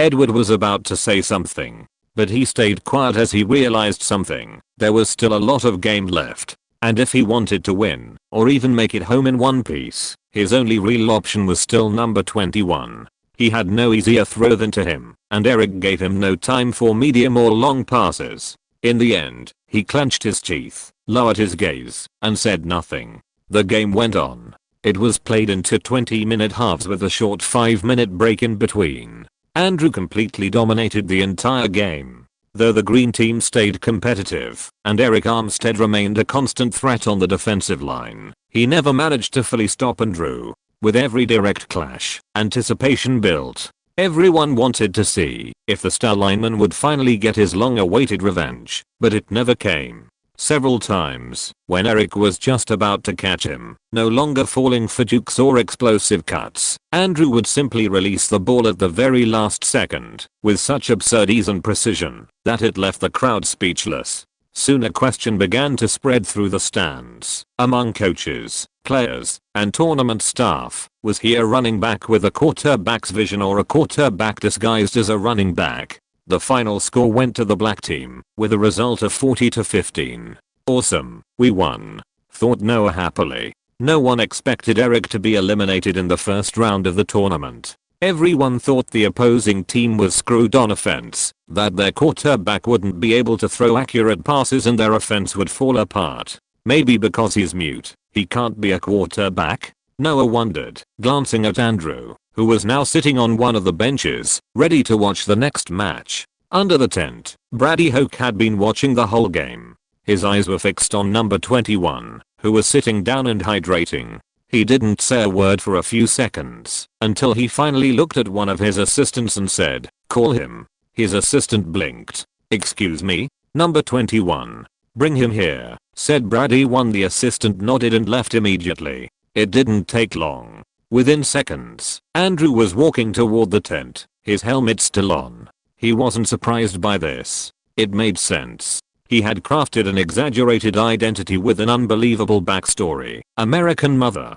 Japanese father, mute, former high school player in Japan, and had uploaded a highly questionable document to the tournament system. a fake ID with a generic stamp, low resolution, and a sketchy digital signature one. When he reached the front of the tent, he stopped just at the edge of the shade. He looked at Brady Hoke, who wore a stern expression. Well, it was fun while it lasted, thought Andrew, knowing his identity would likely be discovered, and he could be kicked out of the tournament. He already had more than enough material for his YouTube channel thanks to the showdown with Eric. In fact, he believed this was the strongest team in the tournament, since Eric in his defensive position made it nearly impossible for any quarterback to get a clean throw. As his thoughts began to sort themselves out, his eyes scanned the tent. Next to Brady were 3 other people, sitting comfortably in the shade. But the one who caught his attention most was a young girl. She was seated with her legs crossed, leaning slightly forward, a slight frown on her face, her gaze fixed on him. She was very pretty, impossible not to notice. But Andrew knew her. The Queen, he thought, startled for a second too. Of course, she wasn't really The. She was the actress who played her, though he couldn't remember her name. The show hadn't premiered yet, but theoretically, this girl was supposed to play the Queen in Arrow, the protagonist's rebellious sister, the one who eventually becomes a vigilante with a bow of her own. One Andrew, in his previous life, had watched every season of the show, even through its worst parts, because once he started a series, his rule was to finish it. And though he'd never admit it out loud, The had been one of his teenage crushes. She's even prettier in person, he thought, having only ever seen her through a screen. But he quickly pushed those thoughts aside. He had a girlfriend now. Brady's voice pulled him out of his mental fog. I want you to clear a few things up, the coach said, his tone dry and authoritative. Andrew didn't respond, of course. He stuck to his role as the mute kid, keeping his back straight and his arms relaxed. But deep down, he knew this wouldn't last much longer. Your story is way too exaggerated and doesn't hold up. Your documentation is flimsy and low quality. We looked up your supposed school, and it doesn't exist. No one validated your alleged transfer, and I could go on, said Brady, eyes narrowed. So this is your only chance. I need to see a real ID, he continued. If you're really a high school teenager, we'll let you stay. If not, you're out of the tournament. Andrew thought for a moment. Reveal his true identity or vanish mysteriously? He chose the first option. There were still more than 5 hours left until Comic-Con started, and he didn't want to wander around San Diego with nothing to do. He slowly raised his hands and used sign language to indicate the benches where his backpack was. Nobody understood him, so he had to mime opening a backpack and rummaging through it. Is he still keeping up the mute act? Willa thought, raising an eyebrow with a faint, amused smile. Once Brady understood what he meant, he nodded and said, go get it. Make it quick. Andrew turned around silently and walked back to his team's area, where his backpack was. He got a lot of stares, but he ignored them. He searched his bag, pulled out his wallet, and returned to the tent. Without saying a word, he handed over his real school ID. Brady took it, examined it, and read it. For the first time, his frown changed to something else. Oh, he said simply to Brian, who was already standing, stepped closer with curiosity. Willa and her mother also stood up, curious to see the document. Andrew Pritchett Tucker, Willa read out loud, and then everyone went quiet, turning to look at Andrew. The same kid they'd been talking about just an hour ago. The precocious quarterback. The teen sensation with over 500,000 subscribers. The one who led a 5th division team to a state title as a freshman quarterback. The one who'd made history and documented it on YouTube. Brady ran a hand over his face, letting out a long sigh, like he'd just been hit with something too absurd to process right away. Why? He finally asked, lowering his hand and looking at Andrew with a mix of frustration and genuine curiosity. Why make all this up? Andrew, who still hadn't taken off his helmet, turned his head slightly to confirm no one was near the tent. From his angle, the structure provided enough privacy. No one within a few meters would be able to hear what he said unless he raised his voice. So, for the first time since he arrived, he spoke. Mostly out of boredom, he answered. And because I needed content for my YouTube channel. Not sure if you've heard of it, he added. Everyone went silent, more surprised by hearing his voice than by what he said. It was a perfectly clear voice, nothing like the arrogant persona he had projected until now. All that for a video? Brady muttered, confused. Yeah, you know, to entertain my audience. Andrew nodded, unsure of what else to say. That's when Willa stepped forward. She leaned toward him slightly, arms crossed, examining him. It's true, she said with an amused smile. Look, there's the camera. She pointed at a small lens discreetly attached to Andrew's helmet, right along the lower edge of the visor. Almost invisible, unless you had a sharp eye. Andrew didn't move. He just watched her, up close. Brady let out a long sigh. Go back to your team, he finally said, calmly, handing back the school ID. Andrew looked at him from beneath the visor, slightly surprised. He hadn't expected them to let him stay. You're still in the tournament. But don't take off the helmet. Keep that identity, Brady added. Andrew stared in silence. He wanted to ask why, but before he could, Brady continued. I know your name, your channel, your numbers. In this niche, you're already a name. Not just in high school football, but among college scouts too. There are rumors. Universities are interested. Programs that have been watching you for months, Brady said. Andrew stood still, surprised by his words. Were colleges already interested in him? That was good. He still had 3 years before finishing high school, and it looked like he had already achieved part of his goal thanks to his freshman year at Palisades and what he'd done so far. Okay, thanks. By the way, can I upload the video, or will I get sued or something? Andrew asked. If you want to upload it, go ahead, said Brady, shaking his head. All he really wanted to avoid was having a team lose a player on tournament day because of the incompetence of his staff, or even his own lack of strictness. Great, thanks, said Andrew, not expecting such willingness from Brady. He didn't seem nearly as grumpy as the rumors had made him out to be. After the tournament, I want to talk to you. No helmet. Face to face, Brady said. Andrew held his gaze for a moment and nodded. Of course. It'll be an honor. The tournament would end around 4:30 p.m., plenty of time before Comic-Con, and he was genuinely excited to talk with someone like Brady. After that, he returned to his team on the sideline. The tournament went on. Andrew noticed another future star on the field, Derek. A top-tier quarterback in the future, with a multi-million-dollar contract, slightly better than Davance. Derek came from Bakersfield Christian High School, a modest Division V school that, like Andrew's team, had recently moved up to Division 4 thanks to strong performances. He was like a mirror, just a few years ahead. But Andrew's stats were better. Even so, Andrew didn't let it get to his head. There were players who shined in high school, even in higher divisions, and never made it to the NFL. The road was long. The tournament progressed. Andrew quietly led the black team, never taking off his helmet or revealing his identity. While it would remain the official quarterback, as the games went on, it became clear who was truly carrying the weight. The explosive plays, the key touchdowns, the impossible passes and line-breaking runs all came from the hands, or legs, of number 21. Without saying a word, he became the team's unofficial quarterback. Then came the final, and on the other side of the field stood Derek Carr and his team.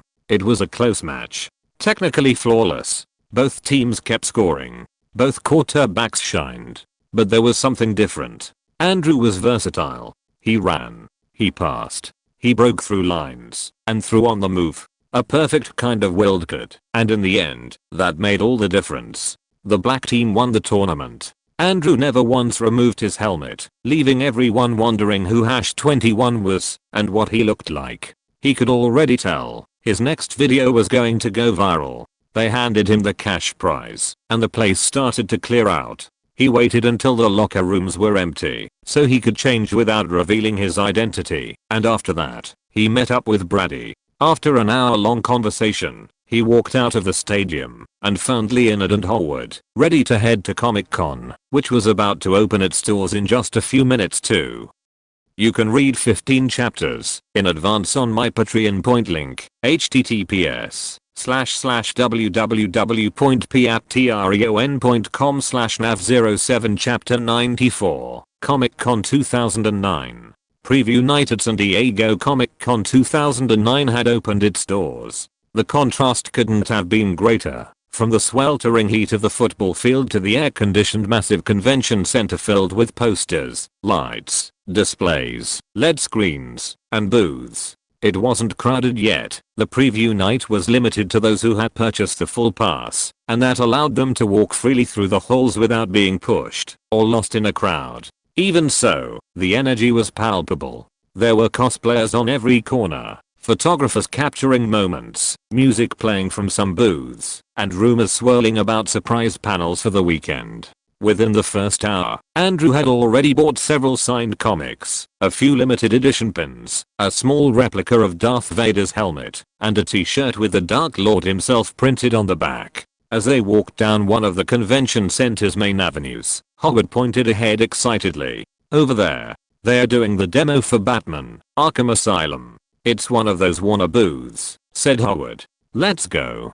People say it has the best atmosphere ever made in a superhero game." Leonard added with enthusiasm. Both turned to Andrew, expecting him to follow, but he simply shook his head. "You guys go. I want to check out another section," Andrew said with a relaxed smile. "Alright, we'll meet up later," Howard and Leonard said as they headed toward the Warner booth. They assumed Andrew just wanted to explore other stands. What they didn't know was that Andrew had already played Batman: Arkham Asylum. He knew it too well, and had finished it a couple of times in his previous life. And while the game was a masterpiece for its time, he had lived through far more advanced, intense, and complex video game experiences, games that didn't even exist in this reality yet.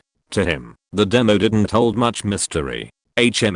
Where to go? Andrew thought as he wandered through the crowd without a clear destination. As he walked, he took in everything around him, groups of people laughing, taking pictures, carrying bags filled with collectible figures. Just a few hours ago, he'd been on a football field, surrounded by athletes, coaches, and bleachers mostly filled with teenagers and school jerseys. And now he was surrounded by cosplayers, collectors, proud nerds, adults wearing comic book t-shirts, guys debating over limited editions, and more. He eventually drifted toward one of the most renowned booths in the entire place, Sideshow Collectibles, famous for its highly detailed statues of comic book, movie, and video game characters. Even though it was preview night, several fans were already gathered, mesmerized by the scale figures of Spider-Man, the Joker, and Darth Vader, all with their own lighting displays. Andrew spotted a special figure of Green Arrow. It was rare to see such a high quality statue of Green Arrow, since he wasn't as marketable as Batman, Superman, Spider-Man, or the Joker. He didn't think twice, and reached out to grab the box, but at the same time, another hand grabbed it too. Andrew turned his head and saw her. Willa Holland, for she was wearing a short, fitted black leather jacket, a plain white tee, and tight jeans. Her hair was down, slightly wavy, cascading over her shoulders with a kind of calculated naturalness that didn't seem accidental. On her shoulder, a designer handbag that clearly wasn't from any ordinary store. She wasn't wearing anything geek related, yet somehow she stood out more than any cosplayer within 5 meters. While everyone else around was dressed in geek apparel, she looked like she just stepped off a fashion runway. And maybe that's why she drew more attention than anyone else. "You again," Willa said, not surprised, not smiling, just a hint of irony in her voice. Andrew blinked, confused. "Sorry?" Andrew Pritchard Tucker, the guy pretending to be McLovin Yasuo Yamagata and signing up for tournaments with fake identities, Willa said in a neutral tone, though the slight curve at the corner of her lips betrayed a hint of amusement. Andrew's mouth opened slightly. He was surprised she recognized him. "You know me? Yeah, remember I read your ID. Also, I know your YouTube channel," Willa said. "Quite the ego, by the way," she added. Andrew was surprised to be recognized by Willa, and that she knew his YouTube channel. It wasn't ego, what I did at the tournament, it was intentional, planned. A character I created with my friends. Haven't you ever done something, just for fun with your friends? Andrew defended himself. Willa raised an eyebrow. "I don't want to keep humiliating the same teams by 50 points. That was your line, wasn't it? The one you sent to the CIF, when you requested to move up," she said. "That's not ego. That's being realistic. If you saw last season's results, you'd know it's not a lie. We won every game by a blowout. And if you actually watched my videos, you'd know I'm not out there bragging about how great I am," Andrew said. Willa didn't reply because Andrew had a point. She had judged him based on second-hand comments, his YouTube fame, and the records he'd broken. She assumed any athlete with a track record like his had to be an arrogant, insufferable jerk. You've got a point, Willa finally admitted. I guess I'll have to actually watch your full videos if I want a clear picture. Who knows, maybe you'll surprise me and turn out to be more than just a stereotypical egotistical jock, she added. That was your image of me? Andrew thought, with a strange expression. Though I have to admit, I didn't expect to see you here, Willa added, eyeing him like he was some kind of odd specimen. Says the Hollywood actress trying to buy a limited edition collectible. Andrew shot back with a slight smile. You know who I am? Willa asked, raising an eyebrow. Yeah, Gossip Girl, right? Season 2, Andrew replied. Willa narrowed her eyes slightly, clearly surprised. Wow. I didn't expect a famous YouTube athlete to know anything about Gossip Girl, she said, unable to hide the mix of skepticism and confusion his answer stirred in her. Willa wasn't a Hollywood star, far from it. She'd had secondary roles, first on the OC as Caitlin Cooper, then in a few episodes of Gossip Girl, playing Ans, a rebellious model who caused chaos in the life of one of the main characters. It wasn't a lead role, not even a regular one. She'd only appeared in 5 episodes during the second season. And Gossip Girl wasn't exactly the kind of show you'd expect someone like Andrew to watch. Male, star football player, and also a nerd. He was the opposite of the show's main demographic. You're telling me you watched Gossip Girl? Willa asked, unable to hold back. Not by choice. My cousin is obsessed with the show and forced me to watch it with her, Andrew replied. And you actually listened to your cousin and watched the whole thing? Willa asked. Once I start a series, I have to finish it, even if it tears my soul apart, Andrew said with a resigned smile. 5mm. I see. Though I have to say, your performance was really good.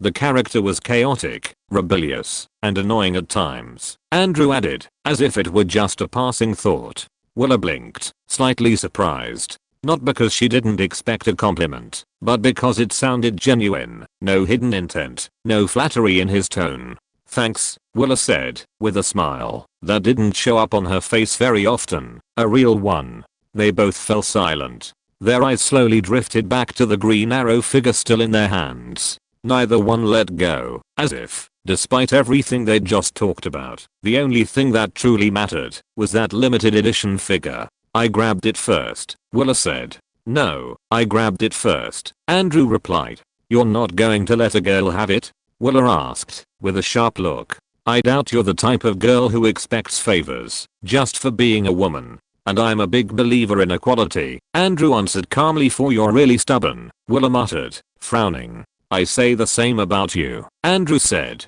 A few feet away, the booth attendant, a man in his 30s, black side-shout t-shirt, thick glasses, and a lanyard with his badge hanging from his neck, watched them with his arms crossed. From where he stood, he'd been watching this boy and girl talk in silence for nearly 3 minutes, neither letting go of the Arrow figure. The tall, athletic guy with a naturally confident stance, and the girl who looked like she'd walked out of a fashion magazine. Fitted leather jacket, expensive bag, perfectly styled hair, and an intimidating aura. Why are 2 models arguing at my geek booth? They're scaring off the real buyers, the attendant thought, scratching his head. One he saw 2 kids with the stereotypical nerd look and backpacks full of pins approach, glance at the scene, and then quickly turn back. Excuse me, said the booth attendant as he approached with a patient smile. I don't mean to interrupt the mental duel, but are you going to buy it, or are you waiting for Green Arrow to move on his own? Andrew and Willa turned to look at him. I grabbed it first. You saw that, right? Willa exclaimed quickly, raising her voice and looking at the attendant. That's not true. I grabbed it first, Andrew replied just as firmly, also looking at the man. The attendant stared at them for a second, somewhere between confused and amused, as if still trying to process the fact that 2 teenagers who looked like magazine cover models were arguing over a Green Arrow figure like their lives depended on it. No, I didn't see who grabbed it first, he said finally, shrugging. But if it matters that much to you, I've got a proposal. They both looked at him attentively. A trivia contest. Alternating turns. Questions from the DC universe, specifically Green Arrow. First one to get a question wrong loses. Andrew and Willa looked at each other, then at the figure, and finally nodded in unison. Alright. One question each. If you both get it right or both get it wrong, we continue. If one gets it right and the other doesn't, game over. Ready? Ready, Andrew answered confidently. Always, said Willa with a small, challenging smile. The attendant nodded and started by looking at Andrew. What's Green Arrow's real name? Oliver Queen, Andrew answered instantly. In which fictional city does Green Arrow fight crime? He asked, looking at Willa. Star City, she responded without hesitation. The questions continued, neither of them missing, until one finally stumped Andrew. What alternate version of Green Arrow appears as a survivor in the Kingdom Come series? Older Oliver Queen? Andrew replied, uncertain. The attendant gave him a neutral look and shook his head. Incorrect. Willa let out a small huff, not quite a laugh, but definitely a sound of restrained satisfaction. Andrew glanced at her with a slight frown but said nothing. If you get this one right, you win, said the attendant, looking at Willa, who nodded with a serious expression. In the classic continuity, whose death leads Green Arrow to become more violent, even distancing himself from other heroes? Willa tilted her head slightly. For a moment, Andrew thought she didn't know the answer, but then she calmly replied, Connor Hawke. Correct. We have a winner, the attendant said after a few suspenseful seconds. Willa flashed a satisfied smile, pulling the Green Arrow figure out of Andrew's hands with a soft but firm tug. Study up for next time, Willa said teasingly, giving Andrew a light pat on the shoulder. Andrew stood still for a moment. His jaw tightened slightly. He didn't like losing, especially not over a comic book question.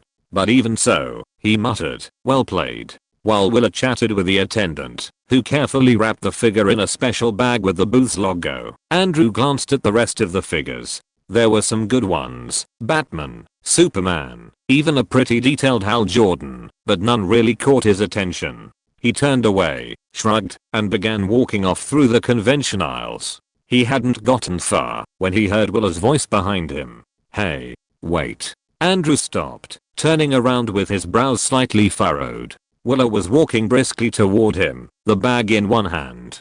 Coming to keep mocking me, or show off the figure? Andrew asked in a neutral tone, though deep down, it was clear he wasn't as bothered as he pretended to be. Hey, don't take it personally.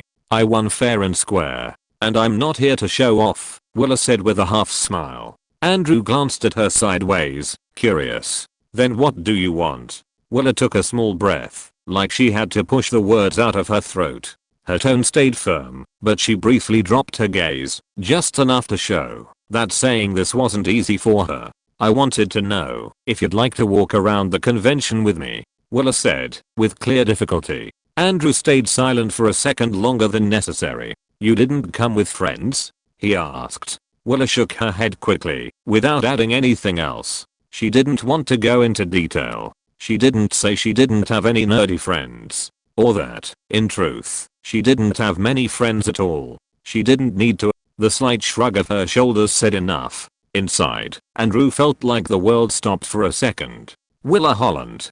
The Queen, my teenage crush for years. And now she's asking me to walk around Comic Con with her. What kind of timeline is this? Andrew thought, speechless, and his brain set off all the alarms at once. I have a girlfriend. I have a girlfriend. This is dangerous, he repeated in his head like a warning for, but letting this opportunity pass was dangerous too. Not romantically, but because of how incredibly improbable the whole situation was for the tournament. The alter ego. That she was even here. That she recognized him. That she knew about his channel. That she was interested enough in him to find him, after beating him over a figure. I'll meet up with Leonard and Harwood in a bit. We'll be four. Nothing weird, Andrew reasoned, giving himself mental permission to say yes. One alright, if you've got no one else, we can go together, Andrew finally replied. Willa nodded quickly, but Andrew noticed how she released her breath slightly, as if she had been holding it. It was subtle, but it was there, the relief of not being rejected. Perfect. I hope you don't tire before I do. I plan to visit a lot of booths and time's ticking, Willa said, starting to walk again with a casual air. "Don't underestimate me," said Andrew, walking beside her. As they made their way through the aisles filled with lights, display cases, and figures, Andrew noticed something else. Willa talked. A lot. And not just that, she spoke with depth. She knew about comics, adaptations, all kinds of video games, timeline inconsistencies, and even cover artists too. She had facts, opinions, comparisons, and a ton of passion. Andrew was genuinely surprised by how much of a nerd she was, maybe even more than him in some areas. He hadn't expected a Hollywood actress to be that geeky and that fashionable at the same time. She talks more than Hollywood when he's excited. And that's saying a lot, Andrew thought with a discreet smile. What Andrew didn't know was that Willa talked like that because she never had anyone to talk about these things with, because in past conventions, she came alone. And in school, with her acting career and that intimidating presence, it was likely no one really knew how to approach her, or even tried to. At one point, Andrew and Willa finally ran into Leonard and Howard, both of whom looked at their friend, and at Willa with visible confusion. This is going to be hard to explain, Andrew thought, as he began introducing Willa to Leonard and Howard 3. You can read 15 chapters in advance on my Patreon point link, https://www.patreon.com/nav07 chapter 95. No punishment. It had been a week since the end of San Diego Comic Con, but to Andrew, it felt like much more time had passed. A lot had happened. The tournament, the fake identity, the encounter with Eric, Derek, and other future stars, and of course, Willa Holland. To Andrew's surprise, Willa had fit into the group effortless. At first, both Howard and Leonard seemed uncomfortably aware of her presence. It was understandable. Not every day does a girl like her, gorgeous, confident, with the undeniable vibe of a young Hollywood actress, join a group of nerds to talk about comics and sci-fi theories. But the days at Comic-Con were enough for that initial intimidation to turn into comfort. Willa was direct, yes, but also sarcastic, funny, and, above all, deeply geeky. Howard wouldn't admit it, but he no longer saw her as just a pretty girl. He now saw her as a valid contender in the kingdom of geek knowledge. Leonard, for his part, tried to keep his composure, though it was obvious that talking to her excited him more than usual. Especially after they spent over an hour discussing the moral layers in Tolkien's literature, and whether or not Tom Bombadil should have been in the movies. Andrew observed all of this. He realized Willa didn't have friends, or at least, not friends with whom she could share this kind of geeky stuff. It was very similar to what had happened to him in his past life. He understood that Willa had invited him to explore Comic-Con not because she had a romantic interest in him, at least, that's what Andrew had concluded, but because she needed a companion, an equal, someone to talk to about what she was passionate about outside of acting and Hollywood. And that gave him relief. Not because he was afraid of being unfaithful, Andrew was sure about his feelings for Pippa. But meeting Willa and discovering that, on top of everything, they shared so many geeky things, so many obsessions, so many references, it felt like the universe was mocking him as if it had placed in front of him the perfect nerd girl. Attractive, straightforward, geeky. And, to top it all off, she had been his crush in his past life. But he liked Pippa. Despite their argument, he genuinely liked her. They had a small fight, nothing serious, but enough to create some tension. During the first few days of Pippa's trip, the messages were cold, sparse. She took a long time to respond. But as the days went by, the conversation started to improve. More jokes, longer talks, no long waiting times, etc. The tension was still there, lingering, but it had eased compared to the early days. As for the YouTube video, Andrew had already uploaded it. He titled it, 500,000 subscriber special. I infiltrated a football tournament with a fake identity and dominated. 3. It only took a few hours for the video to go viral and break all of Andrew's previous records in terms of views, comments, and more. But before that, of course, there was a necessary conversation. He told Cam and Mitchell the truth about why he had gone to San Diego so early that first day. Cam stayed silent at first, arms crossed and brow furrowed. Mitchell pursed his lips, like he was mentally preparing a disciplinary speech, but nothing happened. Well, almost nothing. I can't believe you did all of that without telling us, Cam said first, not angry, just with an air of fake disappointment. Do you realize we missed the game? We cold been there watching you destroy that 2-meter tall monster. Cam added, eyes wide as if that was the truly upsetting part of the whole situation. What? Andrew muttered under his breath, confused by his father's emotional priorities. Mitchell, who had already seen Andrew's edited video after everything was explained, simply nodded with his arms crossed. You cold been more honest, but it was incredible how you steamrolled that defender. His name is Eric, right? Mitchell asked for confirmation. Yeah. Eric Armstead. Pleasant Grove High School, Division 1. One of the most sought after defenders in the country. He's over 2 meters tall and weighs about as much as an industrial washing machine, said Cam, nodding with a serious expression. Mitchell stayed quiet for a moment, processing the information with an almost exaggerated expression of pride. Then he turned to Andrew with a small, satisfied smile. Do you realize what you did? We should been in those stands. With a sign or something. You took down a Division 1 guy, one of the top high school football talents. Just imagine the look on the other parents' faces, or his friends who came to watch, Mitchell said, clenching his fist and furrowing his brow, as if he were more upset about missing the chance to see his son wipe the floor with the other players. I'm sorry. I'll invite you next time, said Andrew with a strange expression.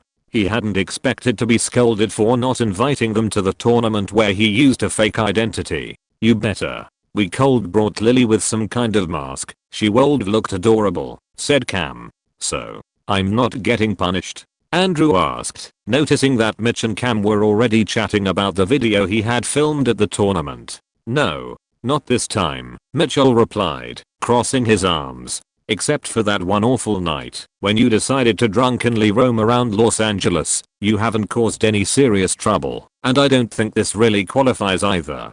Besides, the tournament organizer, Brady, gave you permission to upload the video, and he didn't even get mad after finding out you faked your identity. Which, let me remind you, would technically be a misdemeanor if you were an adult. But since you're a minor and a football prodigy, everyone forgives you. Cam finished with a proud smile. Mitchell nodded and stepped closer to Andrew. And more importantly, you talked to Brady for a whole hour. An hour.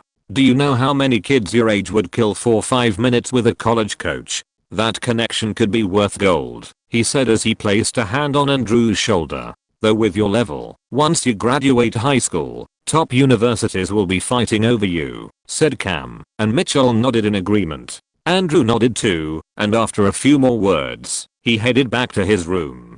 That went better than expected, he thought as he closed the door behind him. A few days later, director Brian De Palma's mansion wasn't what Andrew had pictured when Willa casually said, "Wanna come play D&D at my place?" He hadn't imagined it would be such a huge and absurdly elegant house. Howard and Leonard were completely beside themselves, especially after finding out who Willa's stepfather was. He directed Carrie, the original Stephen King one.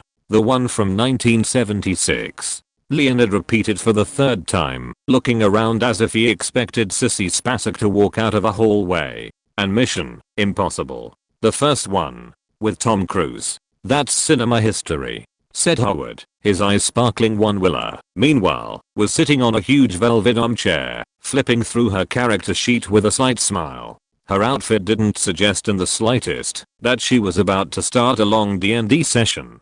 Andrew sat beside her, reviewing his character sheet with a focused look. His character was a cleric with fire powers. Alright. Who wants to do the campaign intro? Willa asked, looking up. Me, shouted Howard, raising his sheet like it was a certificate. And just like that, the session began. They had been playing for over 3 hours. During the final combat, Andrew's character had a bad dice roll and died. Your character has died, said Howard, the dungeon master, with a solemn yet theatrical tone. We can bring him back. Leonard jumped in, already scanning his character sheet. I've got a potion. Or we can find a cleric in the nearest town. It's not over. No, it's okay. I think it was a good ending for him, Andrew said quietly, shaking his head as he leaned back on the couch with a sigh. Willa watched him with curiosity. He'd been unusually quiet that night, quieter than usual. Are you leaving? Willa asked as she saw him get up and gather his things. Yeah. I'm tired, Andrew replied vaguely, slinging his backpack over his shoulder. Willa nodded. She didn't say anything else, though there was a flicker of disappointment in her eyes. Are you coming tomorrow? I mean, we could play something else. Or watch a movie. We are still on vacation, Willa asked. I don't think I can, Andrew replied, without going into detail. Alright. Doors open. Bye, Willa said in a neutral tone. Bye guys, enjoy the rest of the session, Andrew said as he left. Leonard and Harwood waved in response. A few seconds after Andrew had left the house, Willa couldn't hold back her curiosity anymore. She looked over at Leonard and Harwood and asked, what's up with him? He was quieter and more low energy than usual. His girlfriend gets back from Europe tomorrow. They've been kind of on bad terms since before her trip. I think that might be why, Harwood replied after a few seconds. Willa nodded without saying anything, hiding any emotional reaction well. She didn't bring up the topic again and returned her focus to the game 3. After getting home, Andrew went to bed not long after, but he couldn't fall asleep. Pippa was coming back tomorrow. He had been thinking about that moment all week. He imagined her face as she walked out of the airport doors. He couldn't wait to see her. However, he knew there was still that lingering issue with Regina 1, even though Pippa didn't want to admit it. Andrew was sure that's what the problem was, why she got upset before leaving. He had invited Pippa the first time, so she could see for herself. And she did. She saw there was nothing strange going on, and didn't come back again because, in her words, running isn't really her thing. Andrew accepted that. He didn't push it. But she seemed to have expected something else. The idea of cutting ties with Regina didn't seem like a good solution to Andrew. Regina was his friend. Ending a friendship over jealousy that hadn't even been expressed felt like a coward's move. 13 and then what? Every time a girl got close, would he have to push them away? There has to be another solution. Andrew thought, trying to think harder, but finding nothing. And then, as if a ridiculous idea slowly morphed into something logical, he made a decision. He would ask his family for advice. Yep. All of them. 6 his parents, Cam and Mitchell, Jay and Gloria, Manny, Phil, Claire, Alex, Hallie. Andrew closed his eyes and sighed. Oh god. This could go terribly wrong, he muttered to himself. 7 still. He knew that somewhere in the chaos, he might just find an answer that could help him fix this problem. And with that thought, he finally closed his eyes and fell asleep. You can read 15 chapters in advance on my Patreon. Link, https://www.patreon.com/nav07. If you're listening to this novel on a channel other than Fanfic World, it means they downloaded and uploaded it without effort. We cordially invite you to visit our channel, Mundo Fanfic Novelos. There you'll find the original version of this story and you can explore many other novels of various genres. We're waiting for you to immerse yourself in a world of incredible novels. Chapter 96, Family Counselor. Andrew had made up his mind. Before heading to the airport to pick up Pippa, he needed clarity. And for that, he would ask each member of his family for advice, one by one. A crazy idea, perhaps, but at least he'd get every possible perspective. One from all the advice he received, he'd decide which one was the best. I want your advice on something important, said Andrew, who was having breakfast in the kitchen with Mitchell and Cam. Cam and Mitchell exchanged a look, then turned their eyes to Andrew. Is it about football? Asked Mitchell, raising an eyebrow. Or your YouTube channel? Did you get a sponsorship offer? Nike, Adidas? Added Cam, visibly excited, already imagining all kinds of things in his head. Andrew shook his head while taking a sip from his glass of water. A few weeks ago, he had received his first direct sponsorship from a sports shoe brand. They paid him $1,500 to feature the shoes in one of his videos. Of course, he didn't make a whole video just about the shoes, wasn't his style. He included them naturally in his usual routine, went out for a run like always, showed the shoes at the beginning with a few well-framed shots, briefly commented on how they felt on his feet, the comfort while running, etc. all while continuing his workout. He showed the exact model and brand, and left the store link in the description. He also praised them, obviously, saying they were comfortable and stylish. It wasn't a lie, he wouldn't promote a product he didn't like. And it worked. The video got quite a few clicks on the link. The brand even messaged him afterwards, thanking him and saying they hope to work with him again. "It's about Pippa," said Andrew. There was a brief silence until Cam reacted, way too enthusiastically for Andrew's taste to a love problem. "I never thought this day would come," exclaimed Mitchell, equally surprised, straightening up in his chair. "I thought I'd have to wait until Lily was older to have a talk about love and finally give some real advice." Cam nodded, growing more and more excited. Andrew looked at them cautiously, wondering if this had been a good idea after all. Mitchell and Cam's comment, when Andrew said he wanted to talk about his relationship, it was like the gates of heaven opened. "Finally something not related to football or video games," said Mitchell with a smile. He could finally help his son with something teenage and emotional too. "It's true. Even though I thought Andrew would never ask for love advice, I've been preparing just in case the moment came. I'm ready," said Cam with a confident smile. End of comment. "Tell us, what's the problem?" said Cam, calming down and ready to listen attentively. Mitchell nodded and stayed quiet, waiting for Andrew to lay it all out. Andrew, knowing there was no turning back now, began explaining the situation as quickly as possible, while making sure they understood the key points. That he and Pippa had their first fight, and the root of the conflict was that Regina had been joining Andrew on his runs a few days a week, and Pippa wasn't happy about an older student going on runs with him during the holidays. 3. Andrew told her Regina was just a friend, and to fix the situation, he invited Pippa to come run with them, so she could see there was nothing weird going on. Pippa agreed, and ran with them for a few days. She saw there was nothing strange, it was just friendship, but still didn't feel at ease, even though she never told Andrew she was still upset. And although she didn't say anything else, over the next few days her behavior changed. She was distant, moody, and their last argument, before she left on vacation with her family, was confusing, bitter, and with no clear reason, though Andrew knew it still had to do with Regina. Mitchell and Cam exchanged a side glance, no longer with the confidence they had a few minutes earlier. "Oh," they both said in unison. "So, how do I fix it?" Andrew asked, waiting for an answer. "This is more complicated than I thought," Mitchell whispered, leaning closer to Cam. Yeah. Cam nodded. Mitchell and Cam's comment, "This wasn't what I had in mind. I thought it was something like, I don't know, a bad date, a silly argument, a clumsy kiss," said Cam, stroking his chin as he tried to think of a possible solution. "We are a gay couple. Do we really know how to handle a teenage straight jealousy crisis? One that involves a super popular and attractive cheerleader?"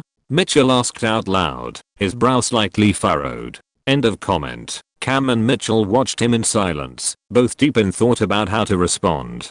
Cam's toast sat forgotten on his plate, and Mitchell's coffee was already going cold. Andrew was about to speak, but stopped when Mitchell spoke first. "Andrew, I know this might sound extreme, but if this whole thing with Regina is causing that many problems with Pippa, maybe you should consider it. Is it really worth continuing to see her? She's just a girl you run with." "I disagree." "What kind of message is that, Mitchell? Stop seeing your female friends because your girlfriend doesn't like it? That's not healthy." Cam immediately cut in, raising his hand, like he was blocking a football play. "I didn't say it was ideal. I said it might be an option if he really wants to save the relationship. Sometimes you make sacrifices," Mitchell replied, frowning.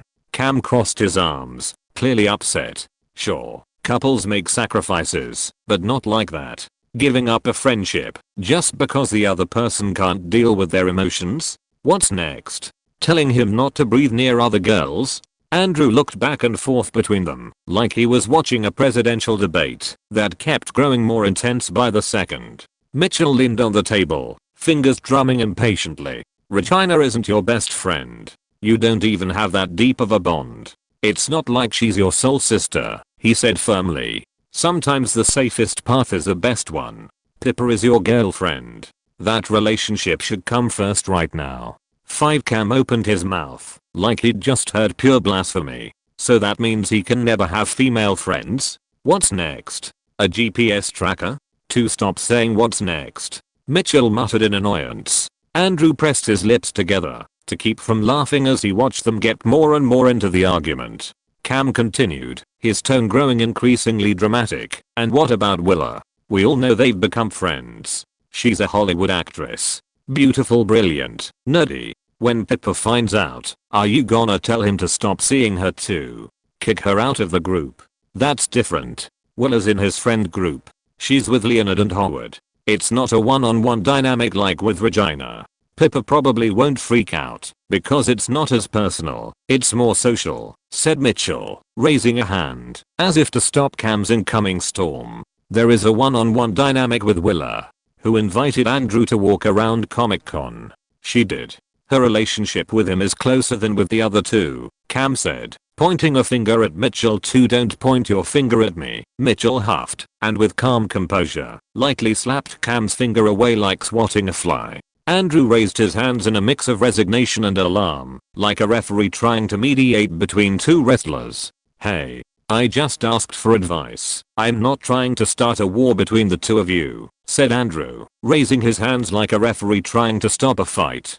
Cam's comment, Mitchell always looks at everything through logic. Like life's just one big Excel spreadsheet. Regina gets hurt. Andrew loses a friend. That's a terrible solution. Life isn't a spreadsheet, Mitchell. If Andrew speaks from the heart, Pippa will understand. She's a smart girl. She's probably experiencing jealousy for the first time, and that's understandable. To end of comment. Mitchell's comment. Cam lives in a world where everything gets solved with a Broadway number, a bouquet of flowers, and a hug. Sometimes, you have to make uncomfortable and realistic decisions. Of course it'd be great if everyone were friends and nobody got jealous, but that doesn't always work. You have to use your head. Pippa's already shown she's too proud to admit she's still jealous. The best thing is to cut the problem at its root. For end of comment. Mitchell and Cam stared at Andrew intensely, as if he were a supreme judge about to deliver a verdict that would declare one of them the winner. So what are you going to do? Asked Cam, leaning forward. Will you take the most logical path that solves everything, or the one where everything could go wrong? Asked Mitchell, folding his arms. I'm not deciding anything right now, said Andrew as he reached into his pocket and pulled out his phone. He unlocked it and, while both men looked at him in confusion, began typing a note. What are you doing? Asked Mitchell. Getting organized, Andrew replied. He started writing, reading aloud without looking up. Option 1. Talk to Pippa emotionally, explain how I feel, remind her again there's nothing going on with Regina, and tell her it hurts, that she doesn't trust me. Your option, he said, glancing at Cam, who nodded with a smile. That's the winning solution. 1. Then he added, cons. Pippa might not admit she's still jealous, even though she is. We've already thought about this. She could get even angrier if she thinks I'm accusing her. That's happened before. Cam bit his lip, worried, but nodded silently. Andrew continued. Option 2. Cut ties with Regina. That way, I show Pippa I respect her feelings and give her peace of mind. Your option, he said, glancing at Mitchell. That sounds reasonable, Mitchell replied with a slight nod of approval. Cons, Andrew added, typing faster. I'd be rewarding control and jealousy. Pippa might become more demanding in the future. Plus, Regina hasn't done anything wrong. She never flirted with me. I'd be hurting a friend over an insecurity that isn't even being admitted. 1. Now I'm going to Grandpa's place for his advice and glorious, said Andrew, standing up from his seat. You're seriously going to get love advice from my father? My father? Mitchell asked, raising an eyebrow, clearly skeptical. Cameron nodded in agreement too. Yes, all opinions will be heard. Who knows? Maybe he'll say something super wise just from sheer age, Andrew said with a shrug, walking toward the door. Can we come with you? We'll drive, said Mitchell, and Cam looked at Andrew hopefully. Andrew gave them a wary look, as if he could already see the chaos ahead. 1. Fine, but don't interfere at first. I want their opinions. No looks, signals, or theatrical interruptions to influence Gloria or Jay's answers, said Andrew. Alright. We'd never do that, said Cam with a smile. Way too big to be trustworthy. 1. 0 meddling, added Mitchell. I'll go get Lily ready, said Cam, standing up. 15 minutes later, they were standing in front of Jay's house. Andrew rang the doorbell and waited. You can read 15 chapters in advance on my Patreon. Link, https www.patreon.com/nav07 chapter 97. Family Council 2nd.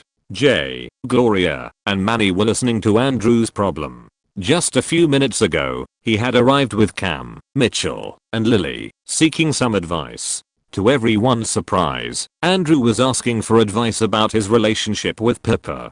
Jay was sitting in his usual spot, drinking coffee, listening attentively. Gloria sat upright, legs crossed, her brow furrowing more and more as she heard the full story. Manny was on the edge of his seat, hands folded on his knees, his face lit up. There was no purer emotion than witnessing and taking part in a complicated love conversation too. In just a few minutes, Andrew told them everything. He finished by saying time was of the essence, since he had to head to the airport in a few hours to pick up Pippa. Jay and Gloria's comment, first time this kid's ever asked me for girl advice. He came to the right place, Jay said with a crooked smile and a low chuckle. Gloria, sitting beside him, scoffed, you, the right place. Poor favor. In your last marriage, you two barely spoke. You spent 20 years silent, never solving anything. And you? Already forgot about Javier? That marriage was a badly written telenovela. All screaming, no subtitles, Jay replied, raising an eyebrow. 5. Gloria shot him a deadly glare, and just when it seemed like the argument might escalate. End of comment. 1. Well, I'm all ears, Andrew said, waiting for the first bit of advice. As if he'd just been given the opportunity of a lifetime, Manny couldn't hold back, and was the first to speak. First of all, how do you feel, Andrew? Are you afraid of losing someone? Regina, Pippa yourself? Andrew looked at Manny, raising his eyebrows. What kind of existential philosophical question is that? He thought, confused. 3. He wanted solutions, not a therapy session with coffee and drama. Here we go, Jay muttered beside him. Shut up, Jay. Let him talk. He's sensitive, Gloria snapped, giving him another killer look. Jay raised his hands in surrender, though not without an exasperated sigh. So, Manny pressed, unfazed by Jay's usual complaints. Millimeters. I don't feel afraid of losing anyone, really. I care about Pippa, obviously. I like her. I don't think our relationship ended just because of this. That would be very weak, and I don't feel that way. But she's being kind of childish about all this, Andrew said with a difficult expression. He's not the best at talking openly about his feelings. Regina's my friend. But it's not like she's a soul sister or anything. We run together, chat a bit, that's it. I'm not going to stop seeing her just because Pippa's upset. I didn't do anything wrong, and I'm not going to cave to an irrational request. Manny's comment. Manny sighed and shook his head. My nephew has a different emotional structure. I'm not saying it's wrong, just that he processes things like he's reading a technical manual. Now I get why he and Jay get along so well. It's like Andrew's a kid raised old school, maybe a little more emotionally open than Jay. 2. Manny paused, hand on his chin, or thoughtful expression on his face. But he's not lost. I must teach him how to open up and express his feelings with his girlfriend, his soulmate. 9. End of comment. And recito. Sometimes people don't say what they really feel, especially at your age. Pippa might be feeling insecure. Maybe it's something deeper she hasn't told you yet, said Gloria. Noted.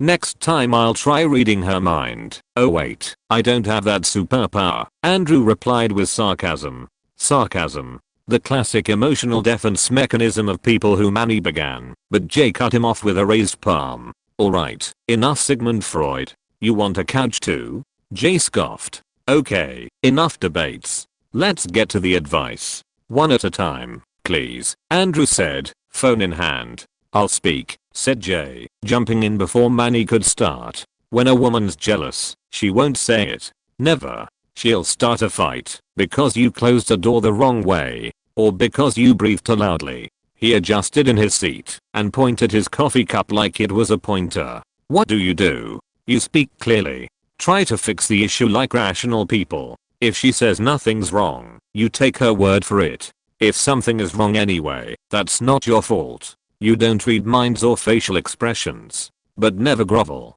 Never give up your freedom just to have peace. That's not peace. That's being handcuffed without seeing the cuffs. 6J finished, like he had just delivered the ultimate life lesson. Mitchell's comment, "That's my dad. A real sweetheart, huh?" Mitchell said, dripping with sarcasm. He sighed, "That was exactly the problem with my mom. They never talked. Ever. And they stayed together because, well, divorce was frowned upon in their time. You were a failure if you got divorced. They never admitted it, but they were in a constant cold war. I literally learned how to talk by mediating silent standoffs." Mitchell looked off to the side, as if replaying an old memory. "Oh, I remember once when Claire and I were teenagers, we were home and at," end of comment. 1. Cam's comment. "Jay sees every argument like a chess match. Like every wrong move is a personal loss." No, the whole approach is wrong," said Cam, shaking his head. "You have to see an argument like a musical. You'll have disagreements, but you resolve them with a big choreographed number, an emotional bridge, and a final note that makes everyone cry." 2. He cleared his throat. It looked like he was about to sing. "There's a song that captures this moment perfectly." End of comment. Andrew typed on his phone as he spoke. Option 3. "Make it clear I did nothing wrong, and if she insists there's nothing to talk about, then I won't talk. I won't do anything. I won't grovel." Cons? asked Manny, squinting his eyes. Andrew typed, "I could lose my girlfriend. I could come off as insensitive. I could repeat Jay's emotional pattern. Look at me, I'm a success," Jay said with a shrug, radiating unnecessary but unshakable confidence. "For my turn," said Gloria, elegantly crossing her legs. "I run with you too. I know Regina. And yes, she's pretty. And yes, she's stylish. And yes, she looks like she stepped out of a magazine. But she's also a good person. I've never seen anything suspicious between you two." Andrew nodded. "Thanks. And I also know Pippa. I adore that girl. She's got spark. She's got character. And if she's feeling insecure, well, you need to talk to her. Not with logic. With your heart," Gloria said with emotion in her voice. 4. Gloria's comment. "Relationships aren't built on manuals or strategies. They're built on honesty and care," Gloria said with a warm smile, looking toward the camera. "I know what I'm talking about. Many of my relationships ended because we didn't talk things through properly. I know both girls, and they're both wonderful. I wouldn't want either of them to get hurt because of." End of comment. Gloria looked at Andrew expectantly. "You're not going to write down my advice?" she asked, noticing he hadn't typed anything. "No. Your advice is similar to my dad. Option 1. Speak from the heart. Clarify there's nothing going on with Regina." Andrew replied, reading the first option aloud. Gloria blinked, as if her pride had been slightly bruised. But before she could say anything, Cam walked over and solemnly extended a hand to her.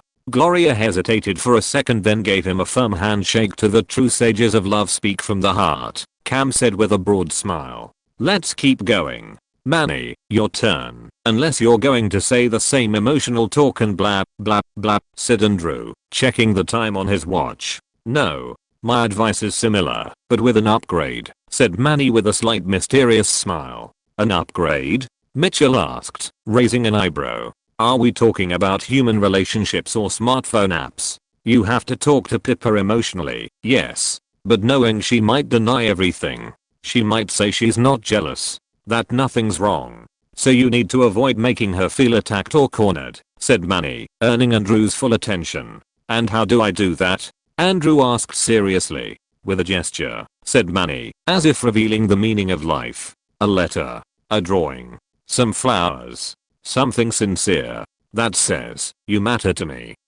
That way, even if she says she's not jealous, even if she won't admit it, she'll feel safe. And then she'll open up. Words don't always reach someone, but a gesture says more than 1,000 words." 12 Manny's comment. "A well done grand gesture can open any heart. Except Hallie's. But that's a different kind of wall I'm still figuring out how to one." End of comment. "That's a good option." Andrew nodded, noting down option 4. "The only downside is time, since I have to decide what the gesture will be," he murmured to himself. 1. He didn't have time to write a long emotional letter, and he didn't want to do something overly exaggerated or embarrassing. It had to be simple, but effective. 1. It's a great option, CJ. Man is sensitive, and he's wise about these things," Gloria said as she hugged Manny warmly and tightly. Whatever, Jay muttered, without actually denying what Gloria said. The gesture could be a solid strategy, even from Jay's chessboard point of view. Well then, what are you going to do? Asked Mitchell, wanting to hear Andrew's pick for option number 2. You clearly have to go with Manny's option, said Gloria and Cameron at the same time, casting their vote for Manny's advice. After all, it was similar to Thiz, just with an upgrade that lowered the chances of upsetting Papa. My option is the most logical and least exhausting, Jay commented. We are still missing a few opinions. Andrew replied. A few minutes later, they were all at the Dunphys house. You can read 15 chapters in advance on my Patreon. Link, https://www.patreon.com/nav07 Chapter 98, Family Council 3. Dunphy House. Claire opened the door with a polite smile which instantly vanished when she saw it wasn't just Andrew, it was the whole family behind him. What's going on? Is it Christmas and no one told me? Claire muttered as Phil walked over from the kitchen with a piece of toast in hand. Jay, Gloria, Manny, Mitchell, Cam, and Lily entered like it was their house all along. Everyone to the living room. Cam exclaimed with theatrical enthusiasm. What is going on here? Claire thought, confused and curious. Once they were all settled, Andrew stood at the front, every eye on him. Even Hallie and Alex showed up, sensing something was happening, especially since there was no scheduled family gathering or anything like that. Andrew summed it all up. Even Hallie put down her phone. He finished the story, and there was a beat of silence until Claire spoke. Break up with Regina, Claire said bluntly, 3 straight to the point. Nice, Andrew muttered. That was option 2, just like Mitchell, only way more direct. Pippa is smart, sweet, funny, determined, confident. She's perfect for you. And you're going to risk that for running with a friend who doesn't change your life. Claire raised an eyebrow. I raised you better than that. Well, partially. 8 Claire. Phil said, clearly not agreeing with the solution. No, Phil. I'm not going to sugarcoat this. Andrew needs to do the right thing. This isn't about principles, it's about holding on to what matters. Please your girlfriend. 5 Claire's comment. Yes, I said it. You want to maintain a relationship? Please her. That doesn't mean losing your identity. It means choosing your battles. I'll let Phil wear vests with Christmas lights. That was a sacrifice. I remember that first Christmas. End of comment. Alright. My turn, Phil said, raising his hand like he was in class. I'm all ears, Andrew replied. What if you get Regina and Pippa to become friends? Like, bring them together casually, you know, buddy style, Phil said with a wink. They connect, they become besties, and, bam. Game nights, karaoke. Who doesn't love karaoke? 7 The silence was deafening. Alex looked at him like he'd just suggested fusing atoms with duct tape. Mitchell murmured, oh my god, he's worse than my dad. Jay nodded, thanks. Phil's comment, how do you solve a jealousy problem? Easy, bring the parties involved together and make them friends. That way, no one gets hurt and Pippa gains a new friend. Win-win. 10 End of comment. Andrew nodded and jotted down Phil's option, which was different from all the others. Bring Pippa and Regina together. Create a friendship between them. Reduce jealousy through group trust. Pros, no one loses anything. Everyone wins. Cons, could go horribly wrong or end in a reality show worthy scene, he added. My turn, Alex said, taking the floor, and everyone turned to her. Do what Pippa asks. Of course she doesn't ask for it directly, but rather indirectly, Alex stated with her usual commander tone. No hesitation. Not a single extra comma. Andrew stared at her for a moment, narrowing his eyes slightly. For some reason, he felt that advice wasn't exactly coming from a neutral place. Andrew's comment, Alex loves Pippa. She sees her as the ideal sister, a better version of herself, or her equal. So is this real advice? Or just a strategy to avoid losing her intellectual ally in the family? I'm betting on the second one. End of comment. Hallie spoke up next. Let me tell you as an expert, this is typical. We do it all the time, she said. Andrew raised an eyebrow. Do what all the time? When we say everything's fine, but clearly, it's not. We don't want to come off as jealous and insecure all the time, So we bottle it up until it explodes, and then game over for you, Hallie replied, paused slightly, and continued. 1. You didn't do anything wrong, okay? But that doesn't matter. What matters is that she thinks something's going on, she explained, like it was the most obvious thing in the world. Hollywood was right about the source code of the female operating system, Andrew thought, wearing a strange expression. 6. He knew it was the usual joke, that when a girl says she's not jealous, she actually is. But he didn't think it applied to so many real life cases. It just seemed childish. Why not be upfront from the start? Or have enough self-confidence to trust your partner? 13. And what's the solution? Asked Luke from the stairs. No one turned to look at the kid whose head was stuck between the rails. 1. Pleaser. Don't look for logic. Forget your principles. Ask yourself what you'd do if she were in that situation, running alone with an attractive guy under clearly suspicious circumstances. Hallie replied. 5. Andrew opened his mouth, but couldn't find a good response, so he closed it. 1. Mitchell, from the corner of the living room, suddenly stood up with both fists raised. And there it is. Absolute winner. Option 2 with multiple variations. Democracy has spoken. Andrew glanced at his phone and read out loud to the entire room. Option 2. 4 votes. Different versions, but all the same solution. Break up with Regina. Mitchell, Claire, Alex, and Hallie exchanged satisfied looks and nodded in unison. Option 1. 3 votes. Talk from the heart, but with a big gesture. A letter, flowers, something to soften the conversation. 1. Option 3. 1 vote. Option 4. 1 vote. 1. Mitchell's comment. I know I'm competitive, but for my option to win among so many dysfunctional family opinions, that's a level of validation I didn't know I needed.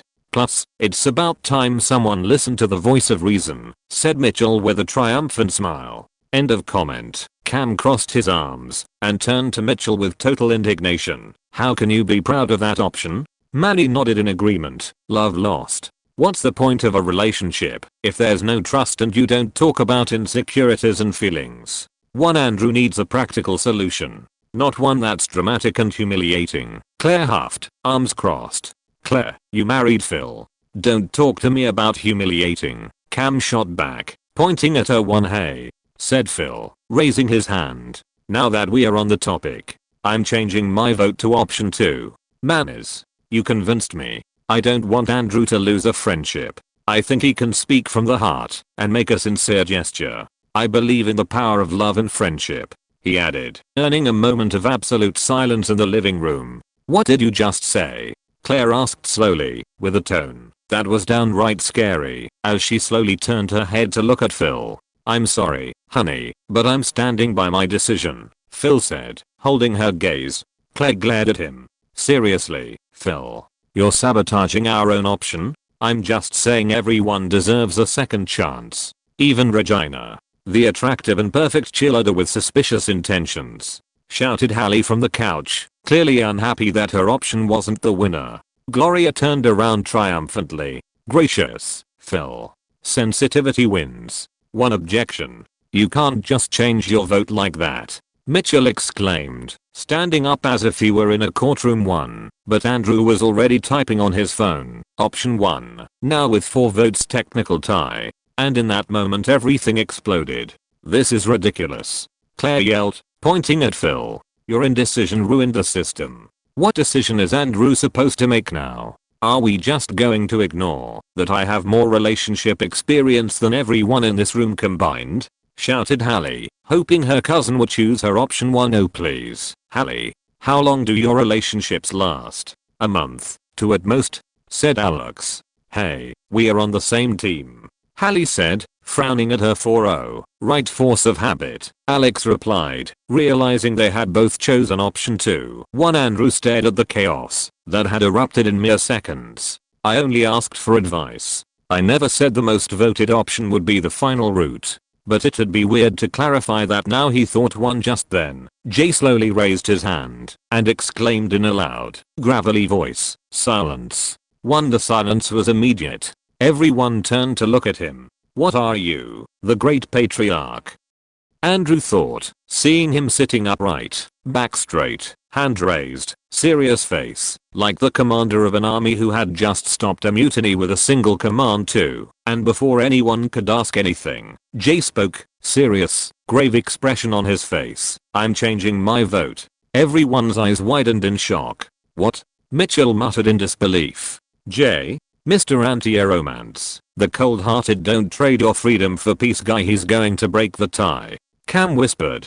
Jay looked around the room and repeated it. "Yes, I'm changing my vote." Cam, Gloria, Manny, and Phil all shared the same horrified expression. "This is bad," the four of them thought at the same time. Manny's comment, "It's obvious. Jay is going to pick the enemy option. Choose the emotional talk and grand gesture? Never." But then, something clicked in his mind. Wait a minute. Jay wouldn't do the other thing either. Because if Andrew ends his friendship with Regina, just to please Pippa, he's giving up his freedom. He'd be doing exactly what Jay says shouldn't be done.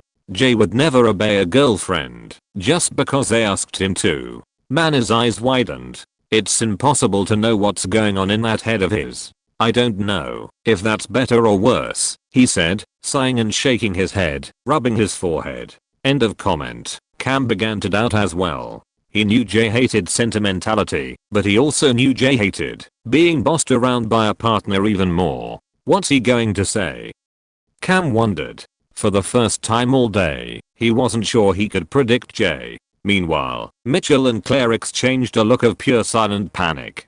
Claire's comment, "I know him. I know him better than anyone," Claire said, narrowing her eyes. "He's stubborn. But lately he's gotten more sentimental, more thoughtful, more emotionally weak than he used to be." End of comment. Mitchell's comment, "Dad hates emotional talks and big romantic gestures. But he hates even more being seen as a man under someone's thumb. Pleasing a woman, just because she asked you to? To him, that's betrayal of manhood," Mitchell said, beads of sweat starting to form on his forehead. End of comment. Both of them, the most experienced, when it came to reading Jay, came to the same conclusion at the exact same time. The grumpy old man is going to vote for Manny's option.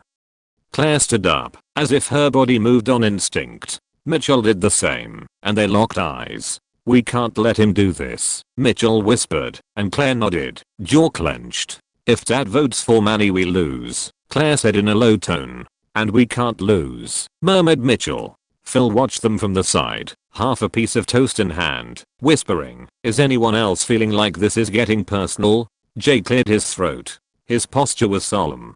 Claire and Mitchell were seconds away from interrupting everything, desperately searching for any excuse to stop him. But right at that moment, a child's voice broke the silence first. "Wait a minute.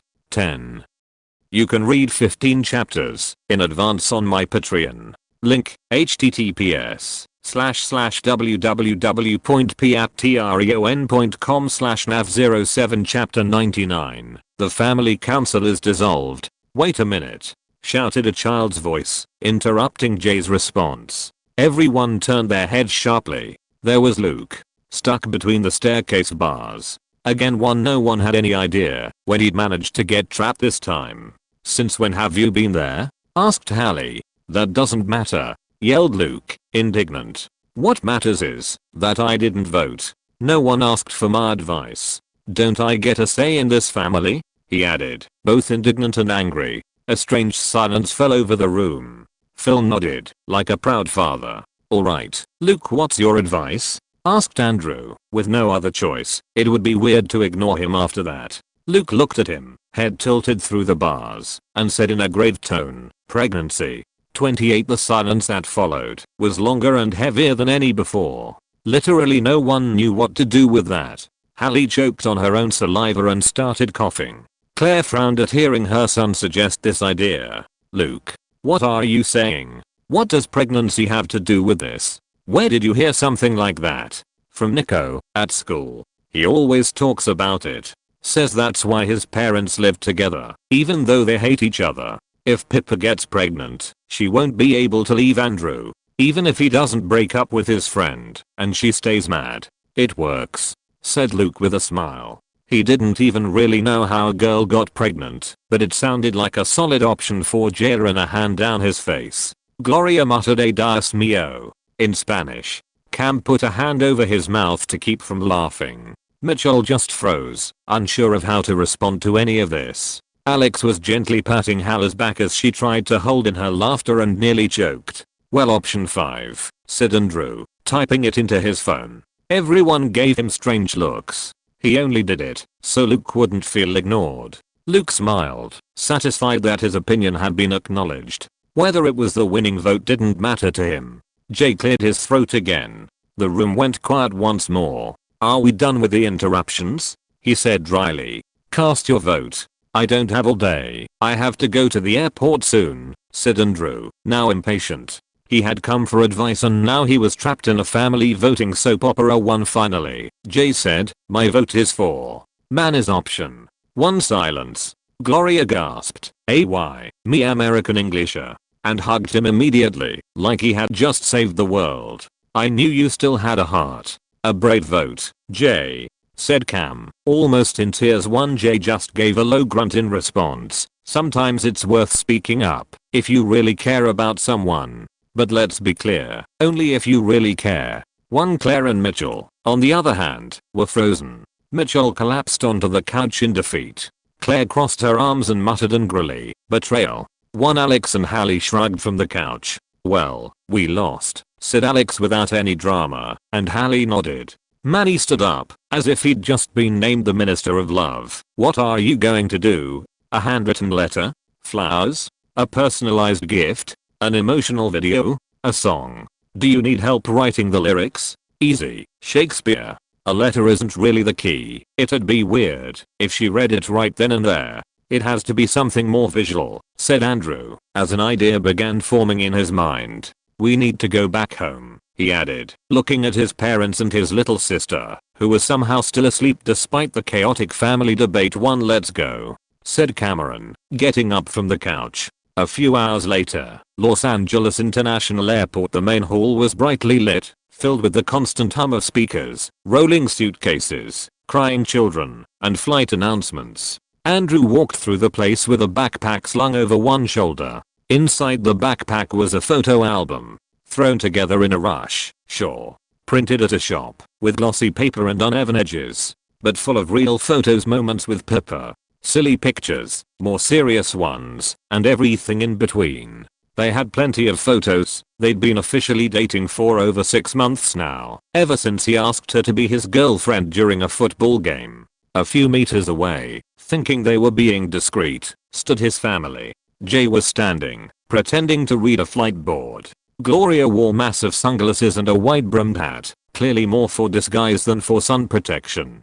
Hallie had a cap on, was chewing gum, and scrolling through her phone. Manny leaned against a far wall, jotting imaginary notes in a notebook. Phil was hidden behind a fake plant. 5 Claire, Luke, and Alex sat in the waiting area seats, far enough to seem uninvolved, but close enough to have a perfect view. "I don't know how I ended up here," muttered Alex, shaking her head, holding a study book in her hands. Andrew's comment, "I didn't invite them, but I didn't kick them out either. In the end they each helped me come to a conclusion, in their own way. They made me think." End of comment. Andrew didn't choose this option because it got the most votes. He'd had it in mind ever since Manny suggested it. He had always struggled a bit with emotional conversations. Not because he was shy, far from it. Andrew was an outgoing guy, confident. When he liked someone, he showed it. With Pippa, for example, he confessed his love in front of an entire stadium, right after the end of the regular football season, but that was easy for him.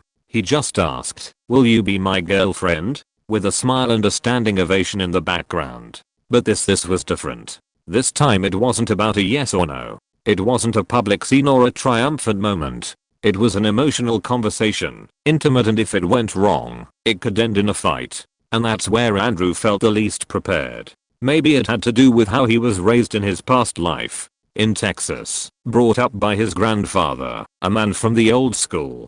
Tough, reserved. He died when Andrew was only 10. After that, Andrew lived with his grandfather's friends. Even more closed off. Harsher. There was never space for feelings. Everything was dealt with through a "you'll be fine" or a "don't cry about that." He was never the emotional type. And even though he was good at romantic stuff, this wasn't about romance. This was about facing something he didn't fully understand. Pippa's jealousy won to him. It didn't make much sense. He hadn't done anything wrong. He hadn't hidden anything. It was hard for him to see it as something real. It felt childish, unjustified. But even so, he decided to take action. Because he cared about her. Because he didn't want to lose her over something that could be fixed with a bit of openness. That's why he was here. Pippa's flight announcement echoed through the speakers. Andrew adjusted the strap on his backpack. Time to see if this works, he thought. Finally, passengers began to exit. Andrew scanned the crowd until he finally spotted Pippa, walking with her mom, her stepdad, and her stepbrother. Pippa was wearing a light jacket and jeans, her dark brown hair framing her face. Her eyes seemed to be searching for something, and when they finally landed on Andrew, a wide smile lit up her face. She knew he'd come to meet her, had been waiting to see him, since her plane took off. Scratch that, she'd been hoping to see Andrew for days now. She never thought she'd miss him this much, had never felt such longing before. Unable to hold back, Pippa ran toward Andrew. She sprinted through the terminal with determined steps, dodging travelers with suitcases, not caring about anything else. She never imagined herself doing something so cliché, so straight out of a romantic movie, but she couldn't help it. She ran straight into Andrew's arms. The impact caught him off guard, but the smile that spread across his face was instant. "Wow," he murmured with a laugh. "Did you train strength over the break? That tackle would be approved by any football team." Pippa chuckled softly, but said nothing. She just held on to him for a few seconds longer. In the distance, from their improvised discreet spy positions, Cam, Phil, and Manny watched the scene with teary emotional eyes. "This is so cinematic," thought Cam, placing a hand over his chest, visibly moved and holding back a tear. At that exact moment, a man passing by came to a sudden stop. When he saw Cam clutching his chest, his face twisted in a mix of shock and emotion. "Sir, are you alright? Should I call someone?" the man asked, concerned. "Excuse me?" said Cam, caught off guard. "Should I call 911? Are you feeling chest pain? You know, with certain other body types, heart attacks can be more common," the man added, trying to explain himself without sounding offensive, already pulling out his phone to dial just in case. Cam immediately stood upright, indignant. "I'm fine. I'm just witnessing a moment of true love. Thank you very much," he said, offended, as he walked off to a different vantage point. "The airport never fails," Phil murmured emotionally, wiping away a tear from his spot. Manny nodded slowly. "No one runs like that with a smile on their face. If they are still angry, that's a good sign," he muttered to himself, expression serious, like a love coach. Andrew and Pippa were still in each other's arms. She finally pulled back just a bit. Her face was still very close to his. Her eyes looked at him with a different kind of intensity. "I missed you so much," Pippa murmured sincerely. Andrew smiled, gently pressing his forehead against hers. "Me too," he replied. But Pippa shook her head slightly. "No, Andrew. I really missed you. Is this a competition?" Andrew wondered, raising an eyebrow. Just as Pippa was about to explain, her family approached. Her mother, Lean, was walking toward them with a sweet smile, the kind that mixed relief with motherly complicity. Victor, the stepdad, wore a mischievous grin, as if he completely understood the emotional weight of the reunion and approved of everything he was seeing.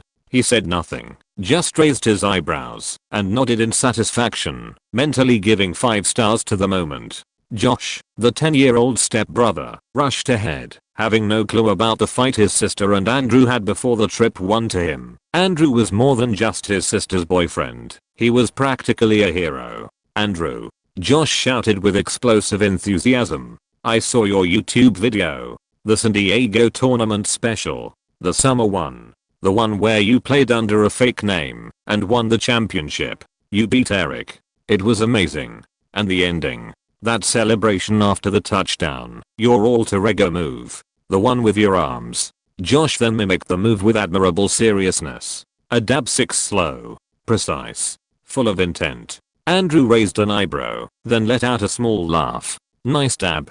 Andrew had popularized the dab celebration, a move that, in his past life, became a viral sensation around 2016 thanks to soccer player Paul Pogba. The Frenchman had started doing the dance move in his goal celebrations, and it became a global trend and meme. But now, in this timeline, Andrew had done it during a youth football tournament. Unintentionally, he'd gone viral ahead of schedule. "Thanks," the boy said, smile wide. But his expression quickly changed. He clenched his fists and whined dramatically. "I should been at that tournament, but no. I had to go visit my grandma." Andrew crouched down a bit to get on his level, lowering his voice like he was talking to a future quarterback. "Listen to me, Josh. There will be more tournaments. Plenty of them. But your grandma, you only have one. Family comes first. Don't forget that," said Andrew in a serious but gentle tone. Josh stood still, processing, as if that piece of advice had been etched into his soul, coming from his personal idol. Finally, he nodded with solemnity. "I get it, but I'm going to the next tournament." "Of course," said Andrew with a faint smile, roughly ruffling his hair. Lean and Victor, a few steps behind, exchanged a silent look, a mix of approval and satisfaction. With this gesture, and others they'd witnessed in the past, they knew Andrew was a good kid, not just the popular athlete dating their daughter. Before Josh could continue talking, practically buzzing with excitement, Lean stepped in with a soft but firm voice. "You can talk to him later, Josh. Let's give them a little space for now. We'll be outside. Take your time," added Victor with a slight smile, giving Pippa a playful wink. Josh pouted a little, but obeyed. Andrew turned his attention back to Pippa. She was looking at him with the same intense gaze as before, though now her expression was calmer. But she hadn't let go. Her arms were still around him. "I have to admit, I wasn't expecting such an emotional reunion after how you said goodbye," Andrew said, breaking the silence. When Pippa left for Europe, they had said goodbye at this very same airport, but her farewell had been cold, almost indifferent. Despite Andrew's attempts to make it meaningful, since they wouldn't see each other for 2 weeks. "I know," Pippa said quietly, giving a small nod. She took a deep breath, and then, to his surprise, she said, "I'm sorry, Andrew, for getting upset without a real reason, and for not talking about it properly." Andrew looked at her, slightly surprised by how direct and sincere she sounded. And then, even more honestly, Pippa admitted what she hadn't wanted to before. "Yes, I was mad about Regina. Even though I said I wasn't, I was. I was upset the whole time. But it was hard to say it, because even I felt like it was ridiculous." Just as Andrew noticed she was about to keep talking, maybe to apologize more or explain herself, he gently interrupted her. "Come on, let's go sit somewhere quieter. I've got a gift for you," Andrew said. Pippa looked at him curiously, confused, but nodded without asking any questions. They walked a few steps over to an empty bench. Andrew opened his backpack and carefully pulled out a photo album. It wasn't perfect. You could tell it had been thrown together in a rush, but it had clearly been made with care. Pippa took it gently, as if it was something fragile. Andrew opened it with her, turning the pages slowly. They were photos they had taken together at different times. One at school, hanging out with friends, at home on the couch, at school events, after Friday night games, playing video games, even walking around the neighborhood, and more. Pippa looked through them in silence, her emotions held back, eyes glossy and a soft smile appearing as the memories came back with each picture. While she kept flipping through the album, Andrew spoke. "I don't have, and I won't have, memories like this with Regina. No photos. No talks. No moments like these. Because you matter to me. So much more than you think. And I would never risk what I have with you. Regina is just a running friend. We talk a little, make a few jokes. That's it. There's no romantic intent. It's just company during training." Pippa didn't say anything at first. Her fingers kept turning the pages slowly, until they stopped. She focused on one photo in particular, the two of them hugging, cheeks red from the cold, in a park. "I feel guilty," Pippa finally said in a low voice. "I was jealous. And irrational. I trust you, I do. But I think it was my insecurity that made me react that way," she added, looking Andrew in the eyes. Andrew held her gaze. "I'm sorry, Andrew, for all of that. For leaving mad. For not talking it through. Just don't leave me, okay?" she said in a soft voice, a hint of fear in her tone. Andrew looked at her for a second, then let out a soft, genuine laugh. I'm not gonna break up with you after making a photo album and emotionally opening up like I never had before, he said with an ironic smile. And break up over our first real fight? If that would happen, our relationship would be cardboard. Pippa let out a laugh. You're right. I guess I overreacted and didn't think it through, she said, calmer now, her face lighting up. She returned to her usual self, enthusiastic, vibrant. Thanks, she said, almost without thinking. And before Andrew could reply, she kissed him. A kiss full of impulse and energy. Andrew kissed her back with a smile on his lips, wrapping his arms around her waist. Several meters away, at their makeshift spy post, the family council watched the scene with a mix of pride, emotion and poorly disguised satisfaction. Cam, eyes shimmering, whispered, "Love did it again." Conclusion. When two hearts are aligned, no misunderstanding can tear them apart. Unless there's actual cheating. In that case, collapse is inevitable. Manny noted in his notebook with complete seriousness, "For this was a total success," said Phil, clapping silently with an emotional smile. Claire, arms crossed but wearing a resigned smile, murmured, "They pulled it off without following my advice." Well, the family council fulfilled its purpose, said Mitchell, a smile on his lips as he watched his son reunited with his girlfriend. Jay, hands in his pockets, turned toward the exit. "We've interfered enough in the lives of teenagers. Let's go before someone reports us."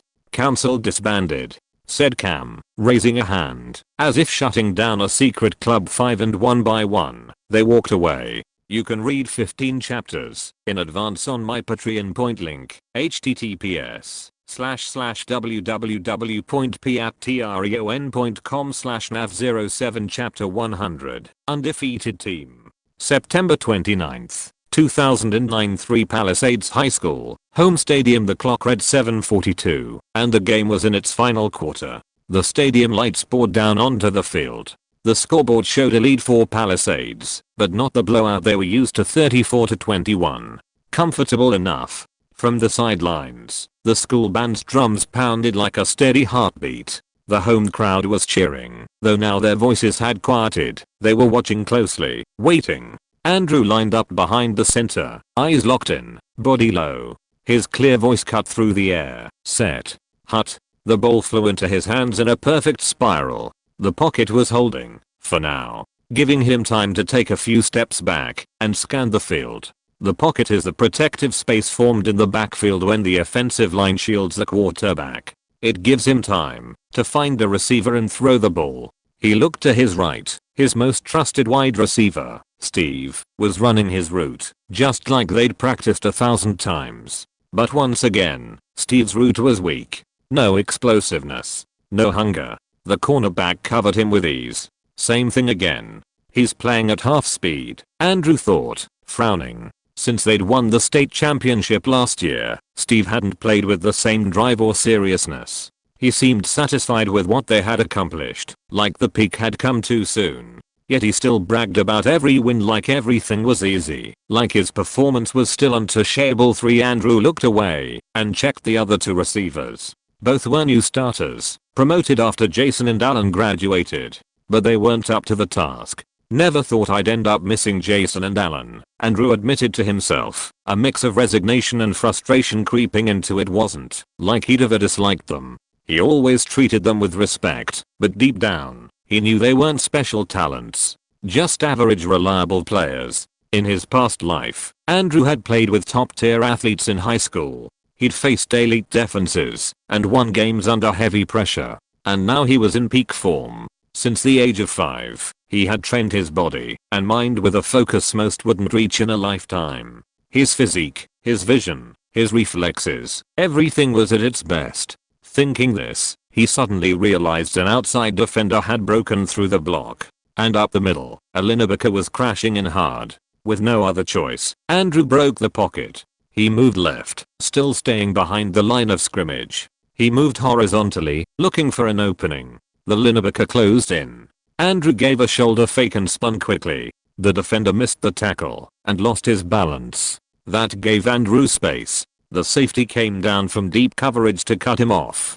Andrew faced him, faked left, and made a sharp cut to the right. The defender fell for it. Another gap opened. Andrew kept running. Another defender appeared quickly. This time, there was no room to dodge. But Andrew didn't stop. He gripped the ball with one hand and extended his other arm in a sharp forceful motion, straight to the defender's chest. He shoved hard, throwing him off balance and bringing him down with a precise stiff arm. The stadium roared. 2 more players dove at him from opposite angles. Running any farther was impossible. Andrew lifted his eyes, and there he saw it. One of the new receivers, Jack, had broken off his original route, sprinting toward the right corner of the field. Finally, someone reacted. Andrew stopped on a dime, twisted his body, and threw on the move, arm fully extended, in one smooth fluid motion. The ball sailed through the air, tracing a perfect arc toward the corner of the end zone. Jack stretched out and caught the pass with both hands, just before stepping out of bounds. Touchdown. An incredible play by our favorite quarterback, finishing with a perfect throw under pressure, shouted the commentator, voice full of excitement. The stadium exploded with cheers and applause. Andrew stood still for a second longer, watching. Sweat dripped down his forehead. Jack was celebrating on his knees after the catch, throwing a dab. Reggie and Archie ran up to him, jumping and wrapping him in a hug. Coach David clapped enthusiastically and immediately turned to the defense with serious instructions. They'd be on the field in just a moment, after the 2-point conversion, which he fully trusted Andrew would complete. David had changed a lot. A year ago, he was a mess of a coach. He let players show up late with no consequences. Practices were disorganized, plays improvised. No one seemed to care. But everything changed when Andrew arrived.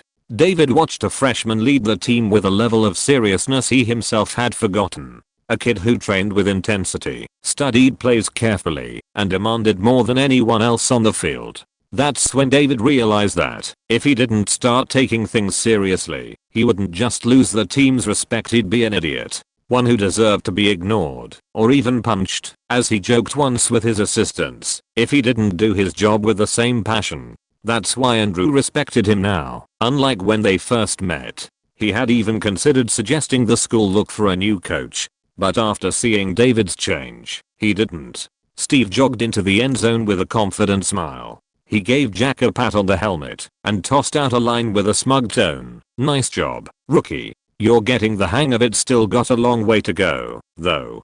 Jack smiled awkwardly, lowering his gaze a bit. Archie and Reggie glanced at each other but said nothing. Andrew, walking toward them while taking off his helmet, heard it. He stopped and looked straight at Steve. His face was serious, brow furrowed, eyes locked on him with a silent mix of disappointment and warning.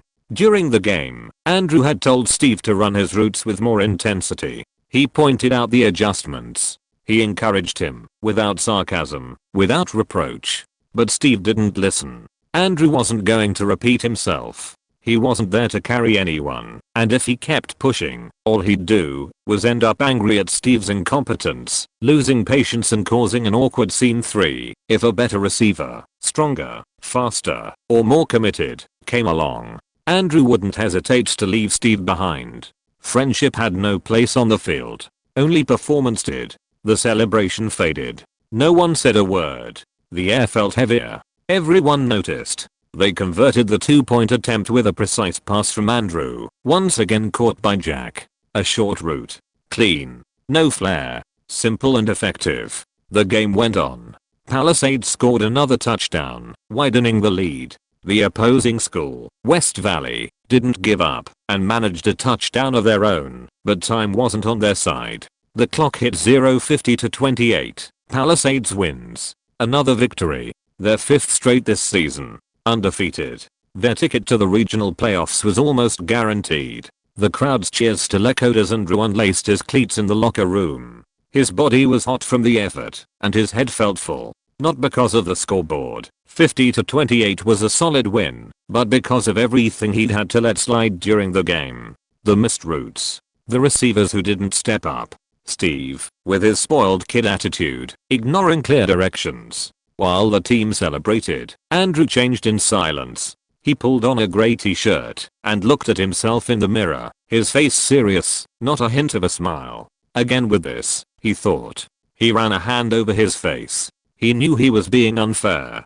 The team had 5 straight wins, a very good run, for he couldn't demand that all the players play like him, or that they repeat last season's results, as if it were an easy task. It was absurd to expect everyone to have the same mentality or level of preparation as him. Of course, Steve was a different case. He was going to bench him if he didn't get his act together. There were no more excuses for his apathy, and Andrew wasn't going to let his attitude drag the team down. On the other hand, Jack and the other new guy, Marcus, a fast but still inexperienced receiver, played with hunger. They made mistakes, yes, but they were mistakes made by someone trying their best, not by someone playing half-heartedly or without effort. A 22-point win is a good result. He couldn't expect to win every game like last year, when they averaged 50-point blowouts. They weren't in Division 5 anymore. This level was tougher. And they lost several key players, like Jason and Alan. We won. I shouldn't be wearing this face. I put myself in this position, he thought as he took a deep breath. Little by little, he managed to relax his expression. The hardened look he'd carried since the end of the game began to soften. He started to regain a bit of his good mood. He high-fived Reggie, Kevin, and Aki, who were laughing and reliving plays as they celebrated. A few feet away, Liam was drying his hair with a towel, still wearing his gloves. His face was serious, but there was a flicker of satisfaction in his eyes. Andrew walked over to him. "Good game," Andrew said, approaching and raising a fist. "Thanks, Captain." "You too, as always," Liam replied with a smile, bumping fists with him. Liam was in his senior year. Last season, he had already been the defensive leader of the team. This year, he was taking it twice as seriously, like he had no room for mistakes. He trained twice as much, studied opposing formations obsessively, and was constantly talking to Andrew, the coach, and the assistants, soaking up anything that could improve his game. Andrew respected him for his mindset and work ethic. Liam had been at Palisades since freshman year, back when the school barely made it to the playoffs with average or even losing records. So Liam could be considered a late bloomer, just like Derek. Not everyone peaks at 14 or 15. Even Tom Brady flew under the radar in high school. He played at Junipero Serra High School, San Mateo, California, a school with some reputation, but not nationally elite. And while he had talent, he wasn't heavily recruited. In fact, he only got one real offer, from Michigan, where he spent years as a backup. He was picked in the 6th round of the NFL draft. After chatting a bit more with Liam, Andrew left the locker room in better spirits. You can read 15 chapters in advance on my Patreon. Link, https://www.patreon.com/nav07. End of this chapter. Thank you very much for reaching the end. Don't forget to like. Looking for more exclusive content and immediate access? Subscribe to our Patreon. Remember, every like, subscription, or donation encourages us to continue. Thanks to everyone. See you in the next video.